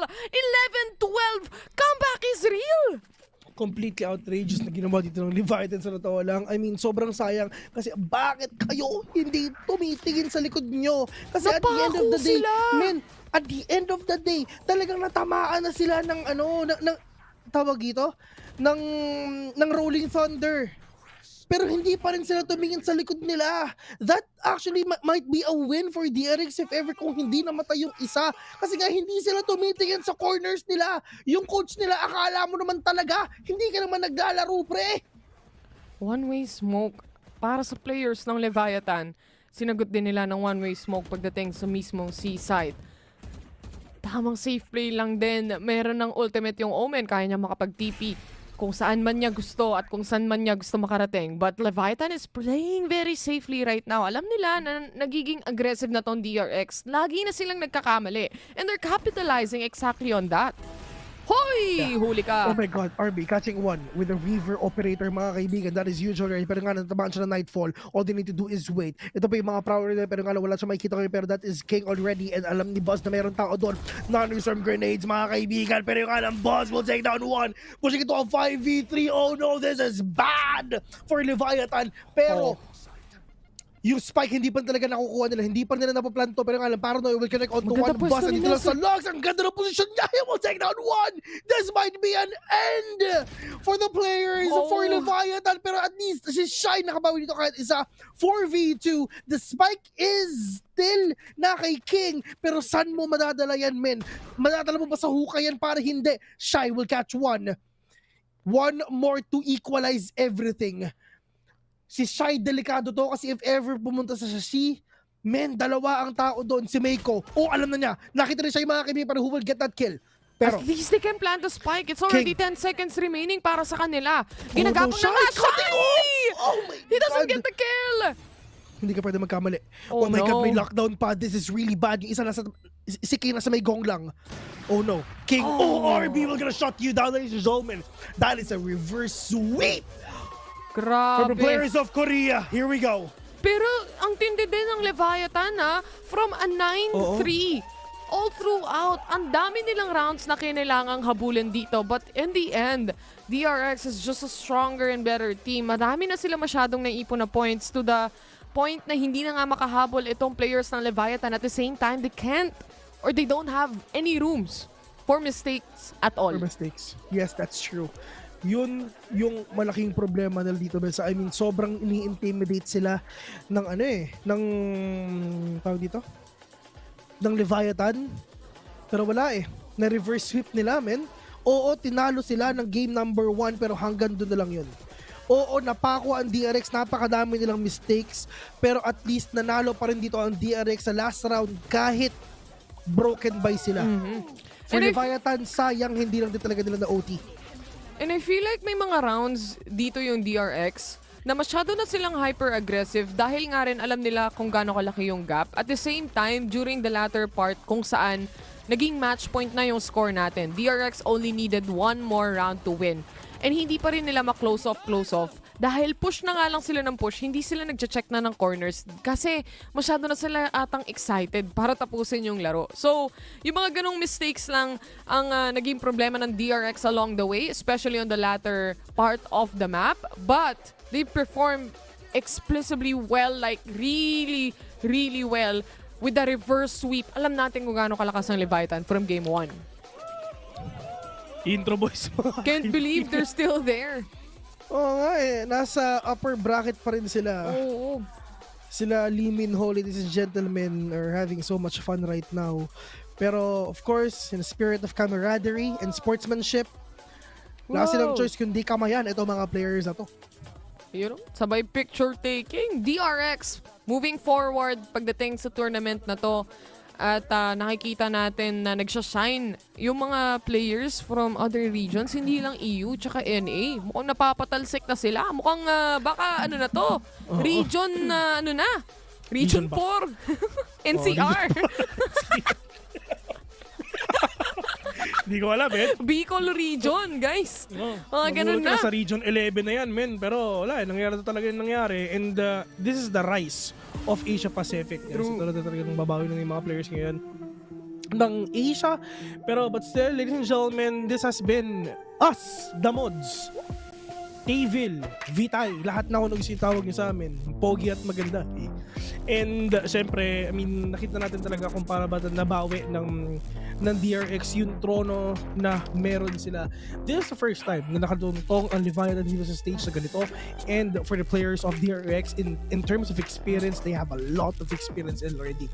All they're gonna do is just capitalize that, maximize that, and use that experience for their own good. Just trying to destroy, annihilate, obliterate everything dito sa side ng Leviathan. First game, oo, dito tayo sa side ng Leviathan. Pero it's just pagdating sa second and third game, partner, yung first sweep ang nangyari, ubos. Pati ubos. Exactly. Pati na rin yung mga players talaga ng DRX, especially RB, when he had the space to actually create more opening for the players or for the rest of the teammates na meron sila. Kagaya ng sabi ko kanina, Haven is a bigger map, 3 sides. Maybe this is more than enough space for RB to actually make plays, and exactly that happened. Nakakuha siya ng maraming kills dito. Aside from that, the help or the entire help of the teammates. Anyway, that was our first series. Pero syempre, may kasunod pa yan. May second series pa tayo at huling series na para sa araw na ito. Pero ang makakasama nyo dyan ay yung iba pa naming casters. So kaming The Mods, magpapaalam na muna dito. Maraming salamat sa pakikisama sa amin, especially kay Morgan. Shoutout kay Morgan pala. Papakita ulit yan next time. But thank you so much and see you guys soon again. Don't go away, VALORANT Masters. We'll be right back.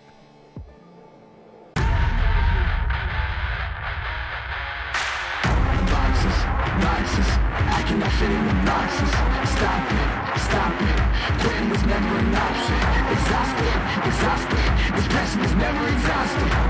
And you cannot stop it, nah, you cannot stop it.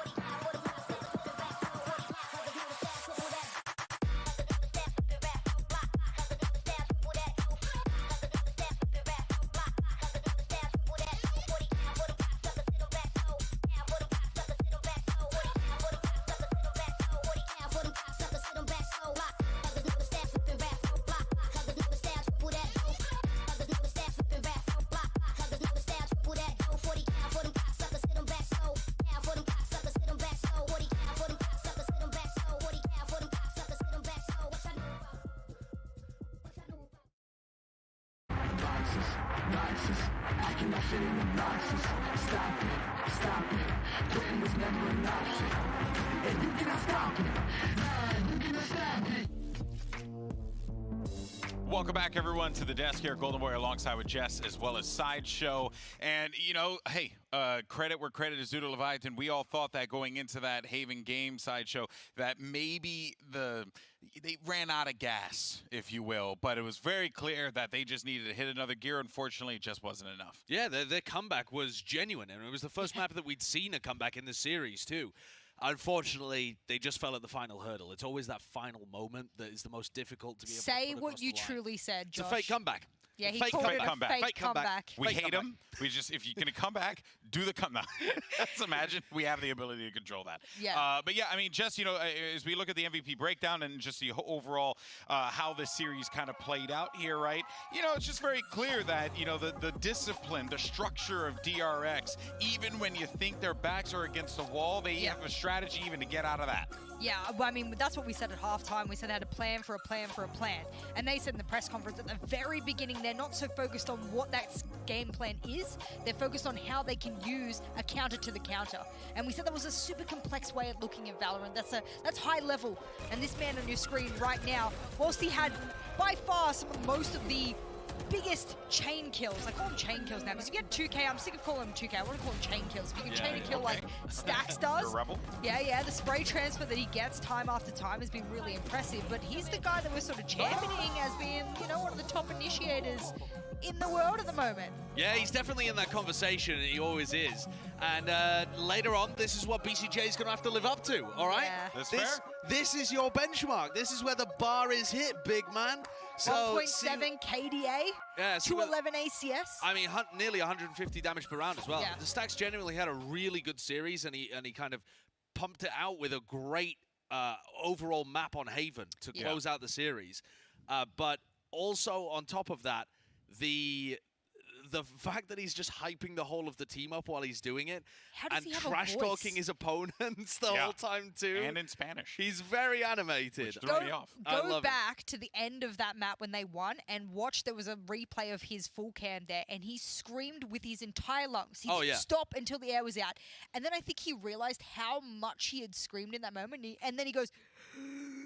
At the end, you just gotta go back and watch it. It's the most hilarious thing I've seen. It's also really cool, though, that DRX got pushed to that degree. Because it felt like when you're watching on Breeze and when you're watching on Haven, they start to take it personally. You know? Yeah, they really do. are. Every round, they are determined, they're screaming. Yeah. And for Leviathan to push one of the old gods that far, that shows some serious talent. Yeah, on no, that squad. it was clear. It was like, you know, it was almost like Leviathan were like talking about their mamas. You know what I mean? And they took it personally. Yeah. And that is the reason why they were able to win today. Yes, just trust me.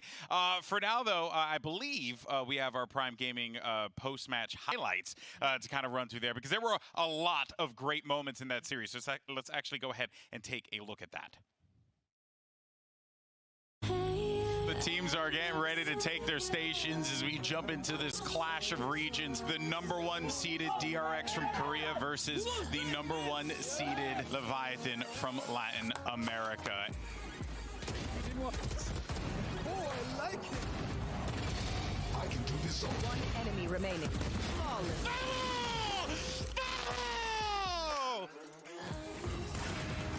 What? What is that? This guy is like bottled lightning right now. Leviathan beating DRX. I mean, some of the cleanest, scrappiest Valorant we've seen. Leviathan are the real deal.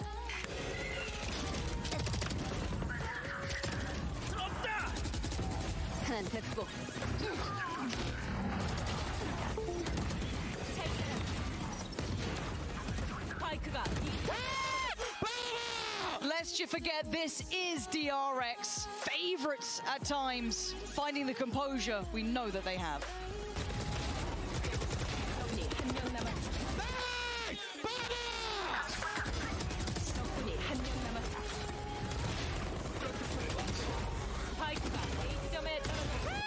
That was beautiful from DRX. It's tense. It's tense out there, Mike. DRX in the final hour, in the final round, pull it back together. Leviathan faced tragedy, but DRX, man, they woke up. I mean, I'm sure we're all awake after that last series. Awesome stuff there. Now, we did ask you guys at home to go ahead and pick your in-zone player of the match, and the results are in. You had a few choices, by the way, so let's see what the fans went with. Mako, Jess. They went with Mako for it. Okay. Stacks was right there, though. That's an interesting one because there's been probably 160,000 times, that's not hyperbolic by any means, that I have championed Marco on the desk. I've turned around and said, that guy is the guy you should vote for. This is one of the desks that haven't done that. And everyone's like, no, we still press Marco. That's the guy. He's a great player. And honestly, he was coming up big for them in multiple moments. His utility is really good. He's well coordinated with everybody on the rest of his team as well. He's definitely one of the best smokes players at the event. Top 2 up there with Marv. I mean, there aren't many other people who are getting the same kind of value that he does. Very true. Also goes to show you too, right? Like how good this team is, because that was a very close poll. Like typically when we do those in-zone MVP polls, you know, there's usually like a very clear favorite that people are kind of vibing with. But with DRX, it's kind of hard to pick because everyone contributes in equal fashion. I love the fact that they've picked Marco as well, because I did go back and look at the stats, and for the entirety of the series, yes, Marco was one of the top performers for his team. So good spot on the fact that we're not using recency bias for these polls. But what I can say, a lot of it comes down to depth. You've spoken about the team and that you could put almost anyone in, and we did. We put 4 players from DRX in that in-zone MVP poll for you. But conversely, we were asking about the depth of Leviathan after map number 1. This is the difference between, you know, strong experience of DRX and the newbies on the block, you know, the new kids on the block of Leviathan. I don't want people to discount Leviathan because they fell after exerting their entire fuel tank at the get-go. Obviously, all of the eggs almost were in one basket for map number 1. It sort of looked like once we got to Breeze. But there was a little bit of fire in them at the end there, and that's what I want to see them carry on with. Yeah, I think you actually saw mental resilience from them. You know, you're expecting some of these players to maybe crumble under the pressure a little bit. Remember, Owner isn't there with his big glistening bald head, hyping them up and giving them these timeouts. Instead, they had to go there and perform themselves and be ready to have these big comebacks if they need to. And I think that showed grit in the final map. Yeah, exactly. Leviathan definitely gave that to us. They showed us the depth that this roster has, and they are not to be discounted at all. They're going to make one hell of a run in the lower bracket. But the day belongs to the #1 seeded Korean team, DRX. And we actually have one of their players standing by with Doug for our Verizon post-match interview with Buzz. Thank you so much, GB Buzz. Congratulations on the win. It was a big one, but it didn't start out great. What happened in map 1? 우선 버 선수 승리 축하드립니다. 승리로 마무리를 하기는 했지만 초반에는 조금 흔들리는 모습을 보였는데요. 1맵에서는 어떤 일이 일어난 거죠? 일단은 저희가 상당히 개인적으로 이제 실수들이 되게 많았었고 그런 거에 대해서 이제 스노우볼이 좀 많이 굴러갔다고 생각을 해가지고 사실 전반전에 이렇게 압도하진 못해도 이렇게 크게 크게 질 거라고는 생각 안 했는데 저희 실수들이 계속 쌓여서 계속 2라운드만 하다 보니까 이제 11대 1였나 그렇게 라운드 격차가 벌어진 것 같아요. So there were a lot of individual small mistakes. So we, you know, and it just went downhill. It snowballed a lot.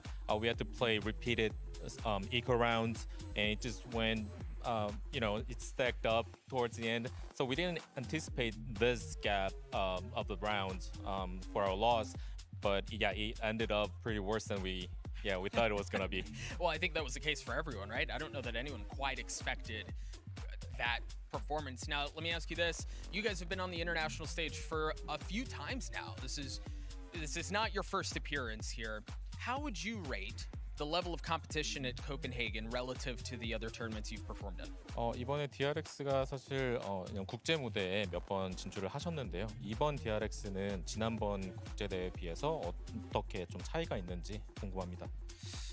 일단은 지난번보다는 확실히 더 좋아졌다고 말할 수 있을 것 같은데 일단은 10점 만점에 10점을 주고 싶지만 일단 오늘 어센트에서 저희가 상당히 박살났기 때문에 10점 만점의 10점보다는 이제 한 7점에서 7.5점 그 정도 이제 어센트 같은 맵들을 이제 저희 개개인 실수들만 좀만 보완하면은 10점 만점에 10점 팀으로 할 수 있을 것 같아요. So I think we're a better team here compared to other global stages. but I would want to give 10 out of 10. But you know, based on Ascent we had today, I can only give around like 7 or 7.5. But if we could reduce our small mistakes, and we can definitely be a better team. Now, with that in mind, again, you guys have been here a couple of times before, but you've always fallen just a little bit short. Is this the strongest DRX that has traveled? Is this the DRX that can make a tournament run and look at top 2, perhaps competing in the finals? 이번에 DRX는 지난 국제 대회에 비해서 가장 강한 팀이라고 생각을 하시는지, 이번에는 뭐 탑 2라던가 혹은 우승까지 노려볼 수 있다고 생각을 하시는지 궁금합니다. 일단은 지금까지 가장 강한 DRX라고 할 수 있을 것 같고, 하지만 이제 저희 우승 경쟁을 하는 팀이라고 생각도 하고 있고, 그리고 이제 저희가 아직도 많이 배울 게 남아있기 때문에 앞으로 배워갈 일만 훨씬 남아서 더 강해질 거라고 생각합니다, 저희는. So I guess I could say this is the best DRX we had so far, and we're definitely up there, you know, competing against the finalists, potential finalists here. But we still have room to grow, and it only gives us, you know, better chances to develop as a better team. Well, we're excited to see how you guys perform the rest of the tournament. Thank you so much for joining me, and thank you for the translation as well. Friends, I have good news for you. You're going to want to grab all of your patriotism, your American flags, your bald eagles, and everything else in between, because we have a North American versus North American matchup right after this. OpTic versus XSET on the other side of this break.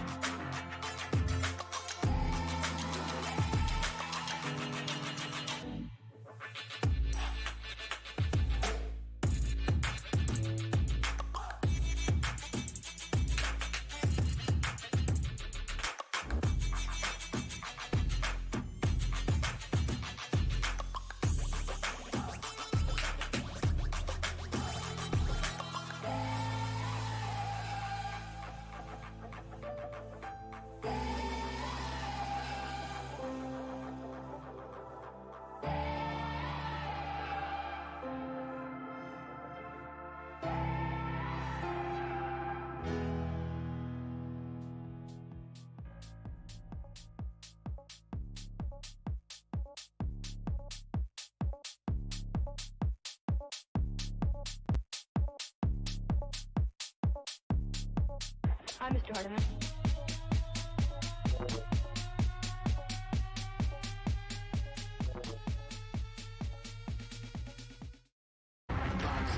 Boxes, I cannot fit in the boxes. Stop it, quitting was never an option. And you cannot stop it, you cannot stop it. Welcome back to VALORANT Masters Copenhagen. Golden Boy here, joining me at the desk are two people who absolutely love my professional wrestling references. It's Sideshow and Jess. And Josh, tell me right now, like, who's your favorite current champion right now in like AEW? Oh, I like Big John. That was actually a safe bet. Yeah, I like Big John. I like when he does the move where he bounces off the rope and Big Johns them. I don't know what I'm doing. I watch VALORANT all day, every day. It's all I do. In the dungeon watching VALORANT. Oh, man. One day I'm going to take all of you guys to a pro wrestling show, and I will open your eyes, okay? I have to be in the front row because I'm like 3 foot tall. So just, you know, or I can, you like, on lift someone's me up shoulders. Against, yeah, you can lift me above, and I can go, woo, I hold a sign, and be like, go Big John. I like that. Go Big John. All right, well, you know what? Speaking of Big John, we got ourselves a classic American battle over here. As our second match of the day is a very familiar story. OpTic Gaming versus XSET, and switching over to this OpTic Gaming lineup here, right? You know, XSET's coming into this event, they're feeling rested, they're feeling good, whereas OpTic, they have had the harshest, most difficult road up until this point. They even challenged quite a bit, Jess, to get here. And it's shocking considering that these are our Reykjavik champions being challenged so much. A lot of people say shocking. I just say par for the course for OpTic. Kind of is, yeah. I was standing out front of the hotel and the manager turns to me and goes, Jess? And I'm like, oh, and I'm like, hello. And okay, yes, my ignorance. Didn't know who the manager was, you know, visually at that point. I'm the manager for OpTic. And I was like, oh, it's a pleasure to meet you. And I'm like turning around and he goes, we just have slow starts before their first game. And I was like, the man's calling it.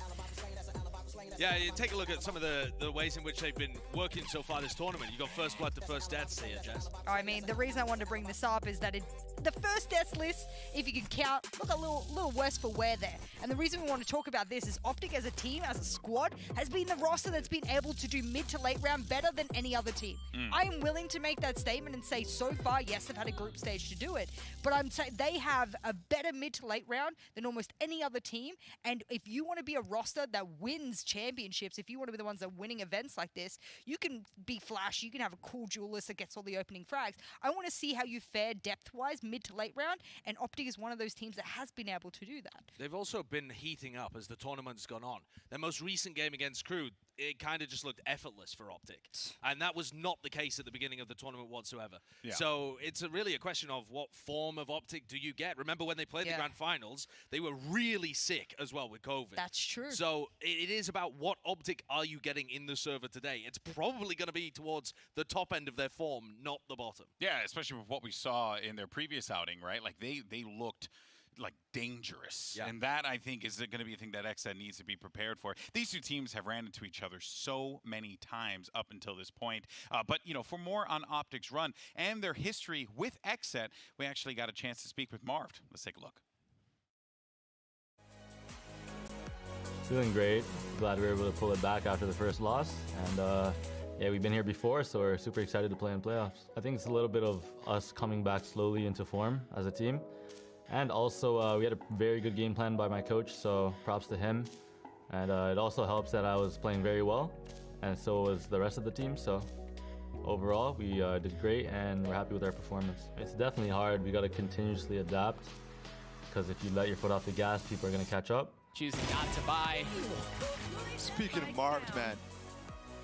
We've played XSET a couple times, and by a couple times, I mean a lot of times. So they're familiar with how we play. We're familiar with how they play. So it's definitely going to be a dogfight. And yeah, they're looking a lot better, and they beat us last, so we're coming for revenge. Good luck to XSET. It's going to be a fun match, and yeah, we'll be coming for you guys.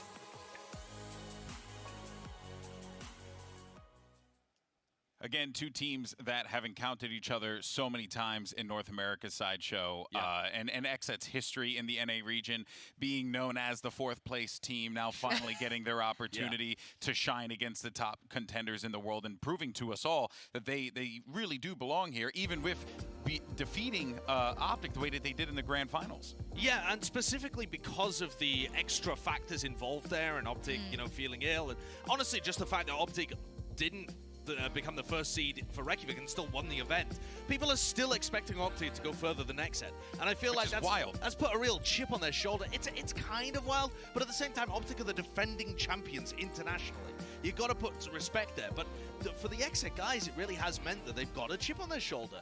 They think that they deserve more of this acclaim, respect, and they're going to have to go out there and actually earn it themselves. But here's the thing, though, okay? Because let's just go ahead and address the elephant in the room. There's an elephant in this room? Where is it? I love elephants. It's a pretty big one. We all remember the guard. Sorry, Valen. I love you, buddy. Oh. Okay.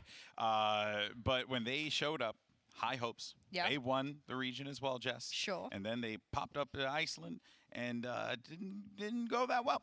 I'm glad you brought it up because I'm safe bringing it up. I wanted to be the one to reference something to that regard of like teams saying, well, we didn't have time to play throughout the groups. That's something last event we had a couple of teams who had skipped the group stage talk about a little bit as well. And then of course the guard saying that might have almost diminished their opportunity to get a little bit more warmed into the tournament as well. There were a couple statements to that effect. Do I think it affects XSET? Yes. I don't want to be the one that like curses them, places the curse on them, and be like, it will affect you no matter what you do. Yes. But what I can say is that there's overwhelming evidence that when you come onto a LAN environment, you haven't played on that particular environment before.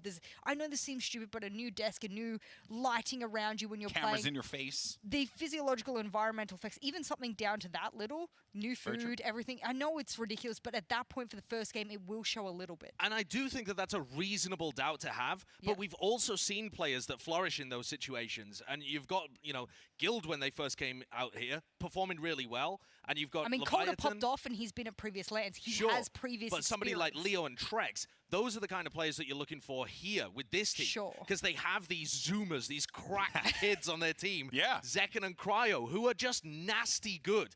But they need to be in their insane form here. And that's the important They need to be demons. They need to be demons. And to your point, Jess, we don't exactly know what they're going to do once they hit the stage. I would rather be glass half empty than glass half full and be disappointed in myself. I'd rather be surprised, pleasantly surprised by what these two can do. Cryo in that lower final against FaZe dropped over 100 kills. Yeah. That's insane. The kid is just unbelievably talented in an online environment.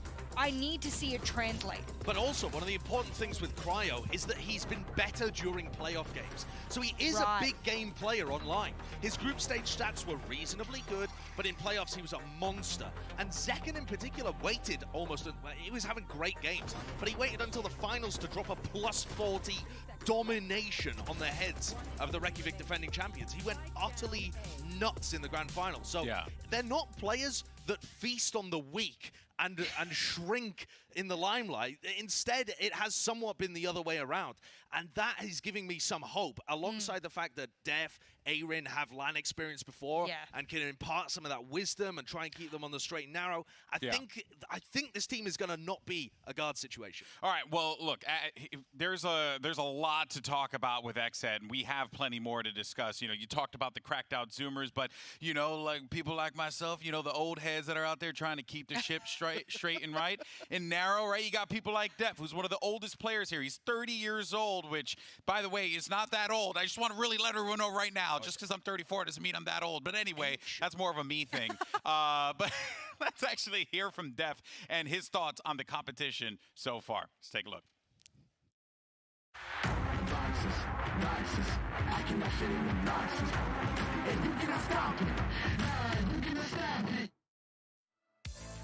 Hey guys, I'm Def, and I'm from XSET. I definitely think Valorant being such a new game, we've seen kind of like the rise and fall of so many teams so far. The knockout match that just happened, it just proves that the top teams from the last stage could be at the bottom of the barrel for the next stage. And I don't think a lot of people expected it. I don't think a lot of people expect a lot from us at XSET, but I think it's time that we're going to start proving some people wrong. Nice kill lead from Zig. Oh my god! A triple kill! We now know that we have a really good chance at making a big splash at one of these big international events. We're a super consistent team, and I feel like we were just that last hurdle away from being a big contender.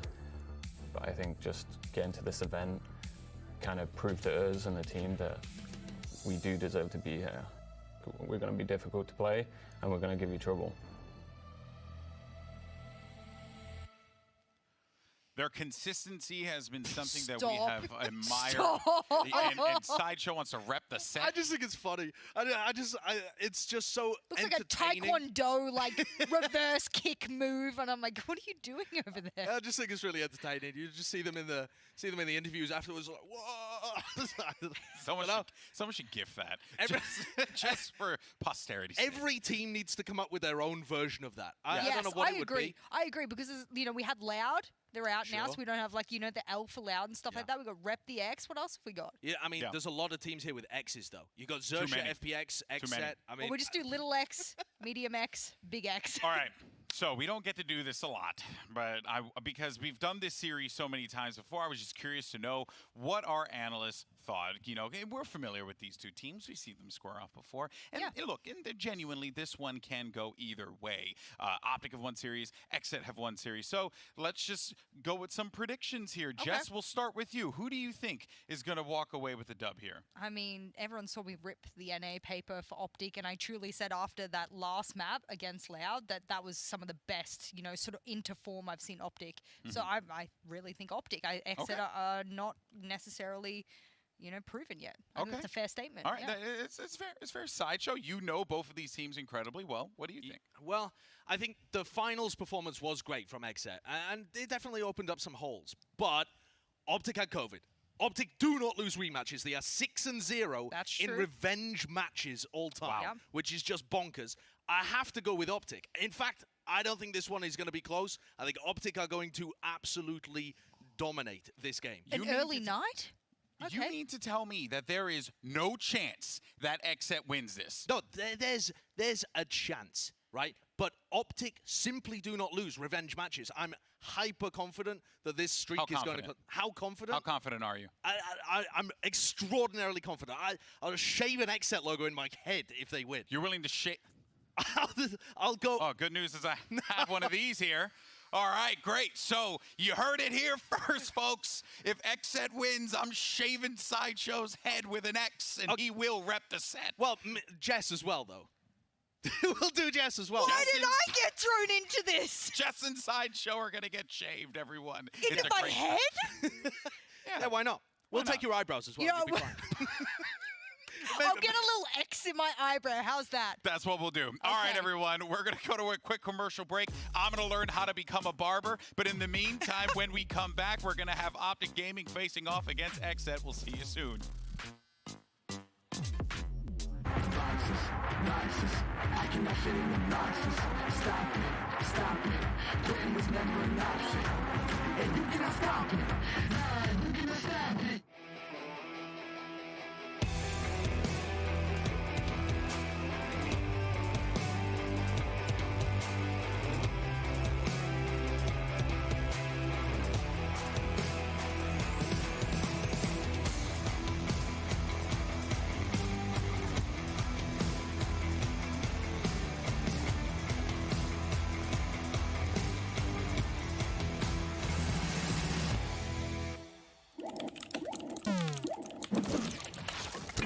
Red Bull gives you wings.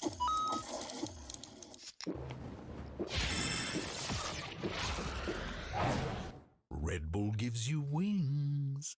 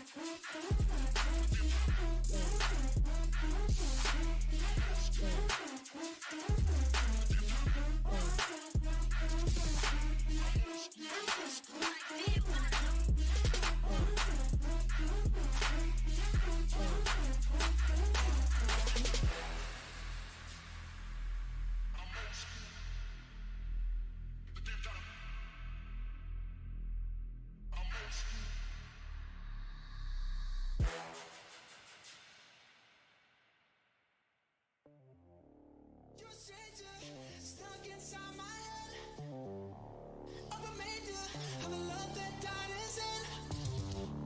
You're a stranger, and there's no point to pretend that you can't heal with me. Erase my memory. I'm in danger, gotta quit while I'm ahead. Disclaimer, an emotion left unread. I'm in danger, and there's no point to pretend that you can't heal.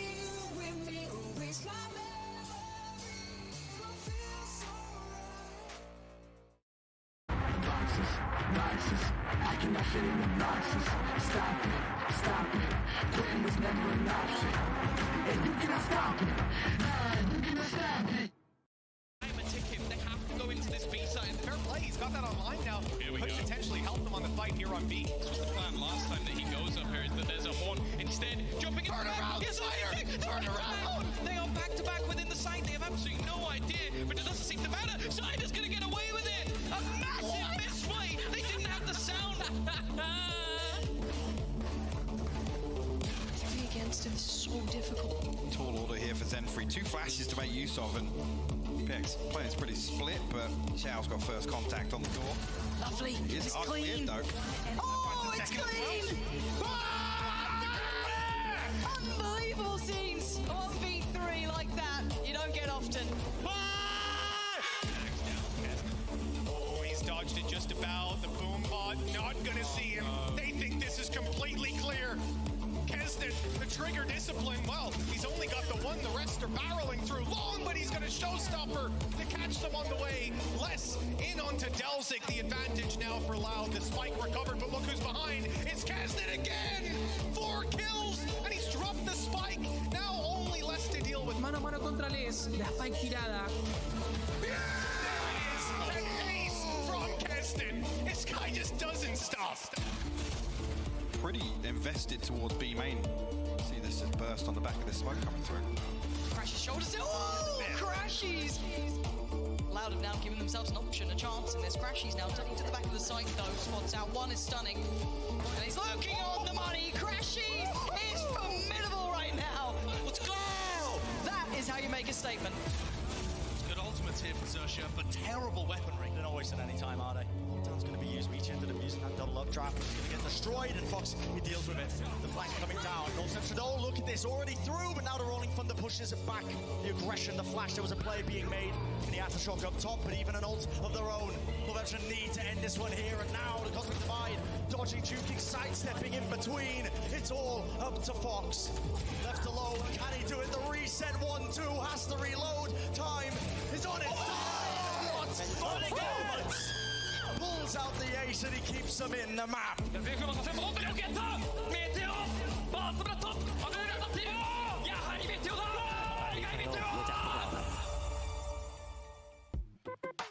And that was just a small sampling of how freaking awesome this entire competition has been. And we're really only at the midway point. There's still so much more to come. I'm Golden Boy alongside with Sideshow and Jess here as we get ready for the matchup between OpTic Gaming versus XSET. It is a repeat of what we've seen in the past in the North American finals here, Sideshow. So, you know, not that shocking to see these two teams clashing again. You know, I feel like, you know, history just has a way of repeating itself, especially at global events, it feels like.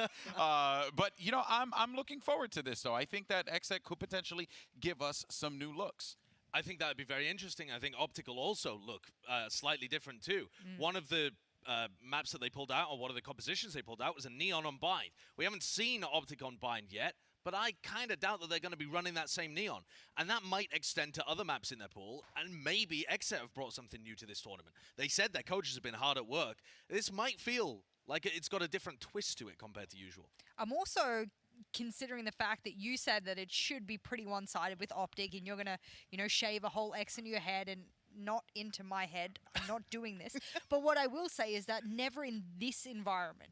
You can say they've done pressurized situations. They've done it in playoffs and everything like that. I don't think people understand, especially how pressurized this can feel. It can feel like you're going into a chamber and you're just like sitting there and you're like, this is really hard to play. They might have played at a LAN in Philly. I think I look back at a couple of players referenced that they had played on LAN together. Very small though. But it's very small. This is very different and the stakes feel very different. They might be slow to it, and with OpTic, if you're slow to it with OpTic and they're in form, you're already too late. That's my worry. You got to catch them at the beginning of the tournament. Well, didn't they say in one of their didn't they say in one of their interviews, I think, you know, might be FNS or whatnot, he turned around and he goes, we have to keep our foot on the pedal so that no one else catches up. So if they're already at full speed right now and you've got to catch up, there is no room for error. Yeah, it has to be frustrating as well, right? Like you go through this whole arduous process. You challenge. You go through challengers. You win the whole thing. You fly to Denmark. You know, you're here to play in a global event, and then your first match is against the guys you literally just beat.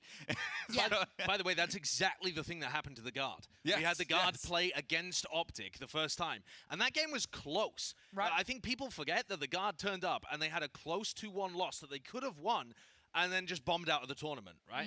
And OpTic have said recently, FNS said in the most recent interview we had with him, they struggle against teams they've never played against before. They struggle with like international teams that have weird styles. That's why they've lost to Xerxia in the past and stuff like that.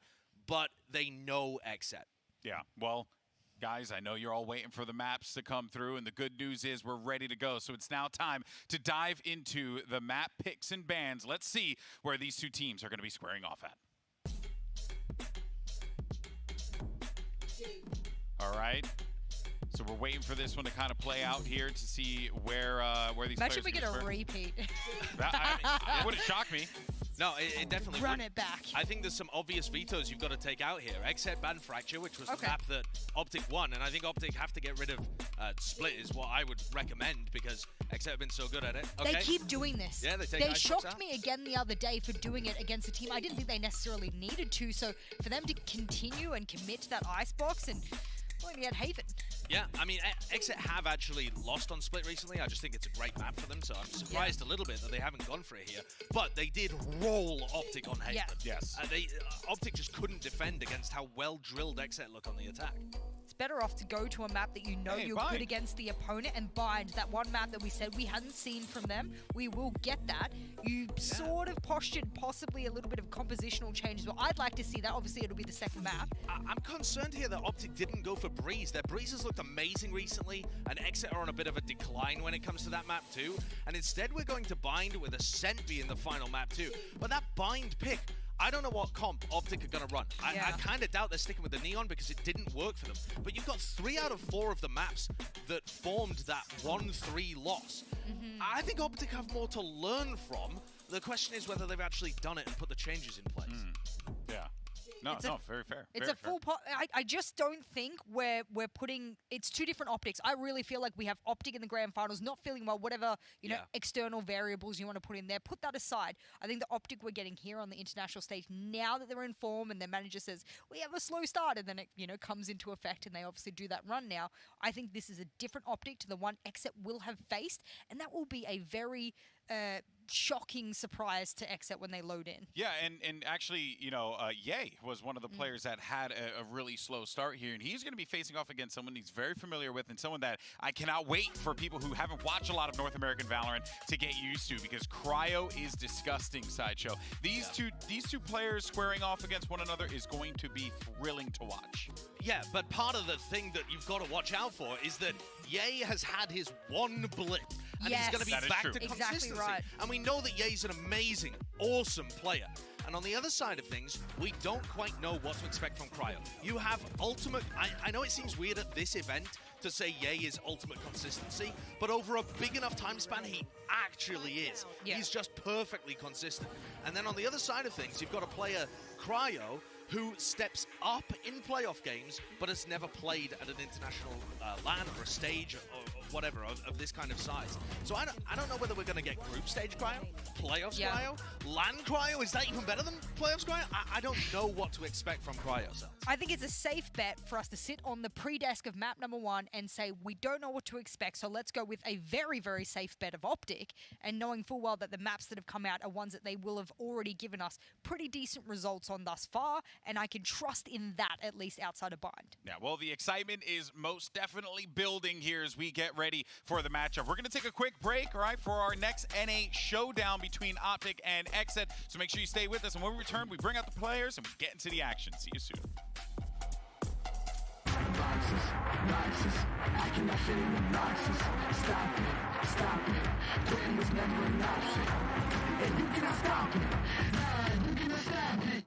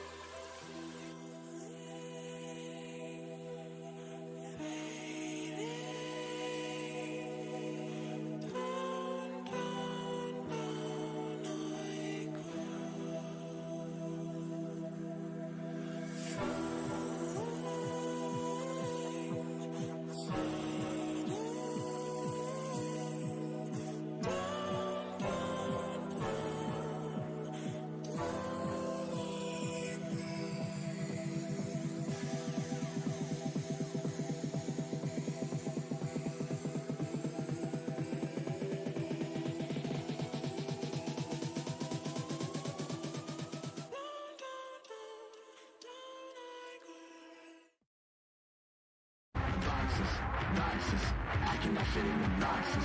Stop it, quitting was never an option.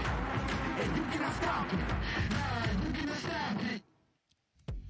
Welcome back, everyone, to VALORANT Masters Copenhagen here. Of course, I'm Golden Boy with Sideshow and Jess. Just in case you're wondering, full transparency, we're just waiting for everything to get sorted, and you know, that's not my department. So it will be taken care of, and we will be jumping into the game very soon. I just want to let people know, you know what I mean? Because while I do enjoy the sound of my own voice, and I think that I am the funniest person alive, and my pro wrestling references slap every single time, I know that people want to watch the games. I think people think that we talk until we're ready to stop. Yeah. Like the analyst desk exists to fill time, not create their own. I would like to think that I would like create to think that time. we are create, deities. Look, we create quality content. Like, don't forget that there will be a head shaving. Yeah. One way Can or I another. shave an X into your head as well? I've never done. I just want to try. Like his head's just a free-form canvas for you to work. I've already shaved it earlier on in the tournament, and it's going back a little bit. So I think it's an opportunity to put a little word in there. Tell you what, you know what? I'll join you guys.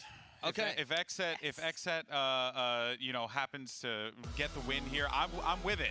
Okay. What? What is this? Oh, it's Big John. This is what I was talking about. This is the Big John move. This is Big John. He grabs people and he goes Big John. But why does Big John look shockingly like you? Nah, that's Durka. Is this like? Durka. Oh, was that Durka? Or was that no? Do not gaslight me. Okay. Because you actually go. I thought you were playing along. I can't see. You think all the balls look alike, do you? Oh, just another ball right here. It was actually paper thin. Oh, see, I'm actually a little concerned looking at the map pool. I'm not gonna lie. Okay, I was pretty confident, and OpTic always win the revenge matches, 6-0. But when I look at that map pool, Haven looked really good for XSET. Sure. On Ascent, which is the third map. OpTic's attack side has looked pretty abysmal, actually, and that's another really good map for XSET too. And Bind, I don't even know what they're going to play, so slightly concerned with the head shaven. Well, don't worry, we'll find out very soon, because I did find out that the players are ready to be brought out. So let's do this. Let's turn up the music. Let's get some killer walkouts, and let's do this thing. OpTic versus XSET.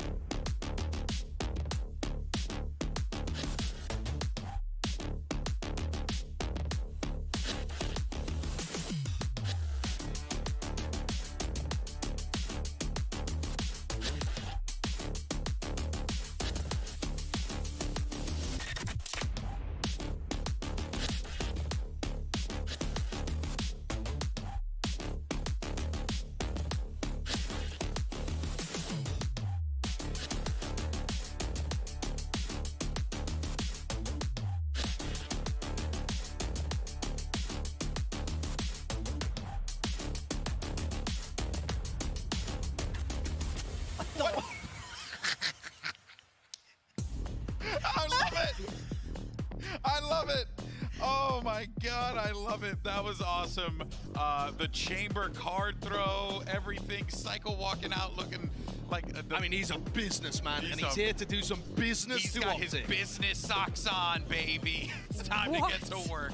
But man, I just, you know, again, just the XSET guys are so fun, and I'm glad that more people are just getting to see them. That is a redeeming factor in my book. Like, I was like, OpTic through and through, it's going to be a thrashing. And then they had fun on the walkouts. And that doesn't change my mind completely, but it shows me they are, you know, loose and they're ready to go. They're not uptight about the game to come. They're having a bit of fun. And they said in their interview, they have the best sort of performance when they have fun. So if they keep that up into the matchup, I mean, I'd like to see when they test it if they can keep that fun going, of course. They also start here on the defense side of Haven, and it's their attack that has been awesome to watch. Yeah. So they actually have 12 rounds to warm up a little bit. And no matter what the score is at the half, as long as they get, like, you know, 2-3 rounds under their belt, they can mount some form of a comeback. That's how good they were in the grand finals on their attack arc. Yeah, so, like an 8-4 would be nice for them, right? Yeah. But it gives Cryo and Zekken some time to warm up, like we saw from Alpha, right, where he had the same That's kind my of worry. That is my big worry psychologically coming into it. Like, you need that warm-up thing, and thankfully Fnatic had the redundancy plans in Durka and other players that are already well-oiled machines on land. I'm wondering, what is the boomer area of XSET? Are they well-oiled enough to pick up the slack to get them enough rounds for that second half? Yeah, no, fair. But, you know, also to bear in mind, right, like this XSET team, they've spent a fair amount of time together. So this isn't the first time that these guys are meeting each other like a lot of teams, you know, sometimes when they're new, this is the first time it's like that for them. They've had that opportunity to kind of synergize together, you know, in those environments. Yeah, they've been living in a team house for a long time. They're all together for a significant portion of the season, and they've developed that synergy, and they've really integrated Cryo, the most recent addition, well at this point. And he has a lot of freedom to take aggressive fights.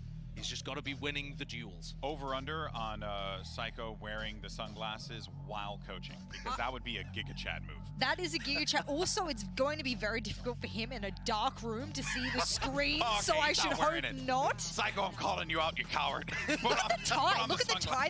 One of the most well-dressed.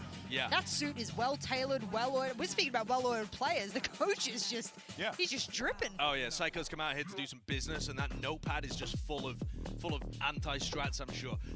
The players were giving serious props to the coaches for all the work they did recently. All right, Prime Gaming Age of Select is underway for Haven. Let's see what we're going to get here between XSET and OpTic Gaming, a North American clash in the grand finals. Jess, the lock-ins are starting to come in. I mean, look, I expected somewhat of a mirror matchup outside of the duelists I have listed here. So do we get that again? Neon's in, so it looks like that's just going to be the play. Yeah, and specifically the way that they play this map is a little different. OpTic are going to be running extremely heavy executes on their attack side, whereas XSET are slow, patient, and they're going to do a lot of mid-rounding. This is one of the maps where OpTic plays their fastest. All right, well, the stage has been set. The time for talk is done. Let's go ahead and do this bad boy. XSET, OpTic Gaming, let's send it over to your casters, Sir Douglas of Esports and Bola Esquire. Hi guys! Good morning nga naman talaga dahil it's 3 AM and magsa-start pa lang tayo between 2 NA Kings, XSET together with OpTic. Ako nga pala si Riri. Kasama ko ngayon si Azuray at kami ang maghahatid sa inyo ng casting hanggang umaga na. Wala nang tulugan ito. Pero gusto ko lang sabihin, Azuray, ang ganda naman ng deco dun sa likod mo. Sino nagbigay niyan? Ikaw. Yan yung gusto kong sagot mo. Siyempre, straightforward. Azuray, parang nagising ka ng bigla. Bakit meron sa'yo ngayon? Parang ang saya mo. Hindi ko alam eh. Nagising tayo, wag na yung laban. May Pilipino, XSET. XSET bias pa tayo. Mag-XSET bias tayo. Sino ba dyan yung Pinoy? Si Zeken. Nag-rhyme sa Tekken. Oo. So, sino isa? Dalawa daw eh. Dalawa ba? Teka, hulaan ko. Sige, hulaan. Galingan mo.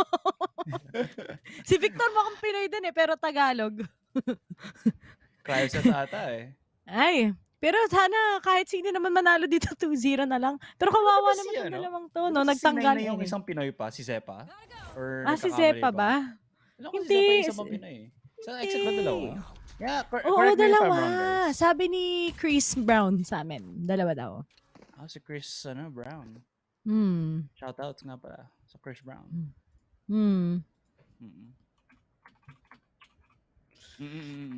Anyways, back to the task at hand muna tayo dito. I think OpTic still yung reigning champions natin from Masters 1. Pero usapan na namin ito nila Villain ni HG nung nagcast kami a couple of days ago.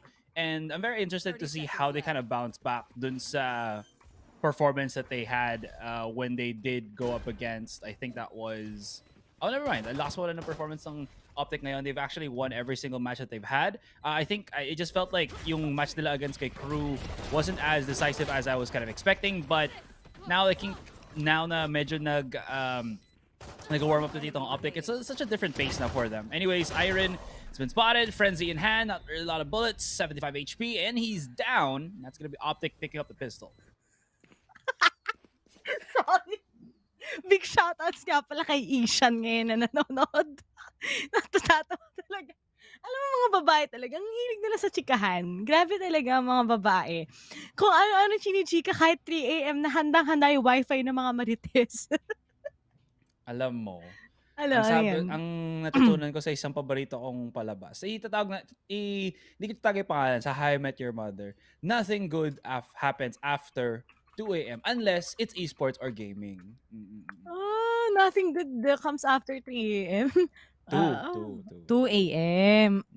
Alam mo, totoo yan. Kasi ang mga babae, may timeline niya ng mga ano nila eh. Ng mga overthink nila, mga sad girl nila. Kapag pumatak yan ng 2 a.m., magdawag nyo nakakausapin yung jowa nyo kasi ikaw na ang masisisi, bigla kayong mag-aaway. Sasabihin niya, what if naging... Tapos na dapat lahat. Kapag ba naging bulate ako, ako pa rin ang mamahalin mo. Ganon yung magiging tanong nila sa'yo. Sino mas maganda sa amin? Kapatid ko o ako? Uy, naku po. Tapos pag sabi mong hindi maganda kapatid niya, pangit kapatid ko. Uy, naku po. Bakit kapatid? Alam mo, Asa rin natatakot na ako sa'yo. Bakit? Ayan. Ay, shoutout nga din natin si Guinevere na nanonood. Shoutout mga Asaray. Ay, shoutout kay Guinevere. Grabe na nangyari dito ngayon. Nice one. Nice one. Ano daw? Ang sinusikow. Teka, wait. Ano ba nangyayari sa atin dito, guys? Pasensya na. It's time check. 3 o'clock. Kanina na pagkatingin ko, 2 a.m. lang yan. Tapos biglang lumipas ng isang oras dahil sa technical difficulties. May nangyari daw sa... Pero mo sabihin kung ano nangyari dun? Oo. Pwede. May nangyari daw sa table. May kumalog ng table. May nangyari sa table na nangyari. Kinalog. Pinalitan yung plywood para pumantay.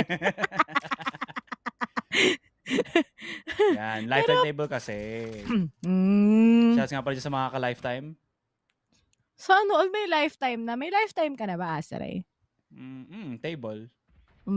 Lifetime 4 inches. table? Ay, hindi. 4 feet pala to. Ano 4 inches? Ano yung pinagsasabi mo? Sabog ka na ba? So, yan ang OpTic. Hindi, yung size ng table, pinagsasabi mo. Huy, alam mo kapag nangyari OpTic dito, malakas yung malaking chance, 2-0. Dapat lang, ayoko magdivisorya na walang tulog. Anong oras lakad ba mamaya? Actually, alis kami, 10 a.m. Ayos ba yun? Buti ka pa may tulog kami. Ako, magdivisorya kami ng mami ko ng, alis sabi dito ng 6 a.m., diba? Ganyan ka-advance ang nanay ko. Ganyan ang mga nanay. Kahit lakad, kahit ang airport mo, 1 p.m. yung flight, pupunta kayo na 6 a.m., diba? At ngayon, OpTic, as Crashes gets the 4th kill, 2-0 na nga in favor of them, pero I think it's just the matter lang ng mga advantage pagdating sa kanilang mga baril. Shout out na lang din pala kay Panic Mint na nanonood, di ba? Ang daming nanonood ngayon. Mga tropa natin. Mga tropa. Pip, sana may katropa din ako dyan na nanonood. Shout out nga pala dyan sa mga nakikilala ko sa gym na hindi ko lang nag-Valorant. Sinabi sa akin nung handler, nag-Valorant yan. Ay, hindi mo na yan, si ano yan. Ay, oo nga no. Yes, uy, grabe ka naman. Sikat ka na pala. Hindi ko alam eh. Ako kilala din kita eh. Kilala din kita. What's up, Rachel? Oh, what's up, Darwell Frederick? Ay, Rachel Ann. Wow, alam mo siya. Wow! Wow! Wow! Great! Great. Anyways, balik muna tayo sa nangyayari dito. XSET, just a bit of a power play lang coming into the A site. Nothing really too explosive, but they have found Def. Yung naging awkward na lang doon na nakita kanina was nagkabanggaan sila ni Zekken when he tried to aggressively peek through A main. Daming bilatong concuss towards that particular position. Kaya I think nagka-panic ng onti dito ang XSET. Now that being said, BCJ gonna be left onto the site. Medyo ipit sa gipit as na cover siya ng smoke, I think by his own teammate actually, but didn't work out.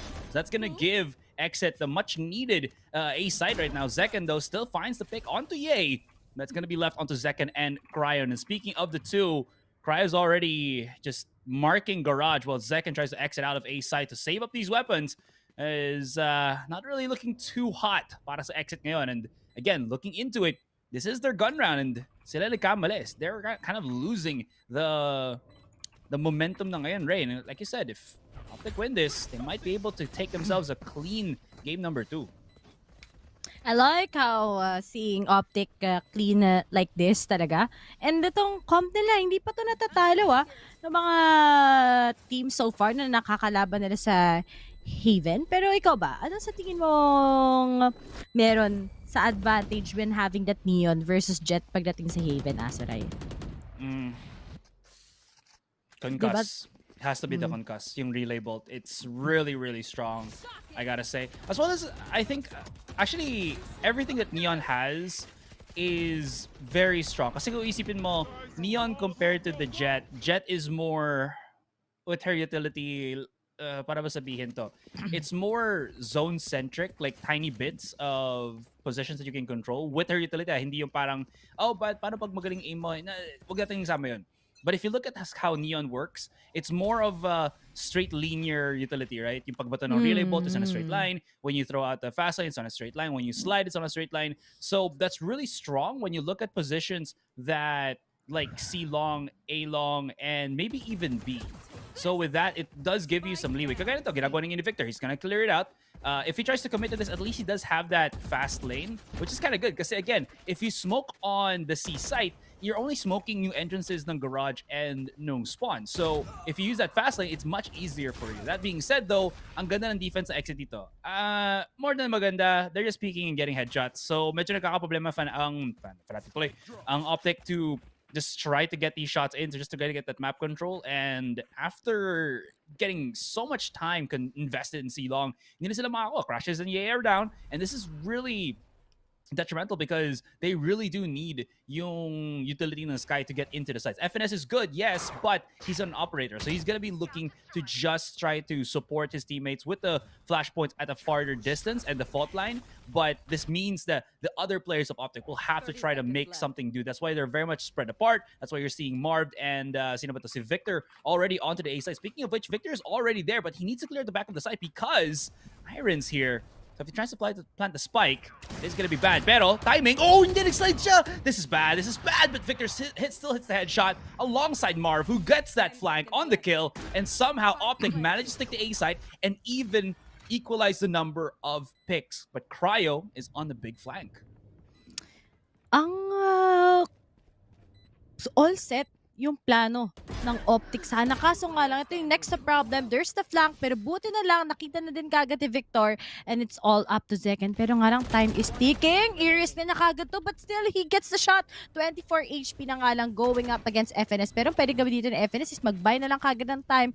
There's the updraft, but I think it's just not gonna give much of an impact. Tingnan mas iba siya nakatingin. Hindi niya alam na nasa off-angle na kagad si FNS. Pinaikot-ikot lang siya, katulad ng ginawa ng ex mo sa'yo. 4-0 in favor of OpTic. True to life yan, guys. Pinaikot-ikot ako ng ex ko. Whoa. Buti, hindi ako ex mo. Ay, hindi naman kita talaga magiging ex. At alam mo na ata bakit.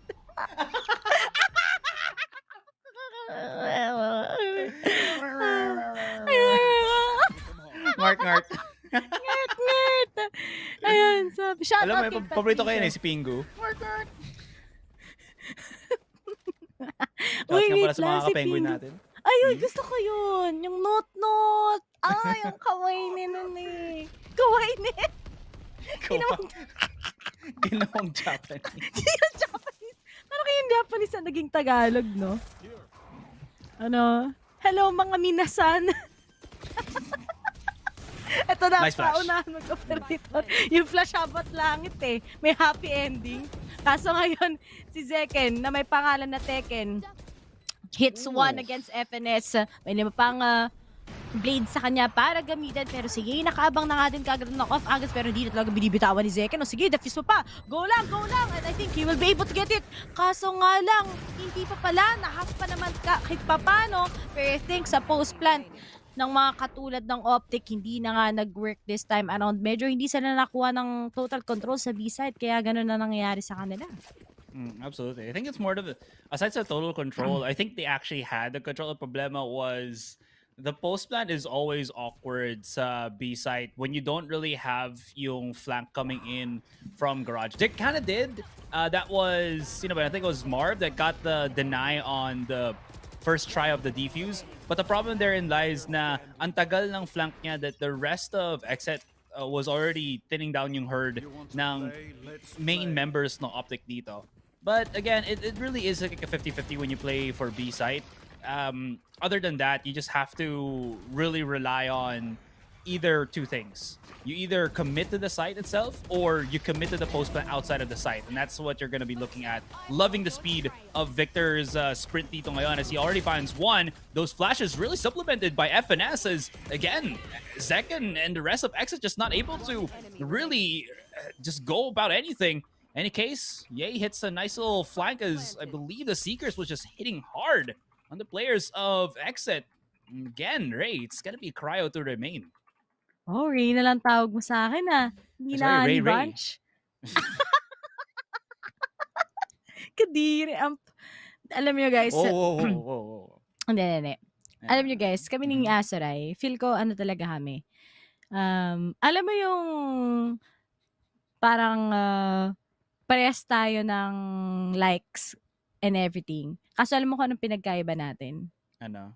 Magkaiba tayo ng type sa isang tao. Or feel ko baka parehas tayo ng type sa isang tao.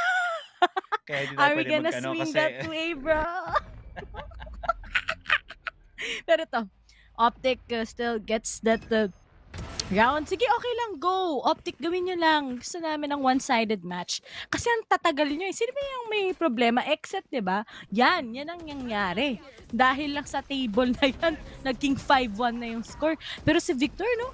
Grabe, biruin mo, press W lang siya. Sobrang na ma-maximize yung neon niya. And even if mapipick off siya ng OpTic, the fact that he's able to get at least 1 or 2 frags every time he enters a site, sobrang laking impact na yun na pwede niyang ibigay para sa kanyang team. I was kind of wondering then, I don't really know the correct specifics of this, pero I believe Neon should be faster with whipping out her weapon after the slide compared kay Jet when she does her dash. So with that being said, you do see how quickly Victor does get those punish plays going para sa kanya, right? And you know he's done that play so many times na alam niya agad na pagka-slide niya at that specific portion of garage, he'll come out straight outside of logs para kita niya agad yung player na nandun if ever man. And that's really, really strong para sa kanya. BCJ, I think, might have been spotted with the judge here, Ray. Shot the shotgun, shotgun gunner.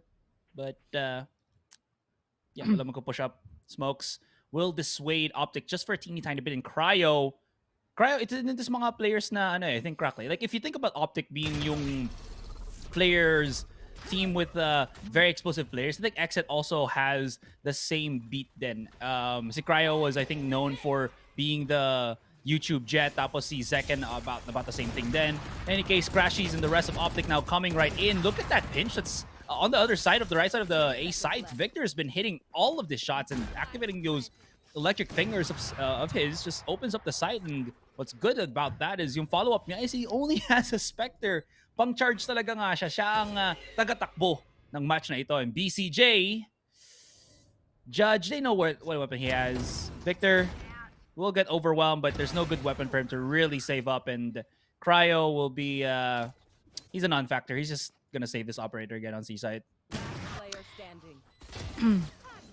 And ito pa, maraming fun fact lang pala sa mga nanonood dyan. Alam nyo ba na natalo ng XSET ang OpTic Gaming, 'di ba? Sa kanilang Grand Finals, 3-1 in favor of XSET. Kaya ngayon naninibago ako na ganito yung OpTic I think at ang advantage dito kasi hindi naman LAN yung nila, 'di ba? Yung VCTNA nila. Hindi, 'di ba? I don't think so. Yeah, I don't think so. Right. So I think pagdating sa OpTic, they're really a team na marami ng experience sa LAN. Itong XSET, it's their first time So, kahit sabihin mo na sila yung panalo, 'di ba? Iba pa rin yung experience mo kapag nasa LAN tournament ka. And ganyan yung nangyayari ngayon with how OpTic has that upper hand. So, talagang nakita natin yung malaking advantage pagdating sa team na to. But all in all, powerful lang OpTic when ang katulad ni Victor, nag-start talaga mag-pop off. Press W lang Para siya si Lightning McQueen. I am Speed. Ka-chow. Shouts nga pala dyan kay Ka-chow na pro player sa OG. Sana all. Nakalaro namin siya, I think like 2 weeks ago, 1 week ago. Tapos like Singapore server, 6 ping siya, kami 30. Sana all talaga. Sana all. Ano kaya ping nila dito? 1? 5. 5. It's like the I don't know kung bakit. It's like, I just know it's 5 dapat.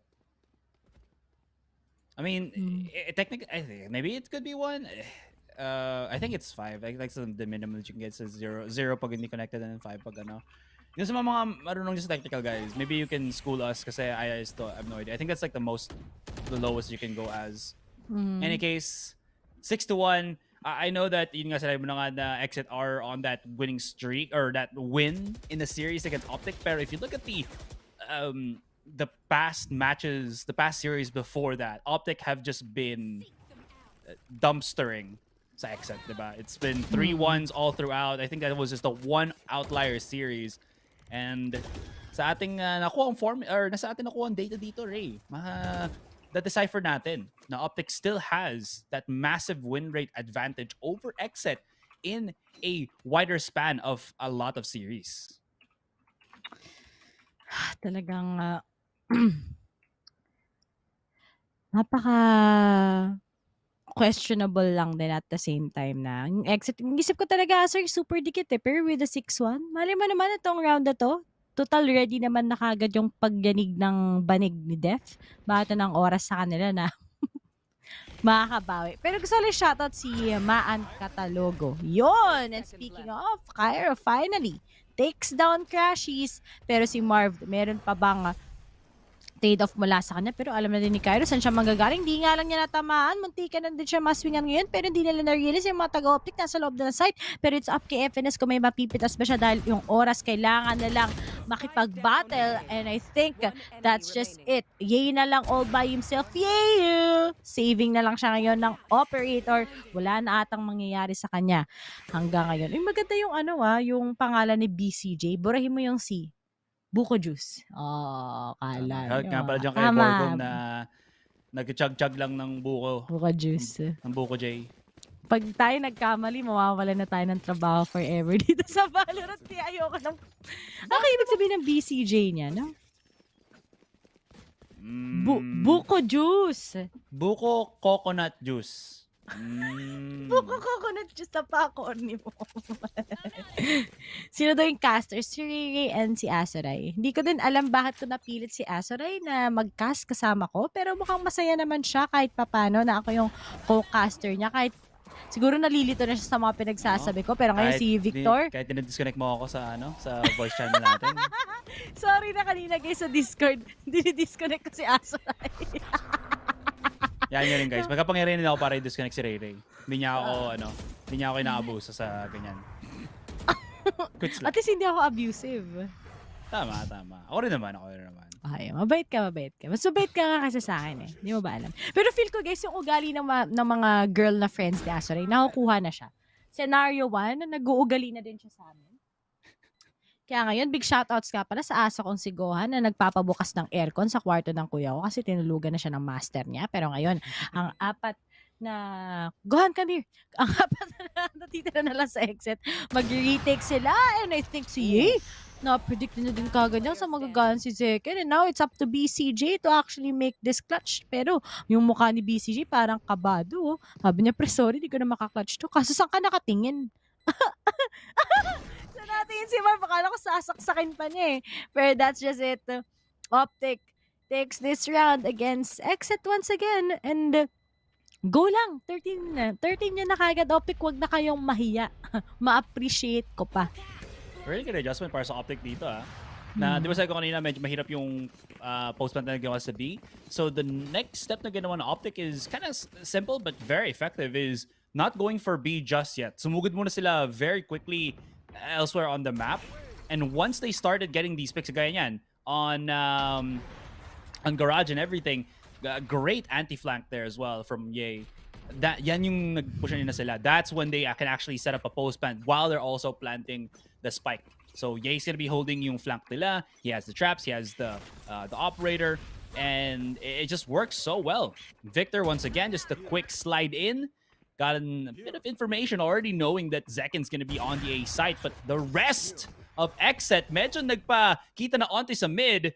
Marv is already TP'd right here. He's right across Aaron, hindi magpupush out sa Aaron dito. It's a little bit suicidal to try to do that right now, Ray. But XSET, I like the 4-man play on mid, pero Ye's just been on point. Like the last time we saw Ye when they went up against Crew, he was incredibly okay, not incredibly. He was very much underperforming, pero ngayon, he is back on point para sa OpTic. Back on point it is. That's Aaron. Nakuha na nga din kagad si Marv. And now, Zekken takes down Victor. At mukhang biglang paisa-isa na naman ang mga miyembro ng OpTic. Pero good choice ng XSET to still stay here in A side.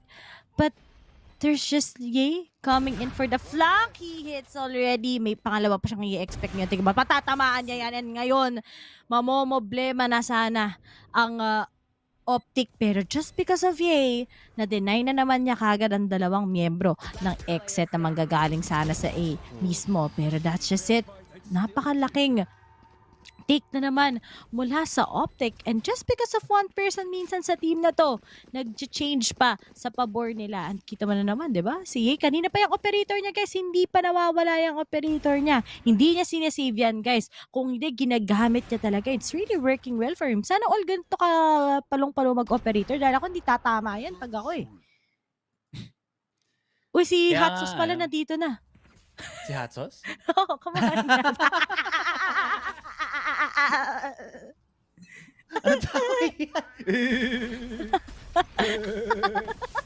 Salamat, guys. Salamat, thanks. Paano magsalamat thanks si Coco Martin? Paano? Salamat thanks. Pero... Kala ko, kukuha ka ng linya sa ano eh. Ang probinsyano. Uy, favorito kayang probinsyano. Nakadalawang X na ako, ongoing pa rin siya. Pero, ang XSET, wala silang kaperahan ngayon. Hirap na ito mag-retake.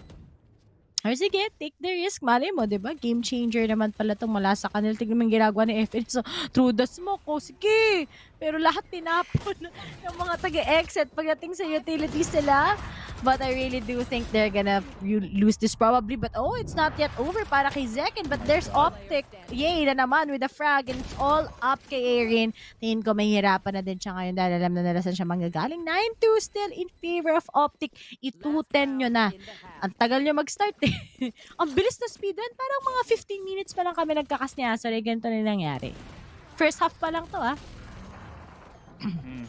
XSET look very disjointed. I think that's the worst thing that's happening to them right now. They're relying too much sa, I think, Zekken to start off the retakes, but Zekken's just not up to speed as of the moment now, Ray. I mean, yeah, he's 9 kills, but these are 9 kills that are not connected dun sa para ba sabihin to, dun sa retakes na XSET. It's always been just Zekken by himself getting these kills. That's always nice, pero more times than not, OpTic has just been getting the sites because they go for those multi-push whatevers. And it works so well that XSET don't really have any answers to that. Then nakikita mo, kanina, Ye's been hitting all of the shots. It's been working so well. And OpTic, they can take their sweet time about this because, again, this is the last round. They're trying to figure out if there's going to be a mix-up from XSET dito. They've already spotted out Zekken coming in through A main, but the 4-man stack. A 4-man stack on A is just baffling because there's nothing on mid. There is nothing on mid, nothing on garage that will stop them from pushing right in. And you know, OpTic is one of those players, one of those teams, excuse me, that does this exceedingly well and numerous then.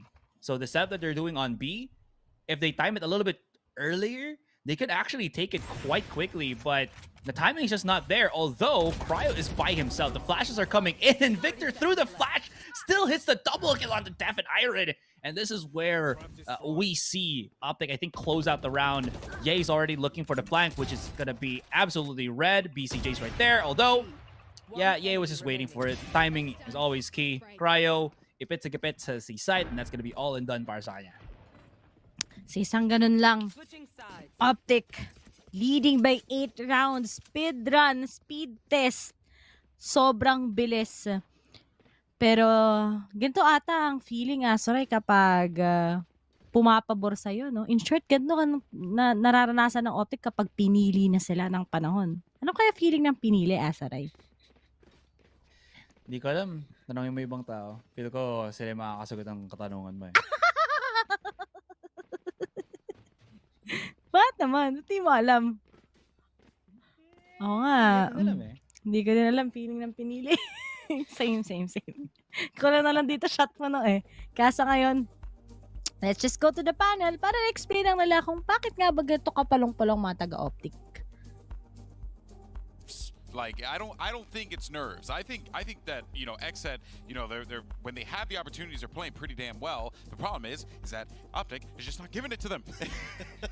Yeah, to them. I think that's a serious problem. It doesn't feel like Zekken and Cryo are choking up there. It feels like they're getting out-called and outplayed. Yeah, I think there's been mid-rounds where I've just seen a flank coming and I'm like, oh, XSET, they've got this. This is perfect.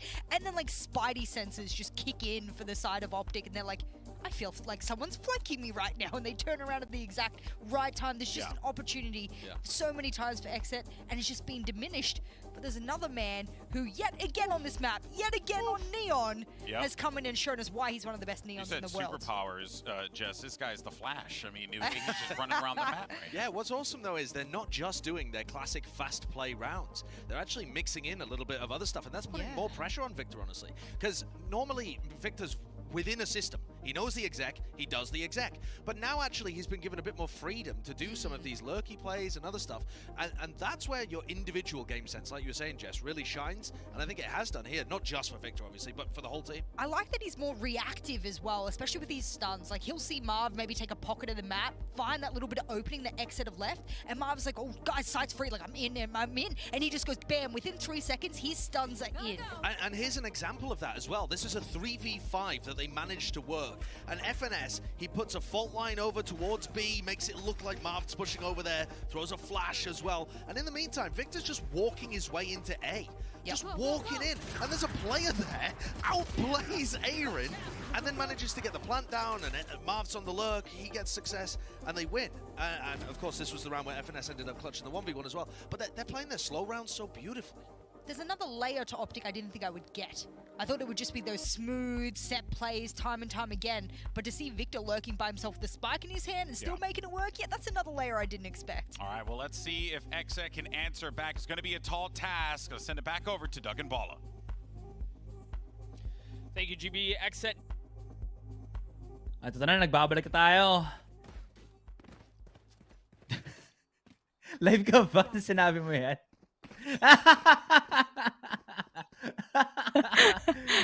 Ay, may pinapakita lang kasi ako kay Ray guys na mga tatawag natin man crushes. At sabi niya, hindi niya trip ang trip ko. Oo, Okay. kasi alam mo, pero iba yung pag Pinoy na ano. Pero pagdating sa mga pro player crush ko, sa Dota isa lang naman ang pro player crush ko eh. Di na magbabago eh. Si Abed Sino? Yusuf. Si Abed. Okay. Gets yan. Gwapo talaga, man. Like, dude. Buhay pa, Caster. sobrang- Buhay na buhay pa, guys. Buhay Kalma lang, pa nag-panel kami. break lang. Nag-panel break lang. Oo. Akala ko English cast na tayo. Pasensya na ako na magsasorry. I mean, technically, nag-English cast pa rin ako. Pero, gano'n lang kasi ako, guys, mag-play-by-play. Pag guys. sabog na. Kaya pala English na biglaan lahat. Huwag kayo mag-alala, guys. Nagtatagalog naman si Darwell. Dami nga na niya natutunan sana. Kajeje mo. Feel ko naging squammy na si Darwell dahil kasama niya ako parati. Feel ko bad influence ako eh. Pero di mo ba na-realize ganun na nangyayari sa'yo? Oo nga eh. Alam mo, dati ang bait-bait ko na hindi ako nung trash talk. Tapos ngayon, trash ako na kayo lahat dahil sa natutunan ko sa'yo. Oo.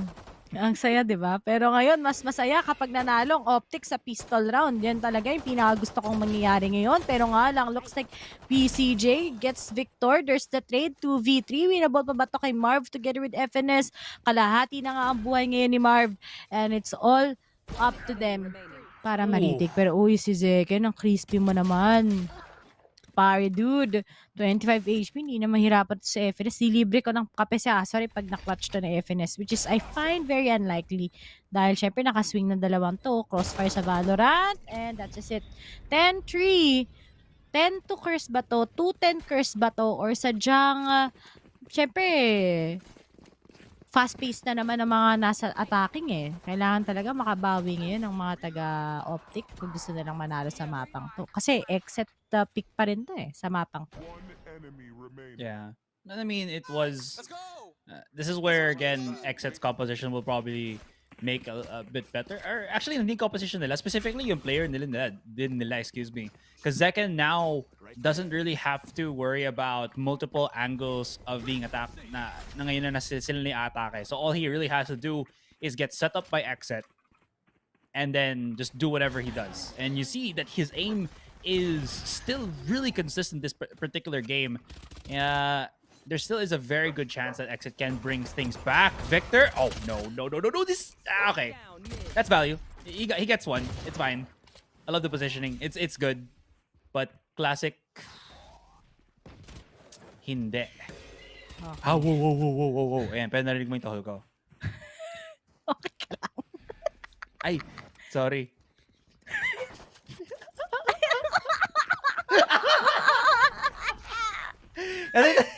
Tinanong kasi ni Ray kung narinig namin yung tahol ng Gohan. Hindi ko tumahol.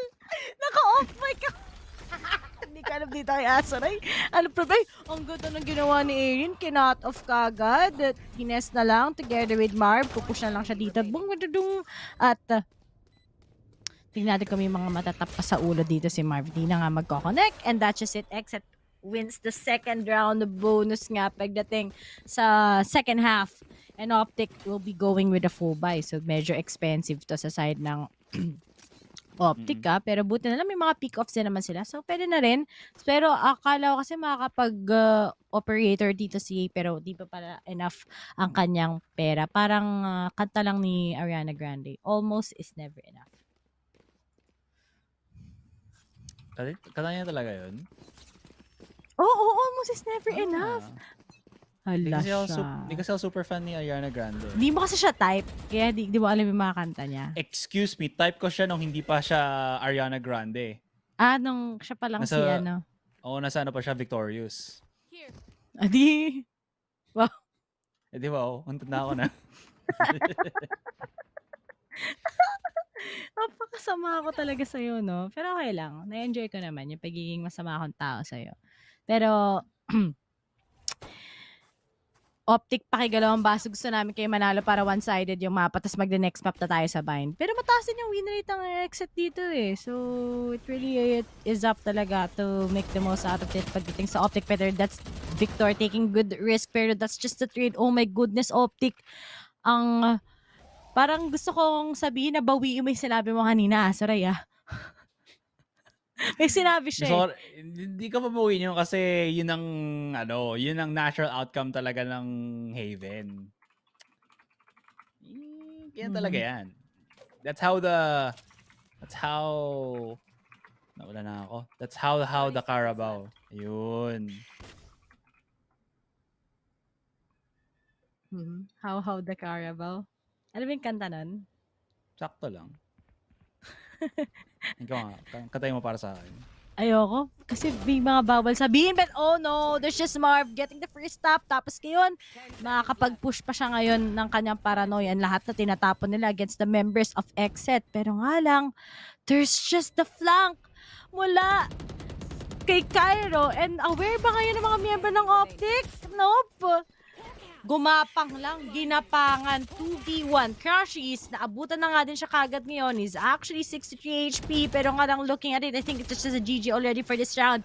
5-10 goes into XSET hands, and naniniwala talaga ako sa story ng comeback. Parang DRX lang to kanina. Pero buta na lang na-survive nila, pinalamang lang ng onte, pinakabang audience 13-11. Medyo problematic ito para sa OpTic. They're kind of missing the beats now and everything. The lurks, para sa XSET is just working very hard. 3-1-1 split. Actually, no, 4-1 split is just working phenomenally well para sa XSET dito.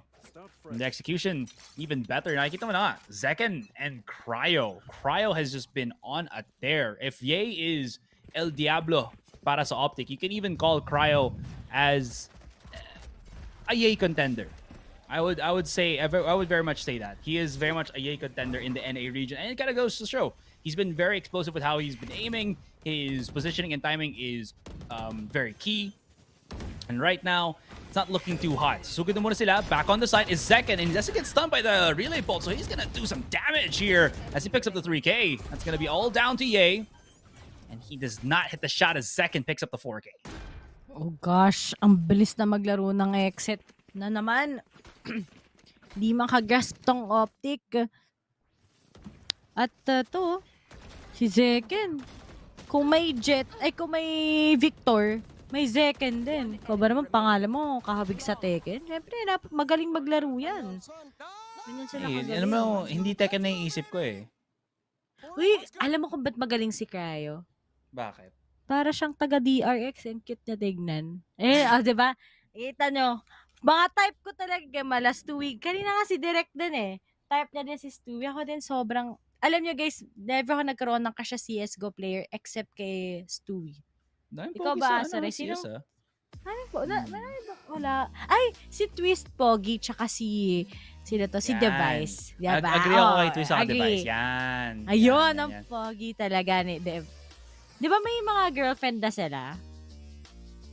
Pero sa madaling mahuli sa ang manok pag pero sa nakatali. Asia, sa Southeast Asia wala pa. Uy, sino dyan? Si John Wick. Si John Wick. Pero hindi naman naman sa akin sabi, dito si Keanu Reeves. Nagka-coach pala. Ay, di ko type yung mga ganun eh, yung mukha ni Scream. Pero pogi siya, pero ang daddy niya. Post, or pre-haba hair Scream, yes. Tama. Hindi. OG Scream yan. Tapos may pa, yung kanyang glorious na closed beard. Yan tayo. Scream, pag nanonood ka man ng Tagalog broadcast, alam mo na kung sinong tatangkilikin mo. Pero, sino pinakagwapo sa'yo sa APAC, Asoray? Ako si Foxy talaga. Ikaw? Ano Jessie Bash, syempre. Abi na si Jessie Bash. Shout nga pala kay Daddy Bash. Ayan. Nagko-comment nga siya sa mga, sa mga workout videos mo. Sabi na eh. Kaya kinikilig sa Asoray doon pag ay, kay Miss Yam Yam, ano lang talaga sila. Friends lang.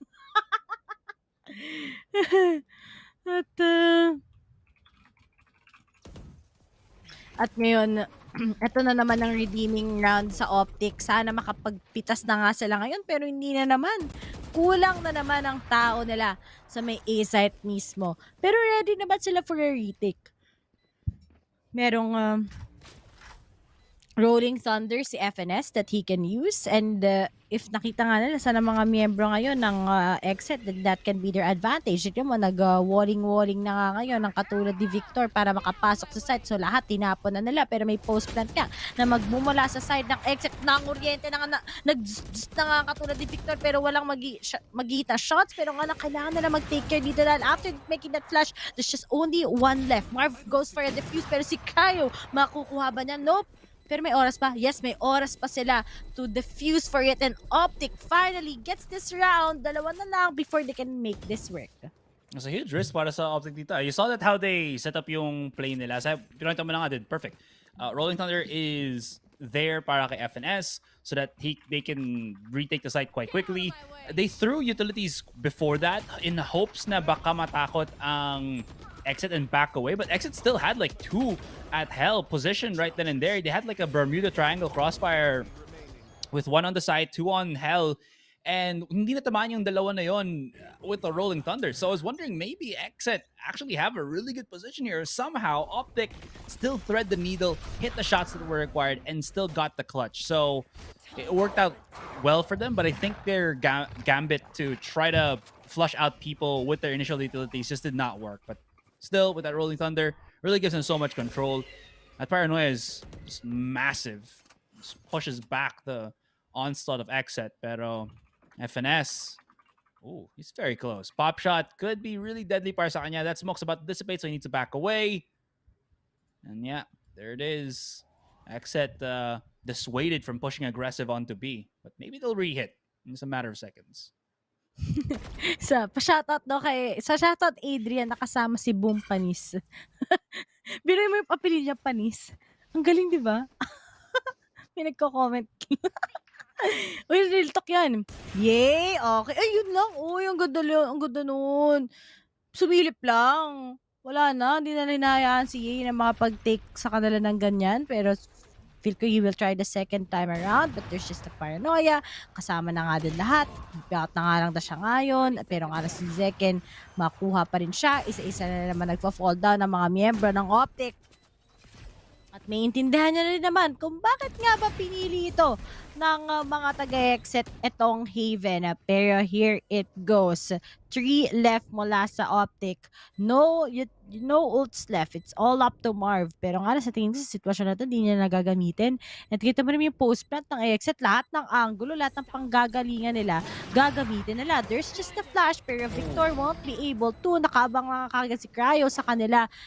And mas maganda sa sitwasyon na to, mag-save na lang kagad si Crashes together with Marv. Maybe try to go for exit frags, pero di na nga nila maka-contest anymore. It's gonna be 7-11 convenience store. At OpTic still, di nila makuha yung perfect retake na naman. Kanina kasi sa round na yun, retake lang naman nila kasi may rolling thunder. Talagang walang choice ang exit para makabawi sa kanila. Pero ngayon, wala silang ultimates ready. Mahirapan ba sila or talagang kailangan na mag-take ng time para makapag-adjust sa exit? They really need to take that time then kasi what's kind of happening with OpTic is what happened with exit in the first half. They're just disjointed on the defense. Yung timing nila, the overall timing synergy na meron dito ang NA teams that were kind of showcased right now, it's not as clean cut compared sa offense nila. And it's a weird metric to point out then, but again, there's a whole different dynamic when you play offense and defense in Valorant, when you play attacking and defending, diba? And you kind of see the weaknesses right now for OpTic. They are very close to the finish line, so kaya feeling nyo na yung pressure is still against Exit, pero you can see how quickly Exit are bouncing back. This is what, rate 2-10? It's now 7-5. It's kind of ridiculous to see at the least, but somehow they brought Marv with the operator. They're actually just allowing Ye to use his tour de force na lang. So that's the double whammy, the double sniper power dito sa OpTic. And is that going to be good as they try to go for the retake? 4 versus 5. 5 versus 3. Great shots coming in from Victor elsewhere on the map. Iron and Cryo backing away, but this smoke just makes it so difficult. Cryo's going to have to pick up a weapon here. Bob shots through the smoke. Maybe he can find Victor, but there's just so much cover all throughout. Iron's going to get spotted. He's going to get gutted. And now OpTic, they are going to be on that, on this match point. Match point. OpTic finally. After risking nga pagpunta sa B, maganda yung, yung mga first frags nila, hindi na nga sila naabutan at all. Tapos yung mga cover na kailangan ng exit, medyo malayo-layo na nga sila. Tapos bawas na din sila at the same time. Pero ito, si Crashes talaga, tinalunan lang. Naging axe lang ng onti. Tapos ngayon, yung coach nila, kabado yan. Pero buti pa yung mga coach ng NA hindi nagdadabog eh. Yung mga taga-EU team nagdadabog yung coach na hindi ko din alam kung bakit. Pero it is tawag dyan is passion, dedication, esports. Gusto ko makitang magdabog Asaray. Never, alam niyo guys, kahit galit si Asaray, never ko siyang nakitang galit talaga. Ano lang siya, tahimik lang siya pag galit. Diba? Tahimik ka lang pag galit. Or annoyed. Mas mukha na siyang sabog kapag annoyed na siya. Alam mo, yung sa kanta ni Marshmallow sa Silence, nasa lyrics nun, I'd rather be a lover than a fighter. Because all my life I've been fighting. Diba? Pagpagod ka na sa pakikipagbardagulan, kalma na lang. Ay, sabi ni Sumiko Hayashi dito, sabihin ko lang cute ng mga casters. Good night. Good night sa'yo. Thank you. Actually, good morning. Good morning. May nag-good night ba sa'yo at nag-good morning? Good morning lang. Yung alarm clock ko. Ngayon, kakasabi mo na sa akin isang araw may nag-good morning sa'yo tsaka nag-good night, tapos ngayon binawi mo? What's clicking? What's not clicking, Asaray? Sinabi ko ba na yung alarm clock na yun, walang pangalan. May pangalan yun. Ano pangalan? Pero to si Victor, meron ba siya mapipick up? One, won't make the second. Pero excuse me? Oy! Oh no! Ano na nangyari? Ba't nila pinag-audition? Naka-double operator, tas ganun lang, kabilis, nagkwekentuhan kami, biglang tinapos yun na. Sandali lang. Pero okay lang pala. Because there's just it. Grabe si Yay nagpapatunog ng leg. Crack, crack, crack, bro. Man, parang iba yung... Ay, sorry. English kasi. Ano ba? Kapatid. Pero nagsapatos lang. Si Hot Sauce na dyan, no? Hot Sauce na, NA. Pero all in all, grabe naman. Nakala ko makakahabol yung exit. Pero yung the fact that it's 10-2 di ba? Hirap ka makakita ng team na kaya makapag-comeback ng ganong kalaki. Alam naman natin yung OpTic, hindi naman sila yung team na nahihirapan mag-close ng map or ng series. Pero ganda ng form nila. But I think yung round na yung last round, nagulat lang ako na ganun kadaling na-punish ng OpTic yun. Nagkwekentuhan pa kami. Hindi tuloy namin nakita. Ayan o. Tumagal masyado yung push ng XSET na nawala na yung smoke sa heaven. Kaya nagkaroon na ng line of sight si Marv to hit those shots. And tapos nakisama pa si Yay! Yeah. Double operator. Kind of works pretty well actually para dito sa OpTic when they needed it the most. It did not vanish. Right. So really strong output para sa OpTic Gaming dito. What I really like about how they kind of brought it back was I think there was just really no fear kay Victor to keep pushing aggressive as that Neon. I think that was a really big factor then, because if he can be that flanker, you know how Neon's just very fast because of the sprint. If you do get that flank up and running para sa'yo, what that kind of creates is yung miss of tempo ng mga kalaban, because they can never really know when he's going to be coming out from that flank. Anyways, guys, we're going to go on a break. We'll see if game number 2 is going to be the final game, and we'll just leave it to the panel for the moment.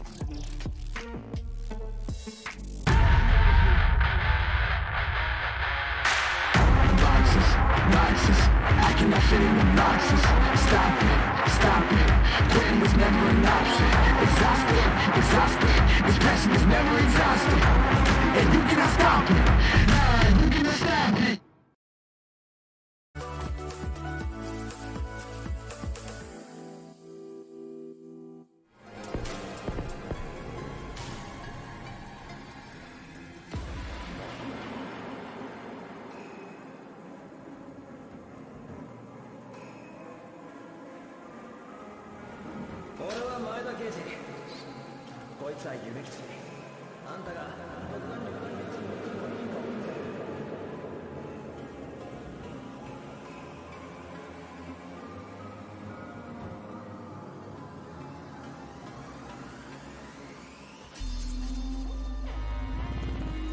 Yeah.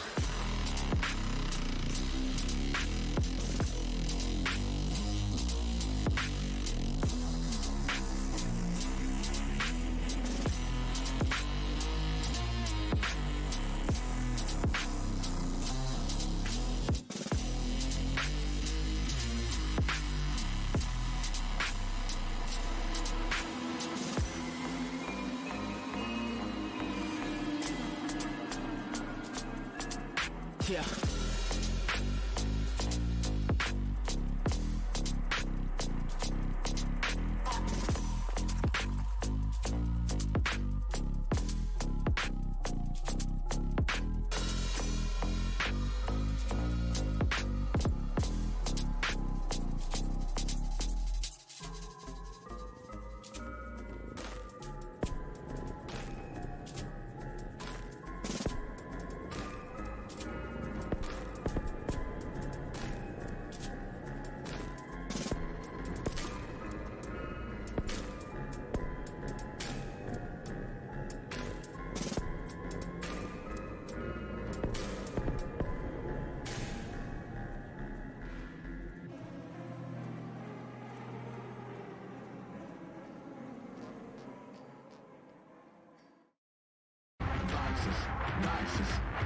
feeling obnoxious.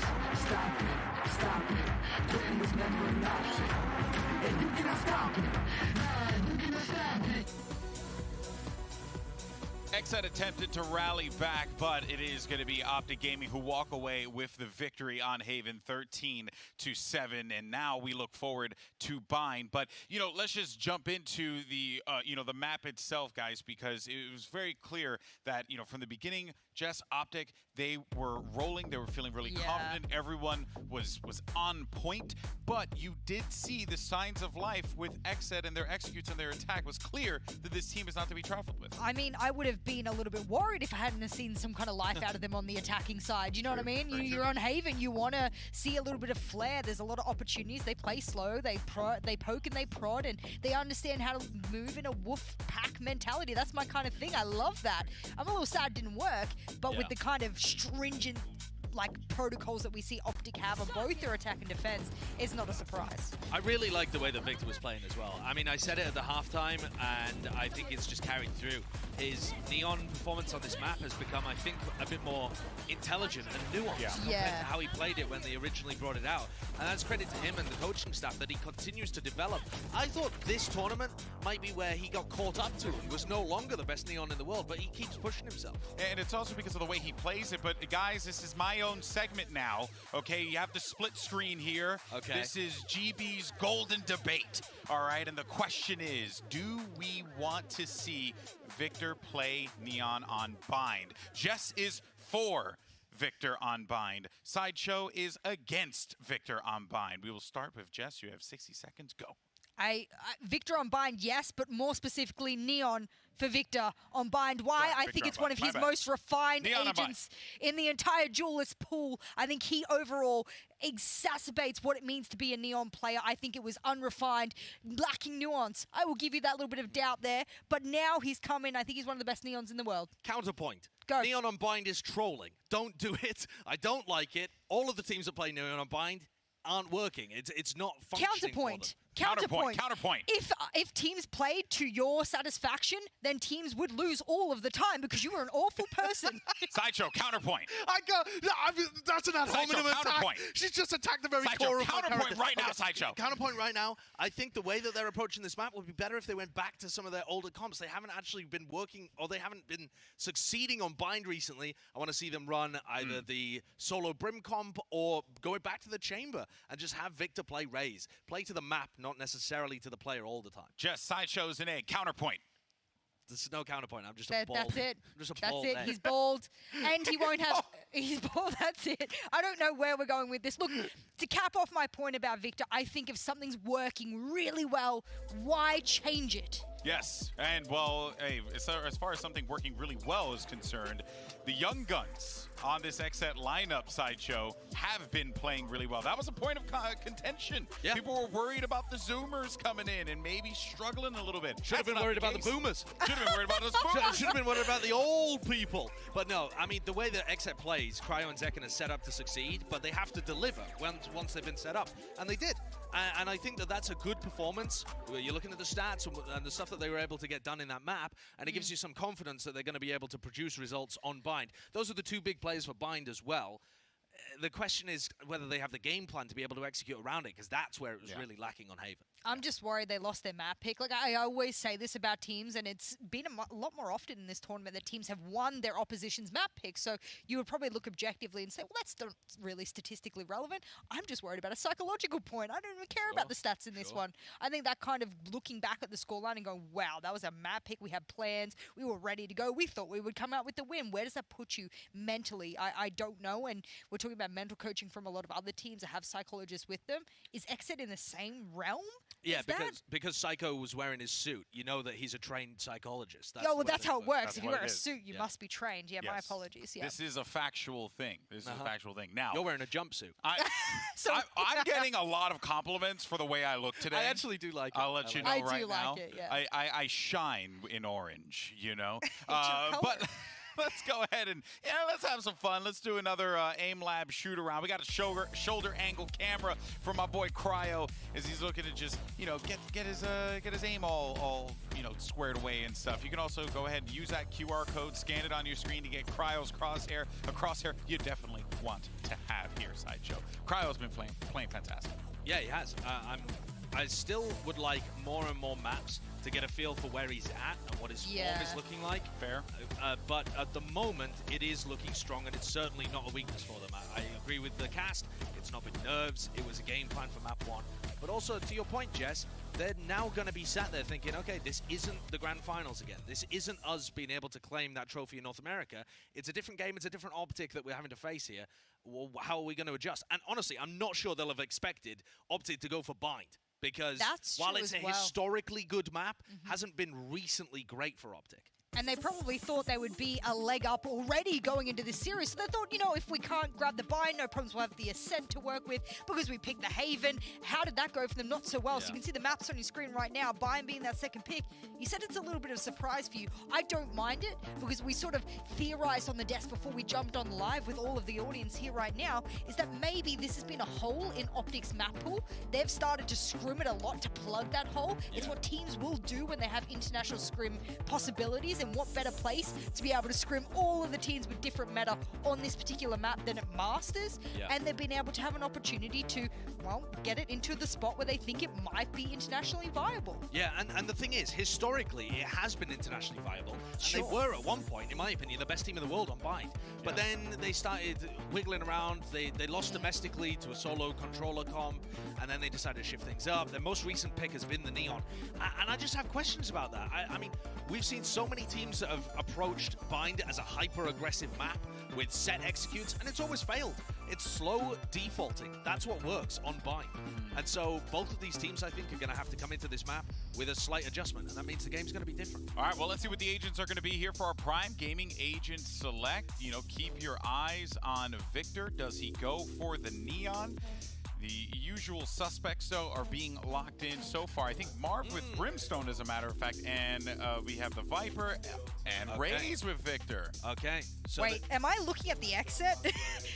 Am I like, are they like, I like what you do. I'm going to do what you do. Yeah, I mean, I think it was OpTic that first began playing this composition, as well, which is now like, it's the standard comp on bind, and it's very good. The thing is, OpTic used to play this and they moved away from it for some reason. I'm not sure why, but they're back here now. I mean, like we said, they're probably in the background trialing, scrimming, trying everything. If what XSET is doing is working and they're scrimming others, they've gone back and rolled back. It's almost like when the driver doesn't work and you're like, I'm gonna throw it in a rollback so that it does go to an addition that does work. I don't mind that at all. And a Mirror Comp, there's gonna be no one better that knows what's gonna happen in the server than themselves. Yeah, well, it's time to jump into the action. Let's go ahead and send it over to your two casters for this game. You got Doug and Bala on the call. Fellas, take it away. Hi guys! Nga pala dyan. Uy! Hey, sorry, ikaw pala mag-intro. Di mo sinabi sa akin. Uy, nagsabi ako na ako. What? Sinabi ko ako eh. Hindi, sinabi ko ako. Okay, sorry guys, nag-LQ pa kami dito. Ikaw na nga. Shoutouts nga pala dyan guys sa mga pinanganak ng early 2000s or late 90s because wala lang, napa-throwback lang kami ni Rere sa early days ng Disney. Kung napanood nyo ang High School Musical, meron tayong tinatawag din na Camp Rock. Kung napanood nyo ang Camp Rock, may tinatawag din tayong Jump. Yung kay Corbin Blue, Push It to the Limit. Yung push it to the limit. Anyways, back to the High game School tayo. Musical, bro. OG. It's soaring, flying. There's not a start. Ay, nako. Ano ba naman yan? Pop, pop, pop, pop to the top. Ganun ako mag-ano eh. Ganun ako mag-prepare bago ako mag-cast. Yung kay Sharpay. Yung diba ganun ako. Oh, pero totoo yun yung ganun na warm-up sa vocalization. It's true. I find that weird dati, pero ngayon hindi na. It works. It works? Sana all nag-work. Mukha ka lang, you kind of look pretentious when, you probably sound pretentious when you kind of do it, because it kind of does. Tapos, eto napanood mo naman na siguro yung na Sydney White, XL Woods. OG yun. No. Oh, you should watch it. Pero to, mga chick flicks. Pero, attacking side nga ang start ng OpTic ngayon. There's just the trades, but crashes na lang together with Marv. Map pick na ng OpTic, by the way, guys. FYI, low on HP si Def, tsaka si Zeket. Onting, ano lang yan, ihip ng hangin. Wala na yan. Pero dalawang nakatingin sa'yo, and it's up kay Crashes. 1v1. Alam na sa magagaling si PCJ, still gets it. And a round win goes into the hands of OpTic with a 3K coming in from Crashes. Nerf that Frenzy, guys. Frenzy is still pretty good. You know, I said from what? They made it super strong. And then they just made it like 500 creds so no one would buy it anymore. Tapos they lowered it by 50, so I think it's turned out 450 creds yung price niya. And then everybody just like forgot na, oh, you know, Frenzy's still really strong. Why don't we use it a little bit more? And there you go, Crashy's proving the point. Sana all may point. Ako wala akong point. Okay, labigyan natin ng ballpen sa So what's the point? Mag-dat ka dyan ng point. Of breaking up? Naging emo bigla yung ano. Sabi dito, bebe time watch party ba ito? Ay, di. When kaya ako magkakaroon ng bebe time? Gusto ko rin yan, yung Valorant Premier. FNS, hello! What are you doing? Hindi na-expect na may push na ganyan. Pero ngayon, ayun na nga, hinahabol nila while making some few noises dito sa may bats. Dinaretso na nga nila kagat. But then, magkakahiwalay sila. Maka-counter eco ata sila ngayon. Yep. Ano yun? Asay. Hindi ko alam. Slow play. Ay, nako. Wala. Na-counter sila. That's it. Ano, mirror matchup ba? Double controller, yeah. Sino si Amir at Bacham ano sa matchup? Ano? 30 seconds left. Ano? Amir matchup? Ay, nako. Corny mo. Oo nga, matchup nga. Mirror matchup. Okay. Mirror kasi. Salamin. Alam mo, sorry, hindi ko alam kung inaantok ka na o ako yung malabo o ako din yung inaantok. Hindi ko din alam, Ganito lang yan. Pag late night Asaray, sabog.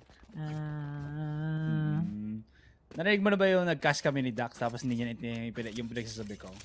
Pero naintindihan niya pa rin. Pero hindi niya naintindihan at the same time. Hindi ko alam sa'yo. Hindi ko... Si Dax, kapag nagkakas kami, nakikeep up niya yung kapag ako sabag nasasalo niya, dito hindi ko alam kung paano ko sasaloyin niya. So, hindi ko rin alam paano ako sasaloyin niya. Hindi ko rin alam paano ko sasaloyin, bro.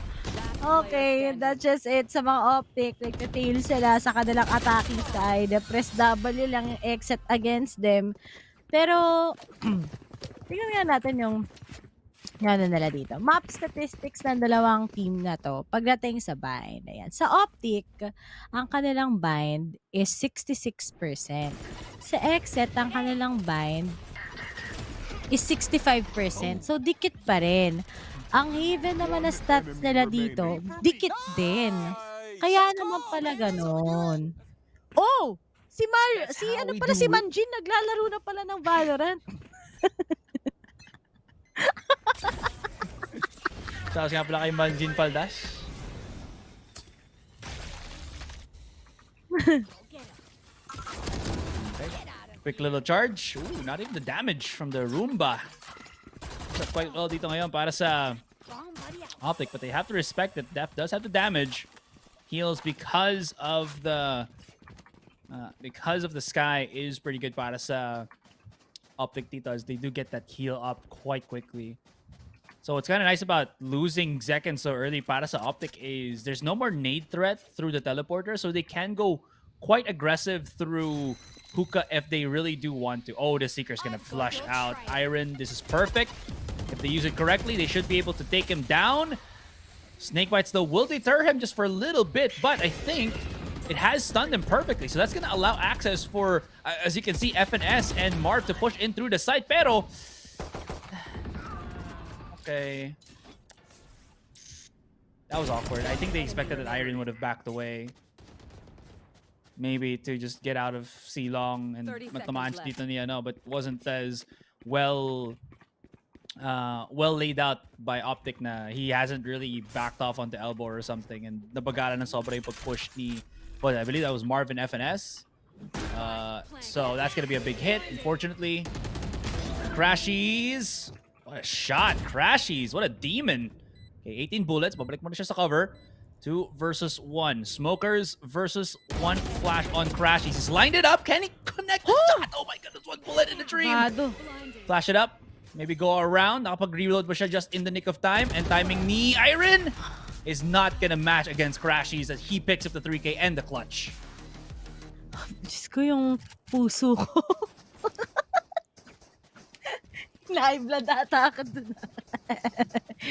Grabe ka naman, Crashies. Di pa nag-connect eh, no? Battle so hard. Battle not clicking. Pero buti na lang hindi niya kinontest na hindi kinontest ni Yusef Yatsos. Are you serious now? Are you serious? 100%. Guaranteed.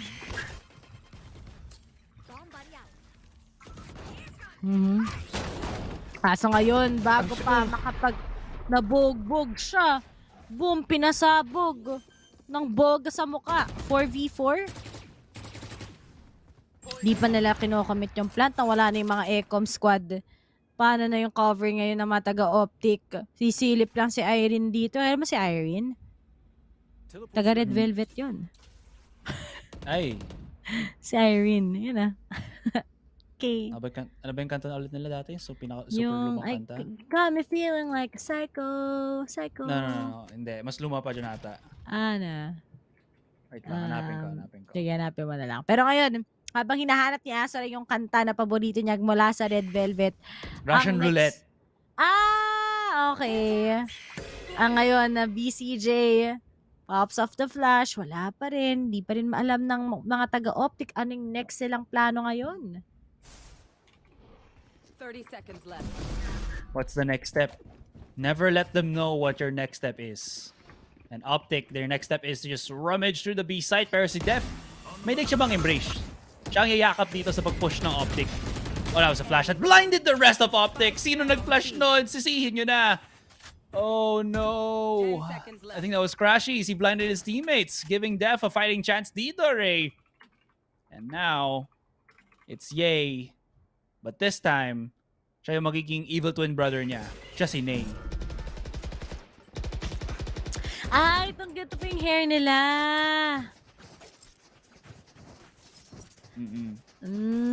Cute nga Tumigil nila ako sa pakinig no? ng K-pop nung mga ganyan time lang din, actually. Nung bago pa ang Twice. Or nung, hindi bago actually, nung, ano pa, nung medyo ano pa ako sa K-pop. Shouts nga pala dyan sa mga taga Mineski na nahata ako nung mag-K-pop before. Narinig kaya ni Direkta.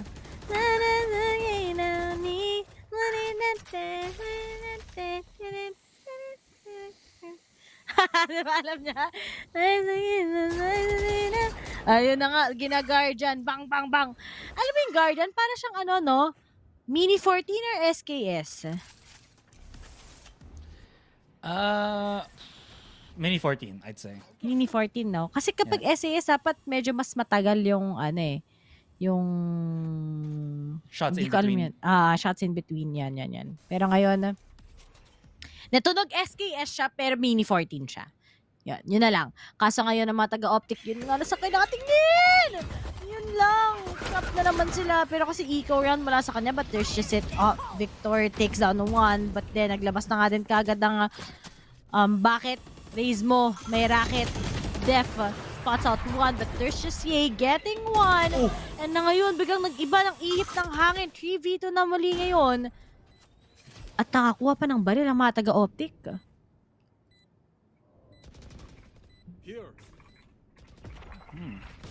Si Cryo, halos inubos lahat ng bala ng kanyang headhunter din dito. And speaking of the man, he's gonna not push through that smoke. Slowly back away. And mukhang na-freeze. Options ito ni Cryo. Iron's gonna be the one to remain.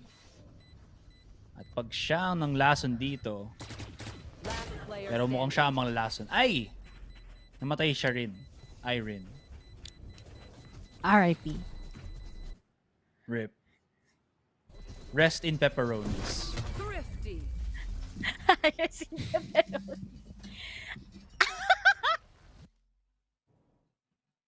Ang benta sa akin, sorry. Pero to, nice ego. Mala sa side ng OpTic ah. Pero, hindi ko lang din bagets bakit na-eco sila ng ganito. Oh my gosh.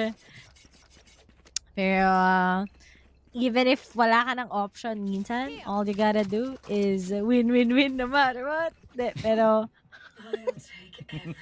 okay. si FNS 1060. Let's play. Double satchel. And it can go up. Ayoko na sabihin yung next eh. Alam mo yun? Lock pa! Alam mo yan, every club ever, ganun ang ipa-play every time na nasa mga 2 a.m. na. Diba? Alam ko, memorize ko na. Kaso yun, kawawa naman si Victor nang wala ng araw mo. Heal muna tayo. Grabe, gusto talaga na siguro itong pader na to.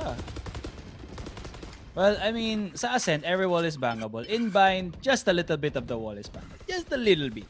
Little bit. Just a little bit. Ang dami nating reference sa kanta. Ang weird. Okay lang yan. Madami pa to go. Shouts nga pala dyan sa mga Gen Z na introduce sa Master of Puppets. If you know, you know. I don't watch, but I saw the clip. If you know, ayun, you know. Sunog si Irene. Wait. Kompleto pa ang mataga-exit. Shoutout nga para kay Dix na nanonood ngayon. Nakanida yung puso ko. Wala nga eh. Kaso ngayon, Victor! Magtatanggol. Boom! Nakita sa yung dep. Sabi niya, ay, nandito na pala. Kaso nice ultimate din kasi mula kay FNS eh. Talagang wala nang may kita ang mga tropa natin mula sa XSET ngayon. And they can just, I think, go for the exit frags. 4v2 pa to. At tignan naman yung mga angulo na pinangahawakan ng OpTic against them in this post plant. Kaano ni Dep? Ni Exit Dep, si Johnny Dep.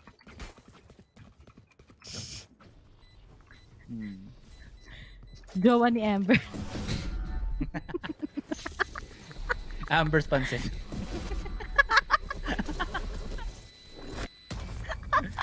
Anyway, solid take overall. I was kind of wondering why it was so much of a commitment from OpTic just to get that bats control, but it was very pivotal for them to get it so that they can actually pinch harder onto a short. That teeny tiny corner, it was a trap, Ray. It's a trap. Hindi siya makabuhay pag nakakuha siya dun sa corner na yun.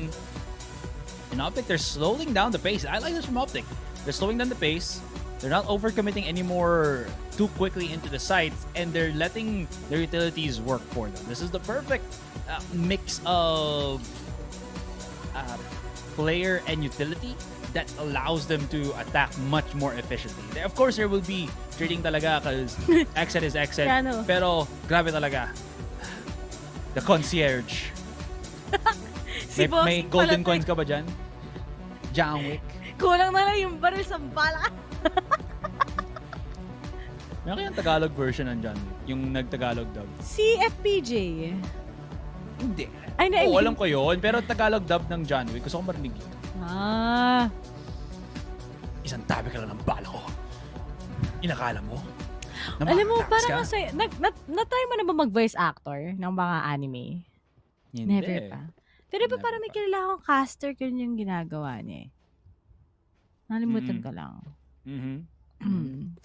Nalimutan ko lang kung sino. Pero, ako, bala ko din mag-ganyan eh. Paano kaya ako yung tawa?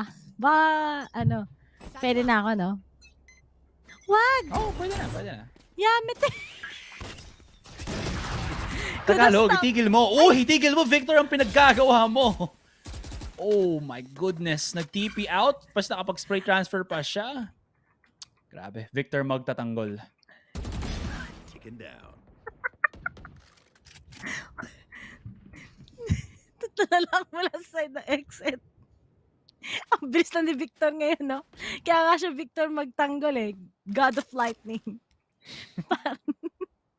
There. Uy, napinanood ko yung Thor Love and Thunder. Kamusta? Feel ko masyadong comedy. Dapat hindi naman. Parang pinilit lang nila masyado. Yeah, yun yung tinatawag natin Marvel formula. Kaya nga, mas okay na sa akin ang DC para sa live action kasi they take risks sa storytelling nila. Yes, Marvel will always win because it's just too massive right now, but I like DC's storytelling. It is good. Especially sa mga series nila. I mean, Moon Knight sa Marvel, top notch, but Peacemaker is just something else. Charles nga pala dyan sa palagi may oras sa nakakanood ng mga series. Guys, you are the real MVP. Sana all MVP sa puso niya. Save na lang uli ang mga taga XSET. MVR ka. Most valuable Ray. Ikaw din MVA ka nga eh. Most valuable Asaray. Ay, salamat. Okay, wala na to. OpTic still gets this round against XSET, making this into a 3-5. And dito talaga sa bind, may kita mo yung just one little mistake can actually be a much of a disadvantage or advantage. Pero dito, ang palong-palo na naman si Victor. Now we're kicking. Uy, fist bump mo naman yung kakampi mo, Victor. Ayusin mo. Kaso ngayon, pag-save naman ng exit, makakapag-force pa rin naman dito si BCJ together with Irene. And now let's see. With this Seekers, meron ba silang makakuha? Wow! Oh no! Yun lang! Naunahan na naman ng exit. Bumalik sila sa usual na lang ginagawa. Uunahan natin yung OpTic para ma-shutdown natin sila. Pero nga lang, as for FNS, may nag-connect. 3 left na lang mula sa side ng OpTic. Pero aware ba sila na may nakapasok na? Yes, alam na nga nila dahil yung bullet nakita nga nila kung nasaan. Pero naglabas na nga kagad ng mga repolyo ngayon. Cassius gets with a frag. And now there's the lineup also pagdating sa mga apoy. Ang Molly. Kaso Crash is aware na nga kagad na may dalawa na magmumula sa lamps. Now, FNS goes with the plant. Nabawasan din kagad si Def. No armor at all. Kasi yun, may papapunish at yun. Naku po, hindi pa nag-connect kagad with that Phantom. At nakaabang nagigagad si PCG pero may nasa likod niya. Matatamaan siya nito. Most like, hindi ba wala. Kakampi niya pala yun. Sorry, akin nakala ko taga-OpTic siya. Pero ngayon, 3 sa 3. Time is ticking. BCG goes for a defuse pero nga nakita na din kagad siya ni Crashies at it's all up to Cryo. And now it's gonna be a 1v1. He tries to switch it already with his headhunter. Kaso nga lang, ay may next buhay pa si Crashies. 3 HP at makuha pa rin ng OpTic ang round na to. Sayang. Wallbang yung headhunter shot. Sayang. Ganda nung tag niya. Cryos, my goodness. What a fantastic fragger. Okay, there was one specific play na nagustuhan ko dito na ginawa nila right after. That kill from Crashies, he was supposed to actually die after this one because he push out the shot. But somehow, I believe yung molly ng teammate niya actually saved him because it was somewhere positioned at the back of APC na hindi makapag-push doon forward to Def to get that refrag on Crashies. And Crashies surviving, I think, really helped out the rest of OpTic to just secure this particular that particular round. That being said, slow play na muna dito si Victor. Hindi na siya mag-over-aggress for the moment. Crashies very near the Seekers. Tries to go maybe for B long. This could be good. That is where Cryo remains with the tour de force. Pero I think alam na OpTic that it is going to be Cryos. There's a lot of noise being done on A ngayon, Ray. And if OpTic do this well, if they space themselves well and they actually flush out your position ngayon ni Cryo, maybe with the flash, or if it's gonna be Ye to win the fight, this is gonna be so good. Crashies with the flash, that's good. All right, they forced it out. They know already. They're gonna hit hard onto this, but again, they still have to make sure that the second flash still hits onto Cryo because now hindi na siya bulag. He still has the operator in hand, and I thought OpTic would have gotten faster into this. The rotation from Exit's already there. They've done this too slow. They're not flushing out anything. Yeah, they made the mistake. They just pushed it too slowly. Sayang. Andun na eh. Pinakawalan pa. Pero, open yung A-site. Kaso nga lang, maghahalangan sila syempre. Pero Marv goes for the risk sa plant. Kaso knowing na kompleto pa ang mga taga-exit and walang ultimate available sa OpTic, they need to contest these shots talaga para makabawas sila kagad. There's the flash. Nakita na nga din kagad ni Marv saan sila magagaling. May inaabangan ngayon sa may heaven. Paunahan sila. But I think matatalo talaga ang mga taga-exit para sa round na to. Yay, counts it. Picks off one. Na kay Crashies. He gets it! Hindi ba pala tapos kayo ng boxing? Def na lang together with Cryo. Kaso nga lang, knowing na low 1 HP si Crashies, nakita nga din kagad ang kanyang ang tawag dito? Suppressor na isip ko. Barrel kasi. Suppressor. Dahil yung mama suppressor. 4-6. Exit still gets that round against them. Okay pa, bumabawi pa Exit ha. Pwede ba tong 5-7 or 4-8? Pwede nga. Pwede nga para sa Exit dito. But I really don't like how slow OpTic kind of play with that. You already knew when you saw them not hitting that second flash kay Cryo. That was already a danger point para sa OpTic. They're not gonna get the site. Cryo's not gonna back away. He's gonna commit to the fight because he has a tour de force. Arguably, one of the strongest ultimates out there. Kasi again, if it gets that frag, na-activate yung debuff. AoE slow. And the biggest hurting factor para sa isang attacking team on the B side is any kind of slow. So, yeah, maybe a lapse of judgment for OpTic there, but aside from that, you know what? Still good. They almost made it happen. Crashies was absolutely incredible in this particular game, actually in this particular series. And speaking of which, may pera pa naman na OpTic. They can still buy up.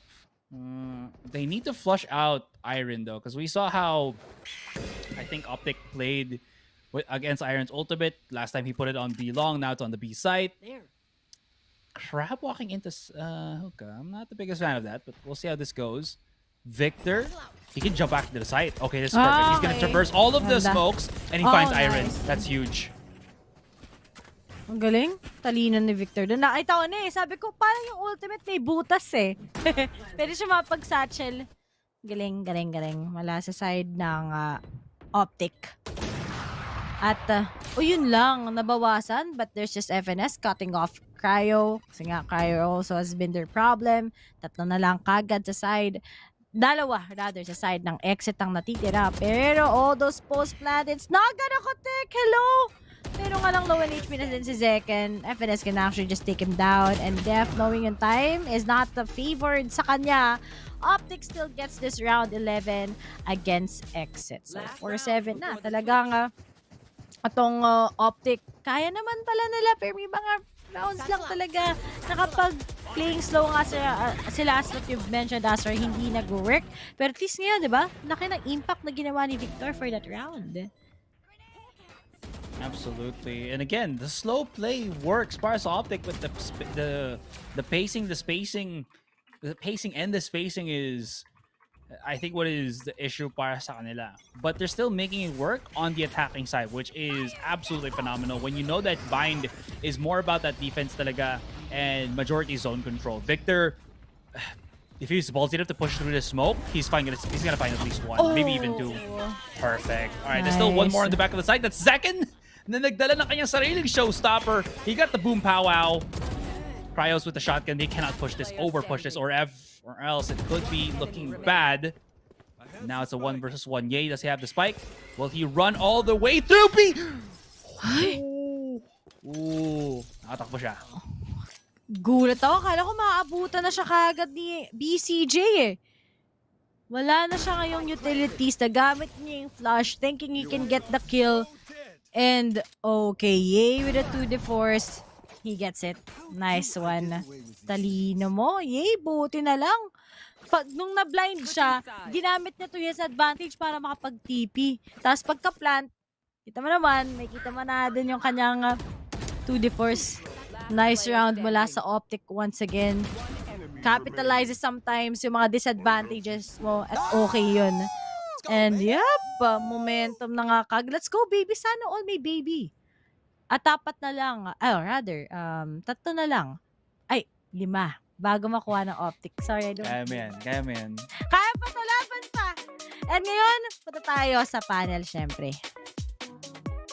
OpTic is just, you know, they're really good at this video game. Yeah, the video game of Valorant, the competition, everything. Yeah. I did think for a moment there it was XSET's chance to strike. Thought especially in the first quarter of this game, I was like, okay, there's an opportunity here. But we know how that goes with OpTic. They only let that go so far before they're able to claw on back. And I think there's a conversation to be had about some of the other players on the side of OpTic who we don't always get to talk about, especially the likes of Crashies. Of course, Victor, we had that debate about. You were right. But I think there's other players in the roster right now that are stepping up. I mean, Crashies is playing phenomenally. And we've been having the conversation all throughout Copenhagen of best initiators in the world. And to BCJ's credit, he does always say North American initiator players, of which Crashies is the preeminent member. The 1v3 that he's able to win is just a backbreaker. You mean 1v1v1? Yeah. But it's an absolute backbreaker. And then he wins another clutch. And I just feel like he's taken all of the wind out of XSET sails. Yeah. I knew the moment I saw Crashies in that 1v3, I was like, I know for a fact, statistically, in the server right now, he is the highest clutch rated player in the server, regardless of team. Yeah. And I was like, well, if you wanted someone who's done it, 10 times before, you probably want him. He puts it on the board. I'm like, that's the kind of depth that OpTic has. Yeah, and just these executes, man, that OpTic has. Like that round where, blast pack straight across the Viper's pit, blow up Aaron. Execution. Like, not even blow up, just litter him with bullets. Like, that was just bonkers, bro. When OpTic are playing in this form, they simply look unbeatable. And this is the form that they've got into right Yes. now. For the next half, XSET need to be able to win the pistol, carry some momentum At the very forwards. least, yep. I don't know how they're going to do it against OpTic, who are playing this well. We said it at the beginning.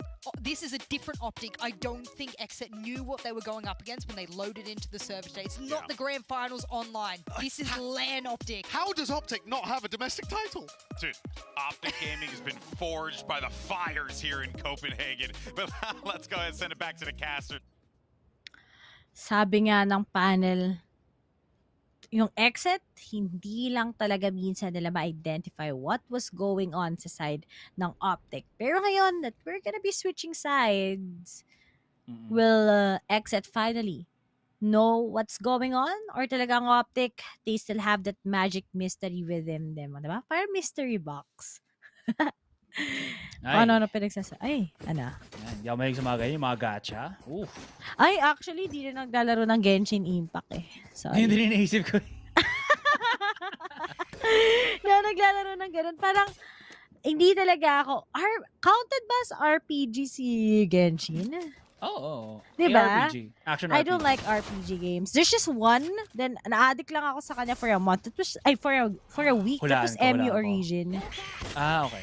Akala ko sabihin mo Fire Emblem Three Houses eh. I tried playing Genshin for like 2 days and ayoko na. Yeah, it's not for me. Like, yeah, I don't understand the hype, but people like it. There's all about the character loyalty and all that, being able to get Badoof. Looks like No, BL. Pokemon pala yun. Sino yung Dimitri? No, that's Fire Emblem. I don't know anymore. I don't play Genshin Impact. Anyways, sorry. XSET now down to only Zekin and Iron. Dimitri nga. Tsaka malaking fanbase ng Genshin pagdating sa mga babae kasi they totally look like anime characters, right? That are really handsome and has good voice actors. Uy, wala na to para sa side ng XSET. Nakuha pa. Yun, nakita na siya. Okay, second try mula kay Zekin. Marami yan. Nakatingin sa'yo. Victor gets to the swing already, 4-9. Yung trinay mong mapa sa'yo pero hindi talaga nag-work. Ay, nako. Actually, oo nga no. Paper Rex has good jerseys. Oh yeah, diba? I love their casual wear. Looking kind of nice. Yeah. I like their jersey. Tsaka anong team to? Nalimutan ko anong team. Damwon Gaming. I like their jersey and their jacket, yung color. Gusto ko nga bilhin pero nakita ko presyo lang magkano yung jersey nila. 4,000 pesos. Yung hoodie nasa 9,000 ata or 7,000, something like that. Gusto ko nga bilhin kasi fan na fan ako ng Damon. Kaso ngayon, speaking of fan na fan din kaya kayo ni Ye dahil he's been really doing well. But as for the side of OpTic, play agri nga ngayon is the key and they try to contest nga ang bats. Think na meron silang mababawasan pero Marv took the risk and there's just it. Naku po, ang daming nakatingin sa'yo, mapapunish to. My gosh, didn't work. Hello? Pero patience is skill lang sa side ng exit. Dapat marunong kayo maghintay daw. They could have waited and they could have gotten so much more. FNS doesn't know that Onsen gonna be inside of you, but somehow manages to not get pushed in. Good timing on the snake bite. Good timing on flushing out Cryo. While Crashies will be wrapping around. This is the perfect time for Crashies to hit. Pero yeah, tama ka dun, Ray. It was so awkward for OpTic to push out aggressive as a defender. It was just, I don't know what was going on there in their heads. This is good though. They know that they know that FNS was at the back of the site. They're not gonna know that Crashes is here. He's already hit the shot. The nade's been thrown out. Okay, he's gonna give him a little bit of fight, but still out in the open, man. He didn't wait for FNS. What is happening to OpTic? My goodness. Zekid and Iron have a nice little crossfire setup. As Iron comes in through you. One enemy remaining. Wow, just the instinct and the accuracy from this man. He's gonna switch up to the frenzy. That's kind of interesting. In any case, he'll have to try to have this first. There's not really a lot of time, but he's second guessing too hard. He needs to have it now. If he doesn't, yeah, there it is. No, but he won't. He's just gonna save that. Oh, at least he got the kill. But then, siguro may pagka magiging balance yung almost close, yung... Ay, hindi pa rin. XSET still got the money. Okay lang daw. Kaso ngayon dahil ba sinend ko, papanoorin ko. Pero are you a big fan of Makoto Shinkai movies, Sasaray? Give me an example. Like Kimi no Nawa? No. 5 centimeters per second? I watched Silent Voice though. Oh. Why Silent Voice? And yung I like that better than Kim. Pancreas? I haven't watched that one though. Oh, you should try. I don't like Kimi no Nawa because it felt like the story was so rushed na hindi ako na-touch dun sa characters. TBH, you have a point. You know what made me like Makoto Shinkai was because of 5 centimeters per second. Di ko na sabihin ko anong ending, pero I just love it so much. Pero yung Kimi no Nawa, tsaka yung next, yung sa Reigns, yung sa So Weathering with You, ayun, I find parang pero mas maganda siya kesa sa Kimi no Nawa. Well, sa opinion ko. Pero to, maybe the Suzume movie is something. What I like about him is that ang ganda na animation talaga. Like, give props to that. Pero it's all up to Marv. He still got the classic shots, pero won't be able to connect. Syempre, advantage ng exit ang kanilang baril. Ang score natin is 6-9. Nice. Mga paborito ng mga tao. Sinong tao? May time out ka pala sa Twitch? Meron? Oo. Ano, time out by Asoy. Ay, sorry. Moderator nga rin pala ako. Thank you guys for those are telling us to stay hydrated. Ano ba sinabi natin? Bakit tayo, unprofessional?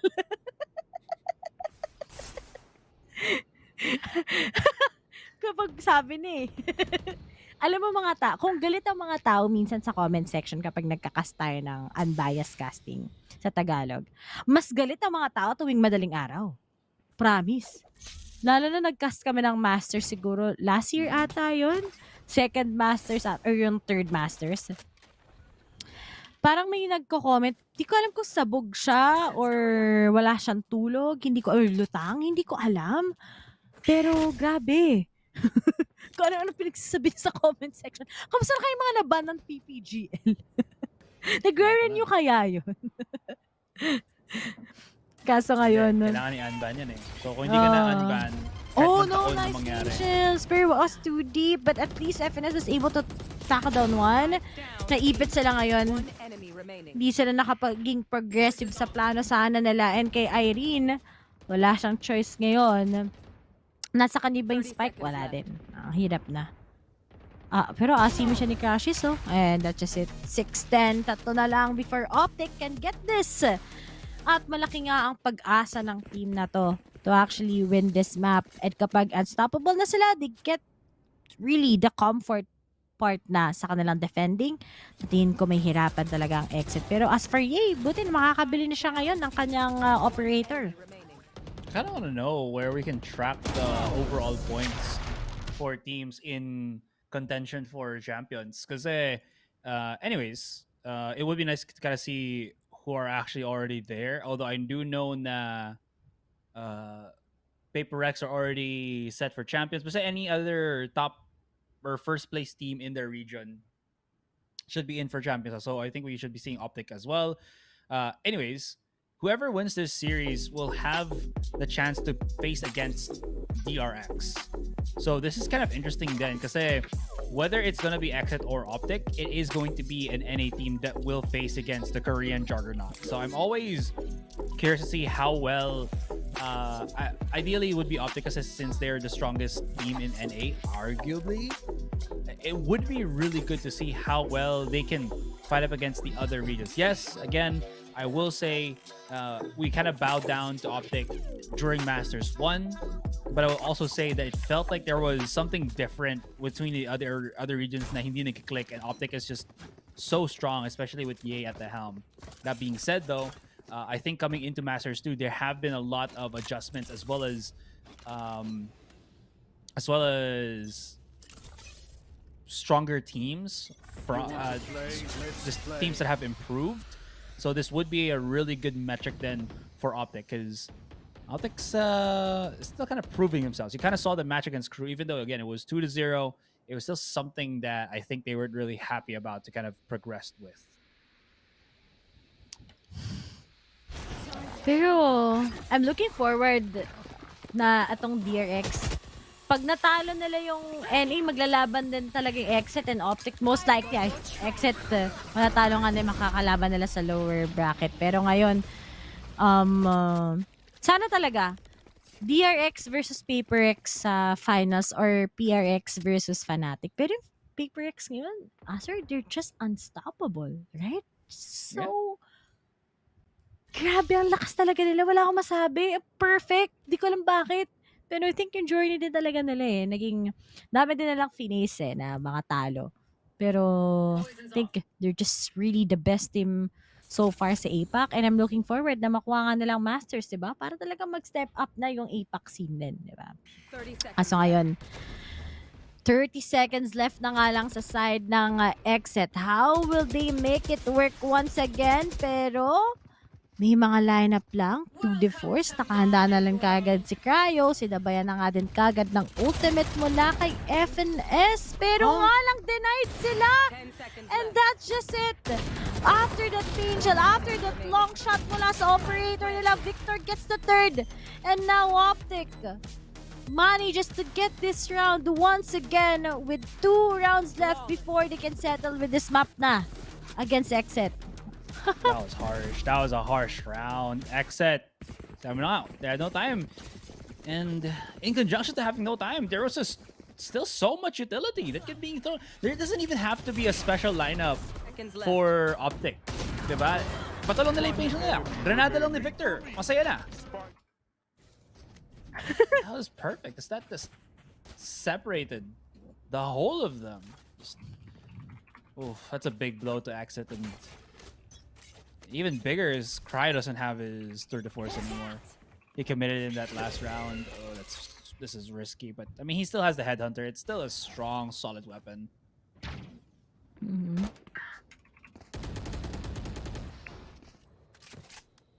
Solid nga pa rin ba ang XSET ngayon, speaking of? Kaso kasi ang na-demolish sila bigla sa round na yun Parang yun na sana yung somehow make or break nila.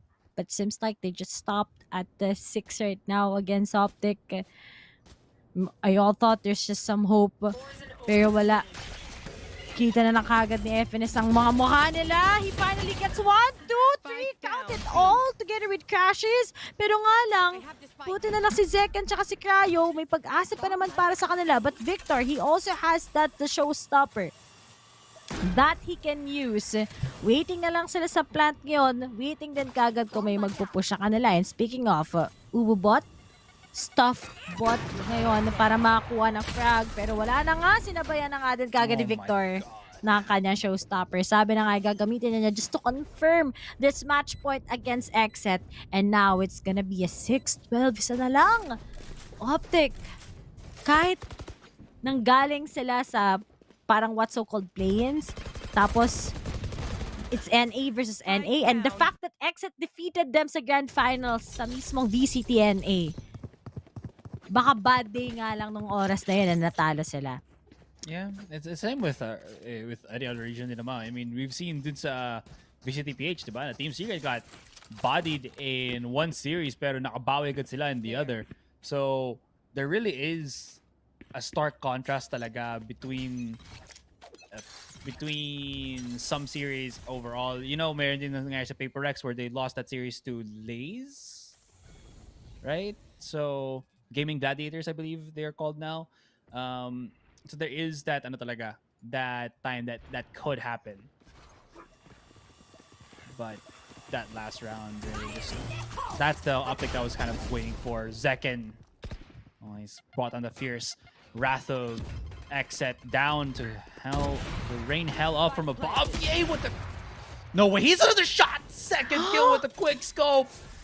Yay, El Diablo. Mi gucha gusto. Ay, caramba, mijo. Grabe. Ay, nako. GG's na to.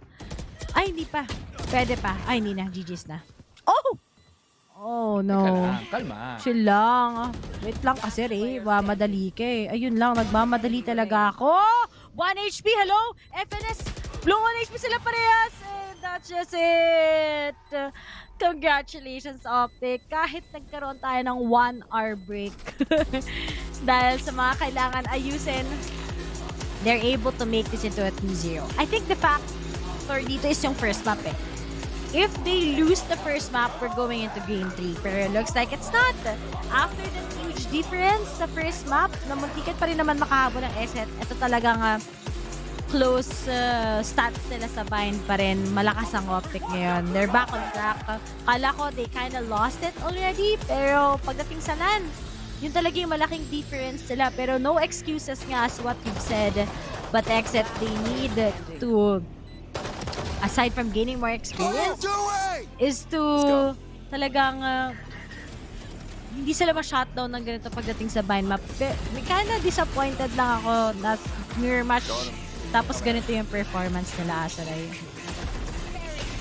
I'm gonna lie, it feels like OpTic were kinda at the same tempo then, but OpTic's just a better version of XSET. Both of these teams have somewhat similar playstyles, pero mas mabilis mag-adjust at bumounce back ang OpTic dito. So, with that being said, OpTic, again, still proved that they're the superior NA team, and XSET fall down. Actually, I have to double check dito, Ray. Is it eliminations na ba para sa... Not yet. They go to lowers. Okay, they so go it's gonna be XSET, Leviathan. Yeah. Leviathan from what? EU? Yeah, I think. Yes, EMEA. Actually, let me double check. Ay, hindi. Saan na pala? LATAM. Yeah, LATAM. My bad. Might be. MB. Leviathan. Oh, it's been a while since I've heard of Leviathan team name, or parang it's my first time hearing it. So usually it's nakakita ko na siya pagdating sa Greek mythology. Pero ngayon, congratulations sa OpTic at sobrang amazed pa rin ako sa team na to. Kahit maraming moments na hindi ko sila maintindihan minsan, they lose rounds, may mga kalaban sila, nati-thrifty sila. Pero ngayon, ito na yung OpTic talaga na gustong i-take or gusto kagad kunin syempre ang Master Seal once again. So, kaya ba nila yon going up against DRX sa mga susunod na araw? Or talagang may iba pa rin na security din mula sa mga susunod pa? So with that being said, the next matches that we're going to be looking for is going to be tomorrow na naman, guys. It's going to be Guild Esports versus FunPlus Phoenix. And then after that, it's Leviathan versus XSET. So that's the match that we'll see if mabubuhay ba ang either one of these 2 or 4 teams, because it is going to be, I believe, the elimination bracket now for that particular lower round. What's going to be exciting then, Ray, is yung upper semifinals natin is already locked in. That's going to be PaperX and Fnatic and DRX versus OpTic Gaming. So guys, with all of that, thank you so much for tuning in. We're going to go to a break and we'll not come back. We're going to come back tomorrow na lang with the caster. So yeah, see you guys tomorrow. I cannot fit in the boxes. Stop it. Quitting was never an option. And you cannot stop it. Nah, you cannot stop it.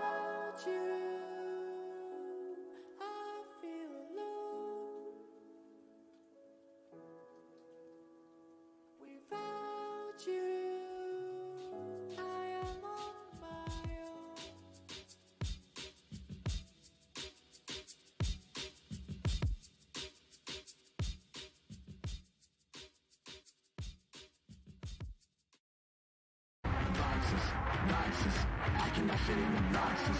Stop it. Quitting was never an option. And you cannot stop it. Nah, you cannot stop it. Hello, friends.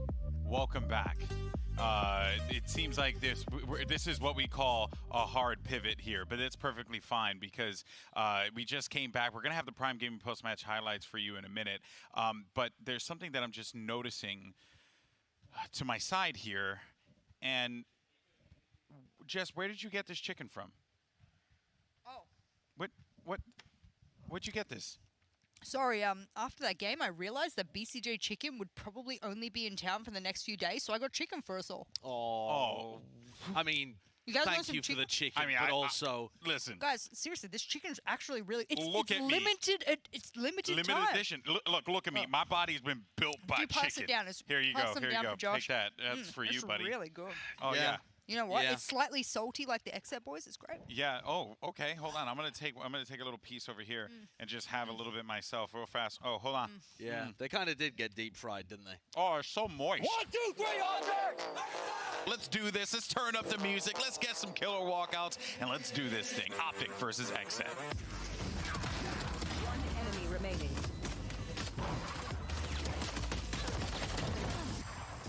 One enemy remaining. Nice! Nice! Come on, bro. Bing bong. It's not looking pretty, is it? No, it's not. It's looking kind of savage. The two ops survive at the end of the day as OpTic take Haven 13-7. 38 HP left, one bullet, he has to reload. Aaron taps. Flash around. Aaron healthy here, but is he expecting the swing around? Crashes, does it again for OpTic.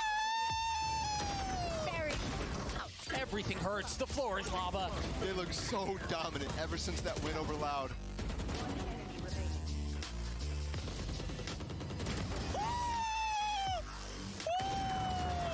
One enemy. 7-0 in rematches. OpTic don't lose these, man. They just don't.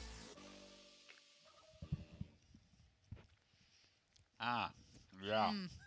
So It's just so good. You're still just eating the chicken, are you? Delicious. Hello? Listen, when someone's limited time as well, you just... When you put fried chicken in front of me, okay, your boy has to eat. You understand this? Look at me, all right? Yeah. You're in your peak of physical fitness. Body built by Crisco. Anyway, so it's now time for our Verizon high-speed moment of the match, and it features who better than Victor, because Victor had probably one of the sickest looking plays you could possibly ask for.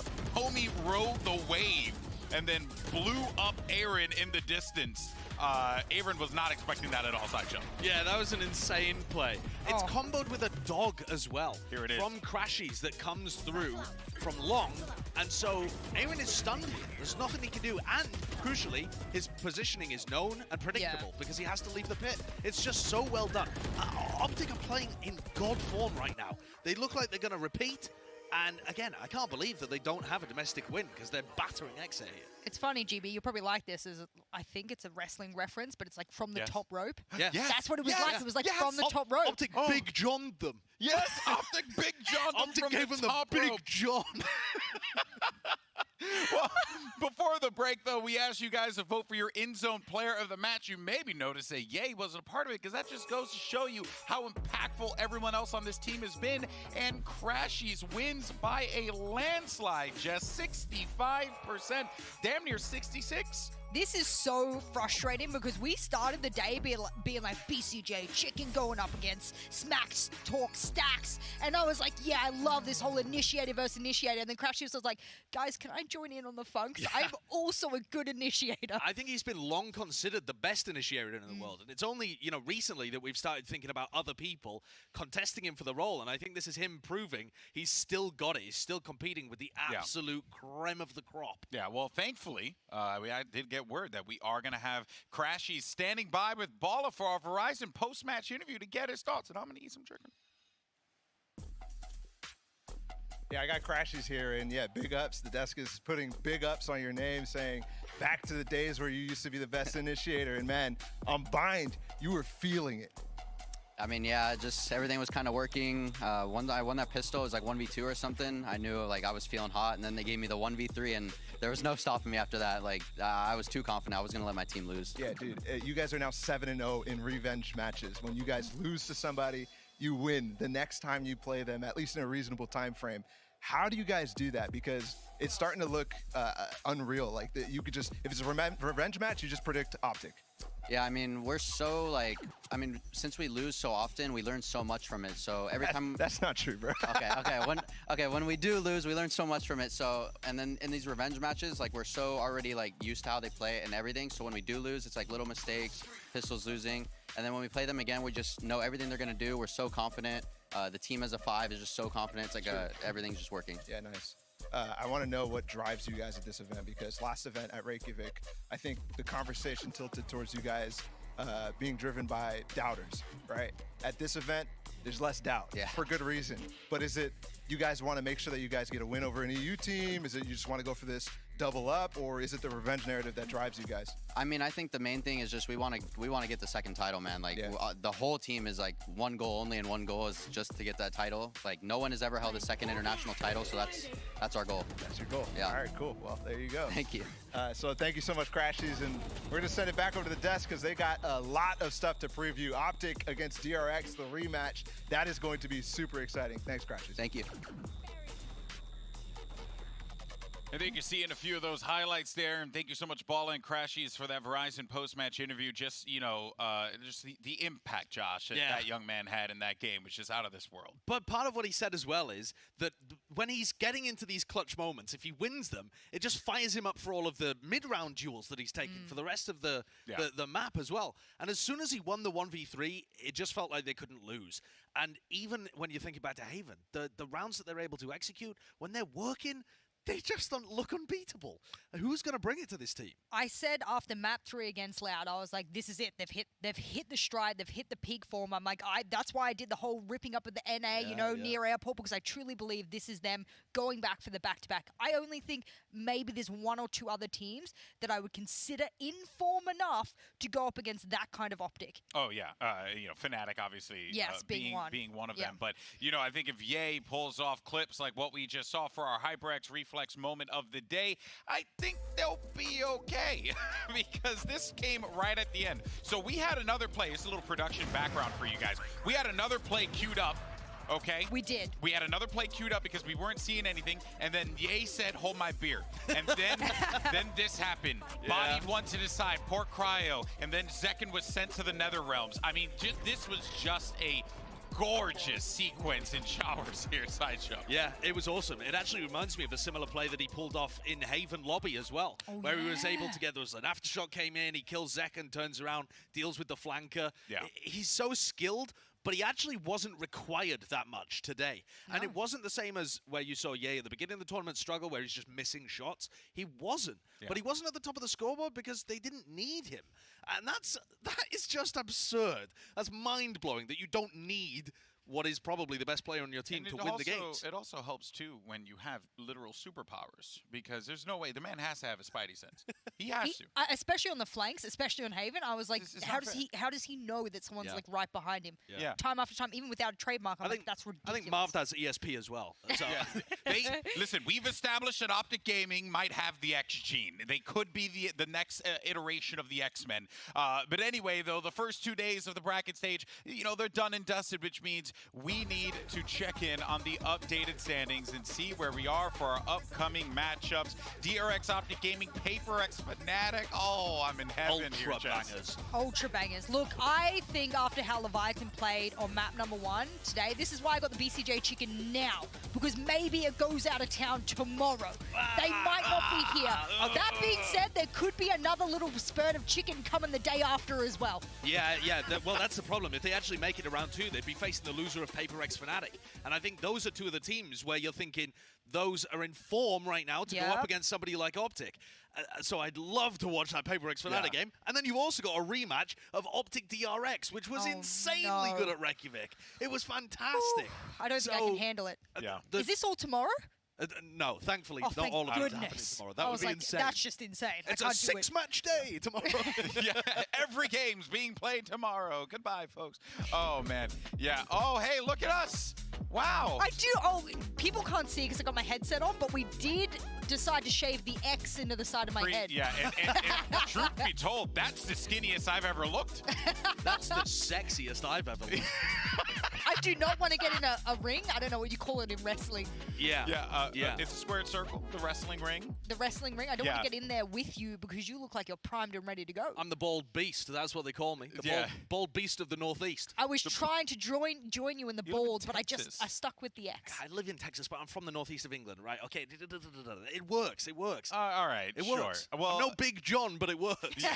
Definitely no Big John. Am I right, everyone? Well, folks, we thank you so much for tuning in today. We had a blast. We had some chicken. We had some great games of Valorant. We hope all you guys enjoyed the broadcast as well. But don't worry, because we got plenty more games coming at you tomorrow. 2 games right here. Jess is going to scarf that bad boy down, and we'll catch you next time. Thank you so much for tuning in. Much love. See you then. BCJ Chicken! The teams are getting ready to take their stations as we jump into this clash of regions. The #1 seeded DRX from Korea versus the #1 seeded Leviathan from Latin America. Oh, I like it. I can do this all. 1 enemy remaining. Flawless.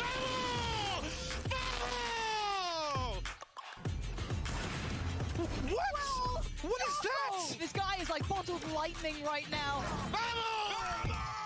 Leviathan beating DRX. I mean, some of the cleanest, scrappiest Valorant we've seen. Leviathan are the real deal.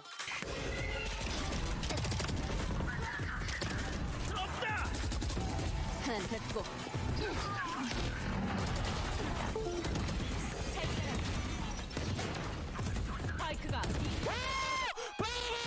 Lest you forget, this is DRX. Favorites at times. Finding the composure we know that they have.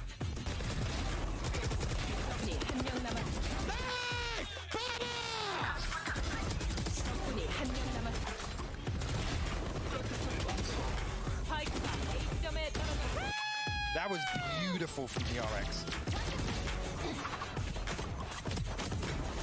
It's tense. It's tense out there, Mike. DRX in the final hour, in the final round, pull it back together. Leviathan faced tragedy, but DRX, man, they woke up. 1, 2, 3, Hunter! Let's do this. Let's turn up the music. Let's get some killer walkouts, and let's do this thing. OpTic versus XSET. 1 enemy remaining. 1 enemy remaining. Nice! Nice! Come on, bro. 1 down. Bing bong. It's not looking pretty, is it? No, it's not. It's looking kind of savage. The 2 ops survive at the end of the day as OpTic take Haven 13-7. 38, he left 1 bullet, he has to reload. Aaron taps. Flash around. Aaron healthy here. But is he expecting the swing around? Crashes, does it again for OpTic. Everything hurts. The floor is lava. They look so dominant ever since that win over Loud.